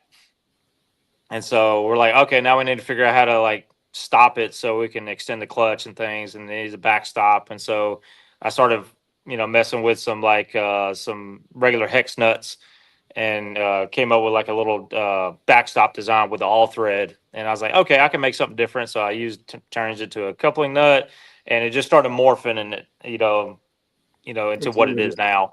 So, and I'm still making it better. I even text Schrader today, like the solenoids that I get, when they come in, anytime they retract, they want to beat the sleeve out of the solenoid that the pin rides in. And so I would have to pull them apart and Loctite them and then shove them back in, and jam them back in. So, but I found out today that I can take a little tiny O-ring and slide it underneath the pin. Yeah, take a little tiny O-ring, I slide over the pin, and So it would dampen and absorb the shock from the pin retracting, and it would keep the sleeve from beating out of it. So it's always morphing as I go, and it seems like I'm learning something a little bit new, and I'm always advancing it as I go. I was like, oh, this should work out better, and I start advancing. So you could go from somebody that might have bought one a year ago to one that's bought today, and they'll look like two completely different units. It's just because I've innovated and evolved it over the time. Mhm. So Well, try to make it more reliable. like you offer me, like, hey, do you want to exchange it for the billet one? Yeah. And then I said, fuck you. Yeah, it's funny. I try to give him I try to give him like a nice CNC billet unit that looks nice, and then he's like, no, I want this one. I want this one because it's like a hand built unit that's janky as shit, and I hate that it's ugly. Yeah, it works the same, but it's ugly as hell. And I like people got to see this, man. Like, don't show that. So, Like he gives people demonstrations every time you take the car out, and people see it all the time. yeah. He doesn't change it. Well, Tess, if you ever decide you need one, I'm going to give you a nice billet CNC unit. So way better than Tony's. Yeah, I think I need to get with Kendall and see how he was able to get a cable on his car because I'm tired of the hydraulic. It's got more issues than. Well, we got to change the headers, and then we probably have to Yeah. get a different. Well, the bell housing shouldn't matter anymore. Huh? The bell housing shouldn't matter. He put a bell housing in that kicks the clutch fork down lower. Yeah, because you can't fit a clutch fork in a 69 Maverick because the trans tunnel is really small. Probably a brow bell housing. It's like a Pinto bell housing or a. It's a weird year. Not a Pinto, but maybe it is Pinto. I don't know what it is. It puts because the fork on a Mustang is like horizontal basically to the bell housing, and then this one kicks it down. Yeah. But we'll figure it out. I mean, he put Fox body pedals in too. So. Oh, I hate my pedals too. There's just so much little things that I need to fix on the car to make it ergonomically better. That's another thing about slipper clutches I didn't even think about. You have to run a different bell housing or cut up your stock one because you got to have access to the weights and the base pressure. Yeah. So I don't know if anybody knows, but her and I both have stock aluminum bell housings in our cars. No shit. I don't have a scatter shield, and maybe we should or whatever, but I'm about safety too, but obviously lightweight because the scatter shield is fucking 60 pounds or whatever. But when's the last time you heard of a diaphragm clutch coming apart on a billet flywheel? No, I've heard of a long style one. This weekend, it threw the arms out. Okay, there's that. But when flywheels used to come apart, they were cast. Yeah. In the 1950s and 60s, and they'd fucking blow apart at fucking 7,000 and take out like floorboards and shit would happen. But, yeah. So I've always had aluminum one in because maybe I should have a scatter shield now, but I mean the Coyote one will have a scatter shield, but I still don't think that her car and the white car are actually that fast. I just think that they're still street cars and need aluminum bell housings. But anyhow, but baby steps. Just got the cage. Yeah, I just got the baby steps, But that car has a mid-plate, so you can see the clutch in there fucking turning, and it allows it to cool off. It's not sealed. That's why you see, if you pay attention, you can see sparks shooting out of the car. That's when you really know it's getting it, and when there's sparks coming out. Yeah. Because the clutch is slipping, and it's shooting out the sparks. So how many sparks shoot out, that tells you how far I'm getting at it. So if there's only a couple sparks, then I'm not getting after it that hard. A lot When of there's Yellow Bell was trying to get after it a little bit, but that clutch was fireworks going on. Yeah, it looked like sparklers out there. I got lit some sparklers in my bell housing.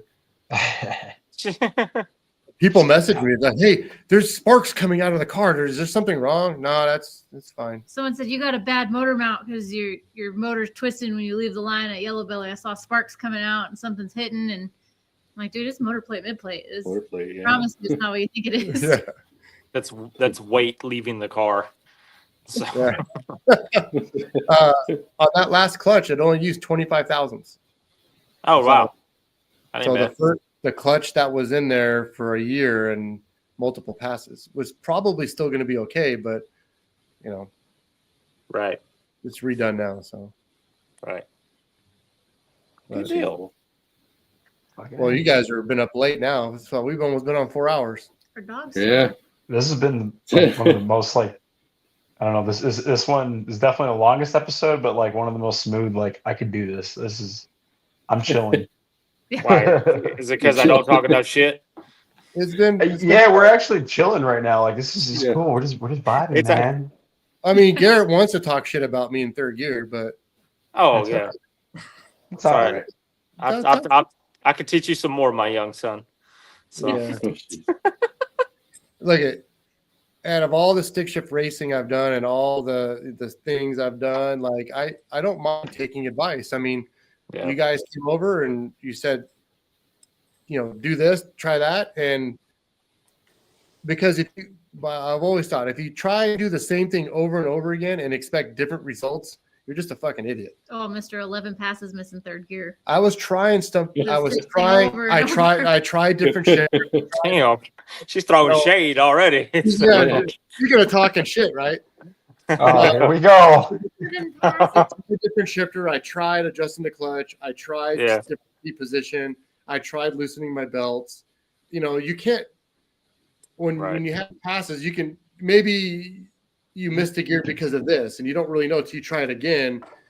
So when we were in eliminations, I didn't have time to fucking try the same thing again. I had to try something different right fucking now, or I was gonna get divorced.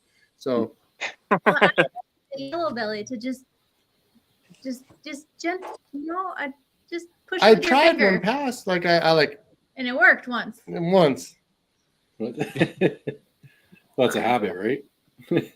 You could have won 2 classes at Yellow Belly instead of just one. I wasn't gonna beat old Stefan. That would have been rough. True. Stefan, Yeah. So 2 classes. I would have got to Stefan and I would have been like, "Hey, do you want to split?" And he would have been like, "Nah." Don't be that guy. Don't be that guy. We are not in this for splits. Well, do you want to split? Yeah.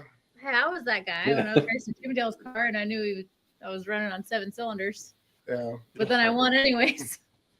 I'm actually surprised about that. The last race we went out for Streetcar Chaos, the guy that won the class, like he knew he had us covered, and he's like, "Hey, do you want to split?" And I just looked at my boy that was racing, and I'm like, "Do it.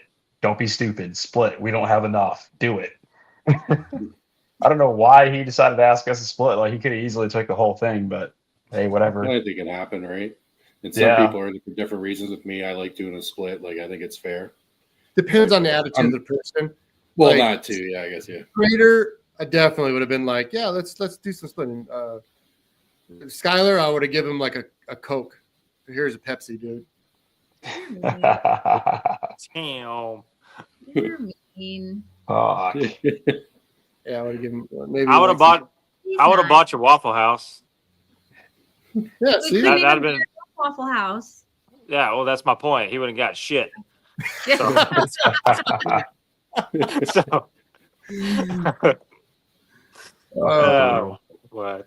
it's good, but yeah, I can tell you that I'm with you on that. I will take advice from anybody if at the track, because like if I didn't get it through trial and error, I've gotten it from somebody else, and so I try to come in this as a student and always kind of try to prove further my learning in this industry and stick shift racing in general.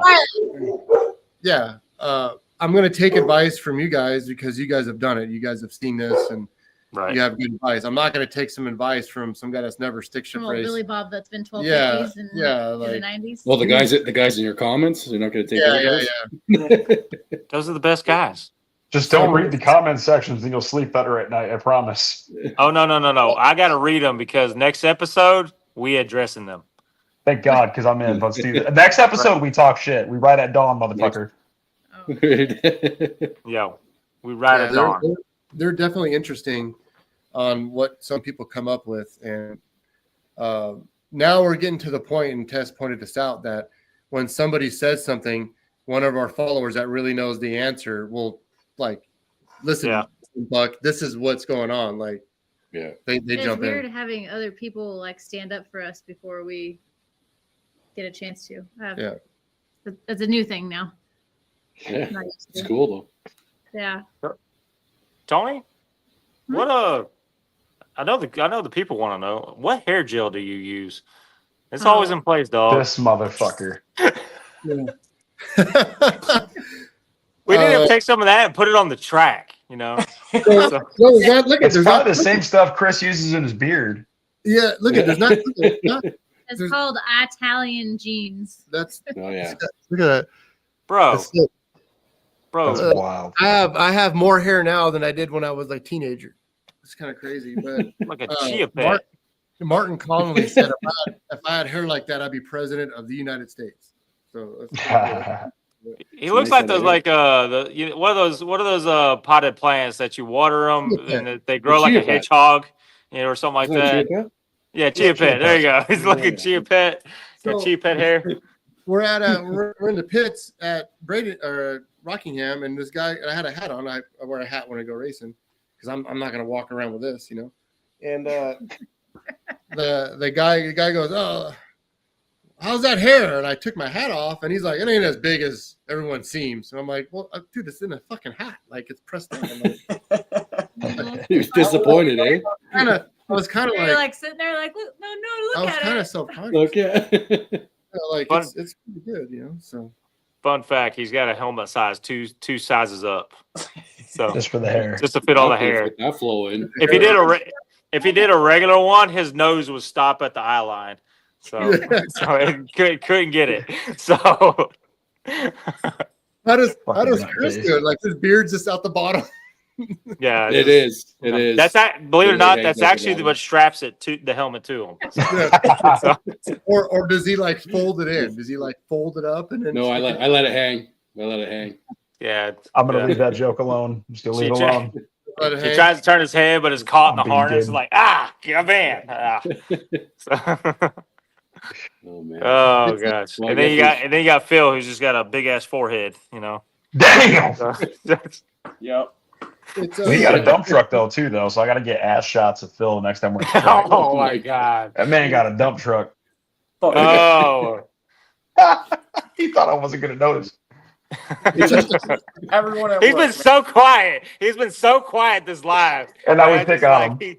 Like every now and again, he crack a smile, so it lets me know he's alive. So. Yeah, he's there. He's there. Much. He's just staring at a busted ass car. He's just soaking it in. Marinating. Phil, it's all right, man. Ape strong together. Hey, speaking of breaking motors, like I'm surprised. I'm gonna knock on some more wood here. Going from first to second.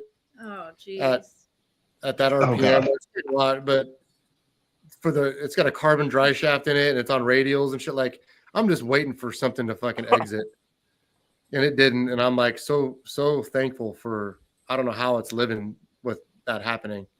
I wasn't going to bring that up because on the wall, or the other photographer were, Wayne, one of the photographers, came up to me and said, "Hey, look at this," and he showed me his camera and said, "Look through that lens, and your tire is off the ground like that." You said that. So she looked. The only pass I went from second to first was against the Honda first round, but she said she looked at hers and she can't see it off the ground. I don't see it in the video. I'll ask for Wayne to send that photo to you. I seen it. Your tire's off the ground about that far. It's on the left rear. So the one's on the ground, but the other one, it is off like that far. That's. I need to see this picture because I looked at it. I'll have Wayne send it to me, but I can confirm that your tire was off the ground. I seen it in the shot. He went frame by frame, and it's off there. So and we had just came from the drive shaft shop on Thursday, and it's just pressed in with glue and baked. And that's all I'm thinking about when that bitch went back into first. I'm thinking, did I just fucking spin that bitch out of there? Like, yeah, like, and it's still holding. Like, I don't know how glue and a pressed in fitting, pressed in aluminum to a carcass. They have their tubes made, and then they're shipped to them, and then they cut it to length with a fucking DeWalt chop saw, and then they clean the end up on a lathe, and then they fucking press in the end where the U joints go, and then that's it. with glue. They use your hair gel. Yeah. Oh, they said that, like That's the secret. That's the secret. They just twist them, and they said that the ends fail before the glue or the shaft fails. So I don't know how. yeah, it's magic in there. I've seen the ends spin inside the tube, but that's the only thing I've seen. I've seen a bunch of like just demolished carbon shafts.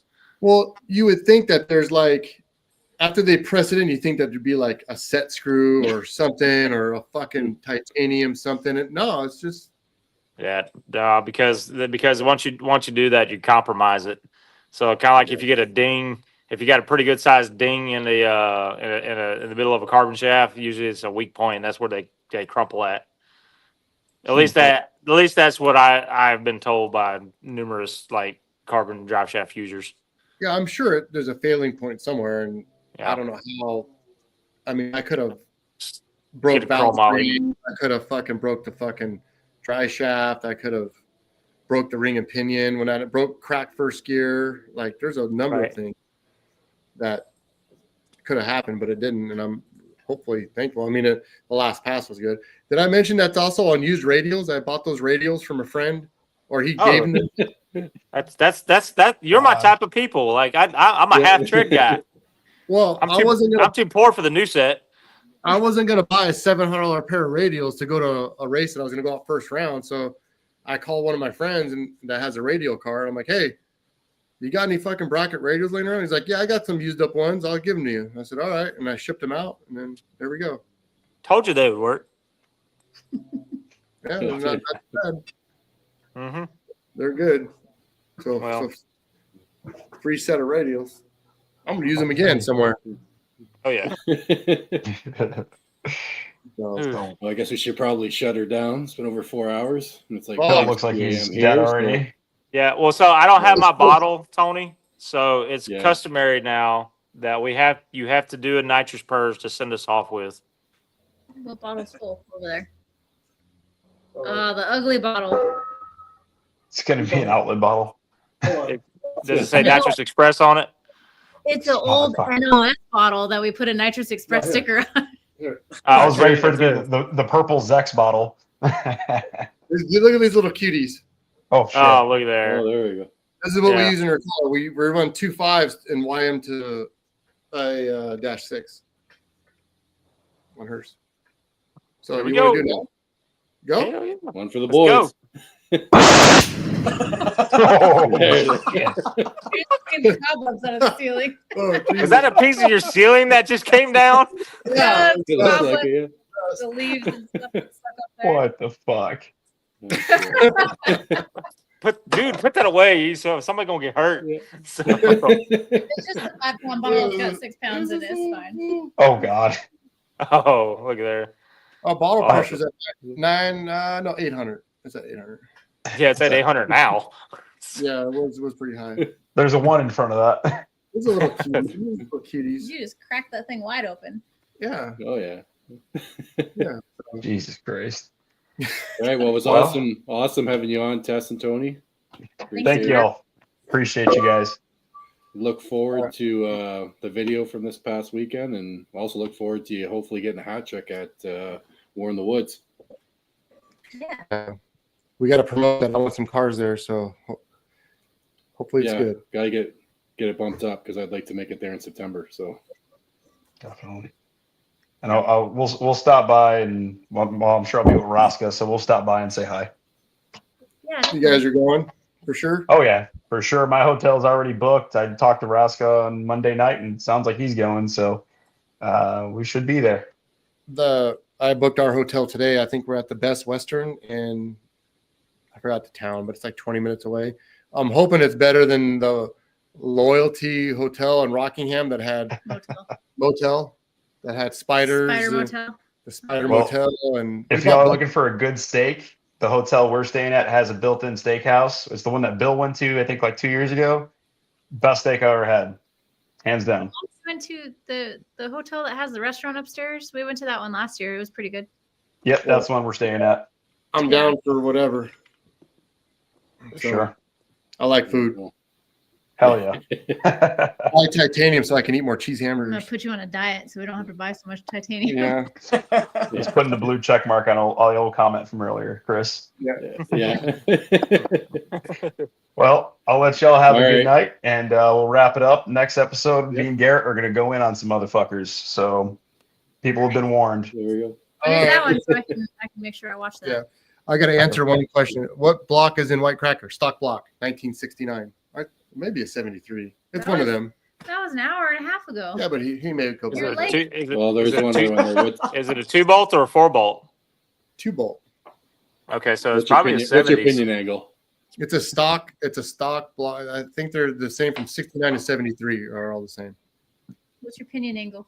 3.5. Down. There we go. And Garrett's spinning. He's just he took off early. Yeah. He All checked right, out. All right. Have Have a good night. Have a good night. Yeah. Bye. Bye. How do I?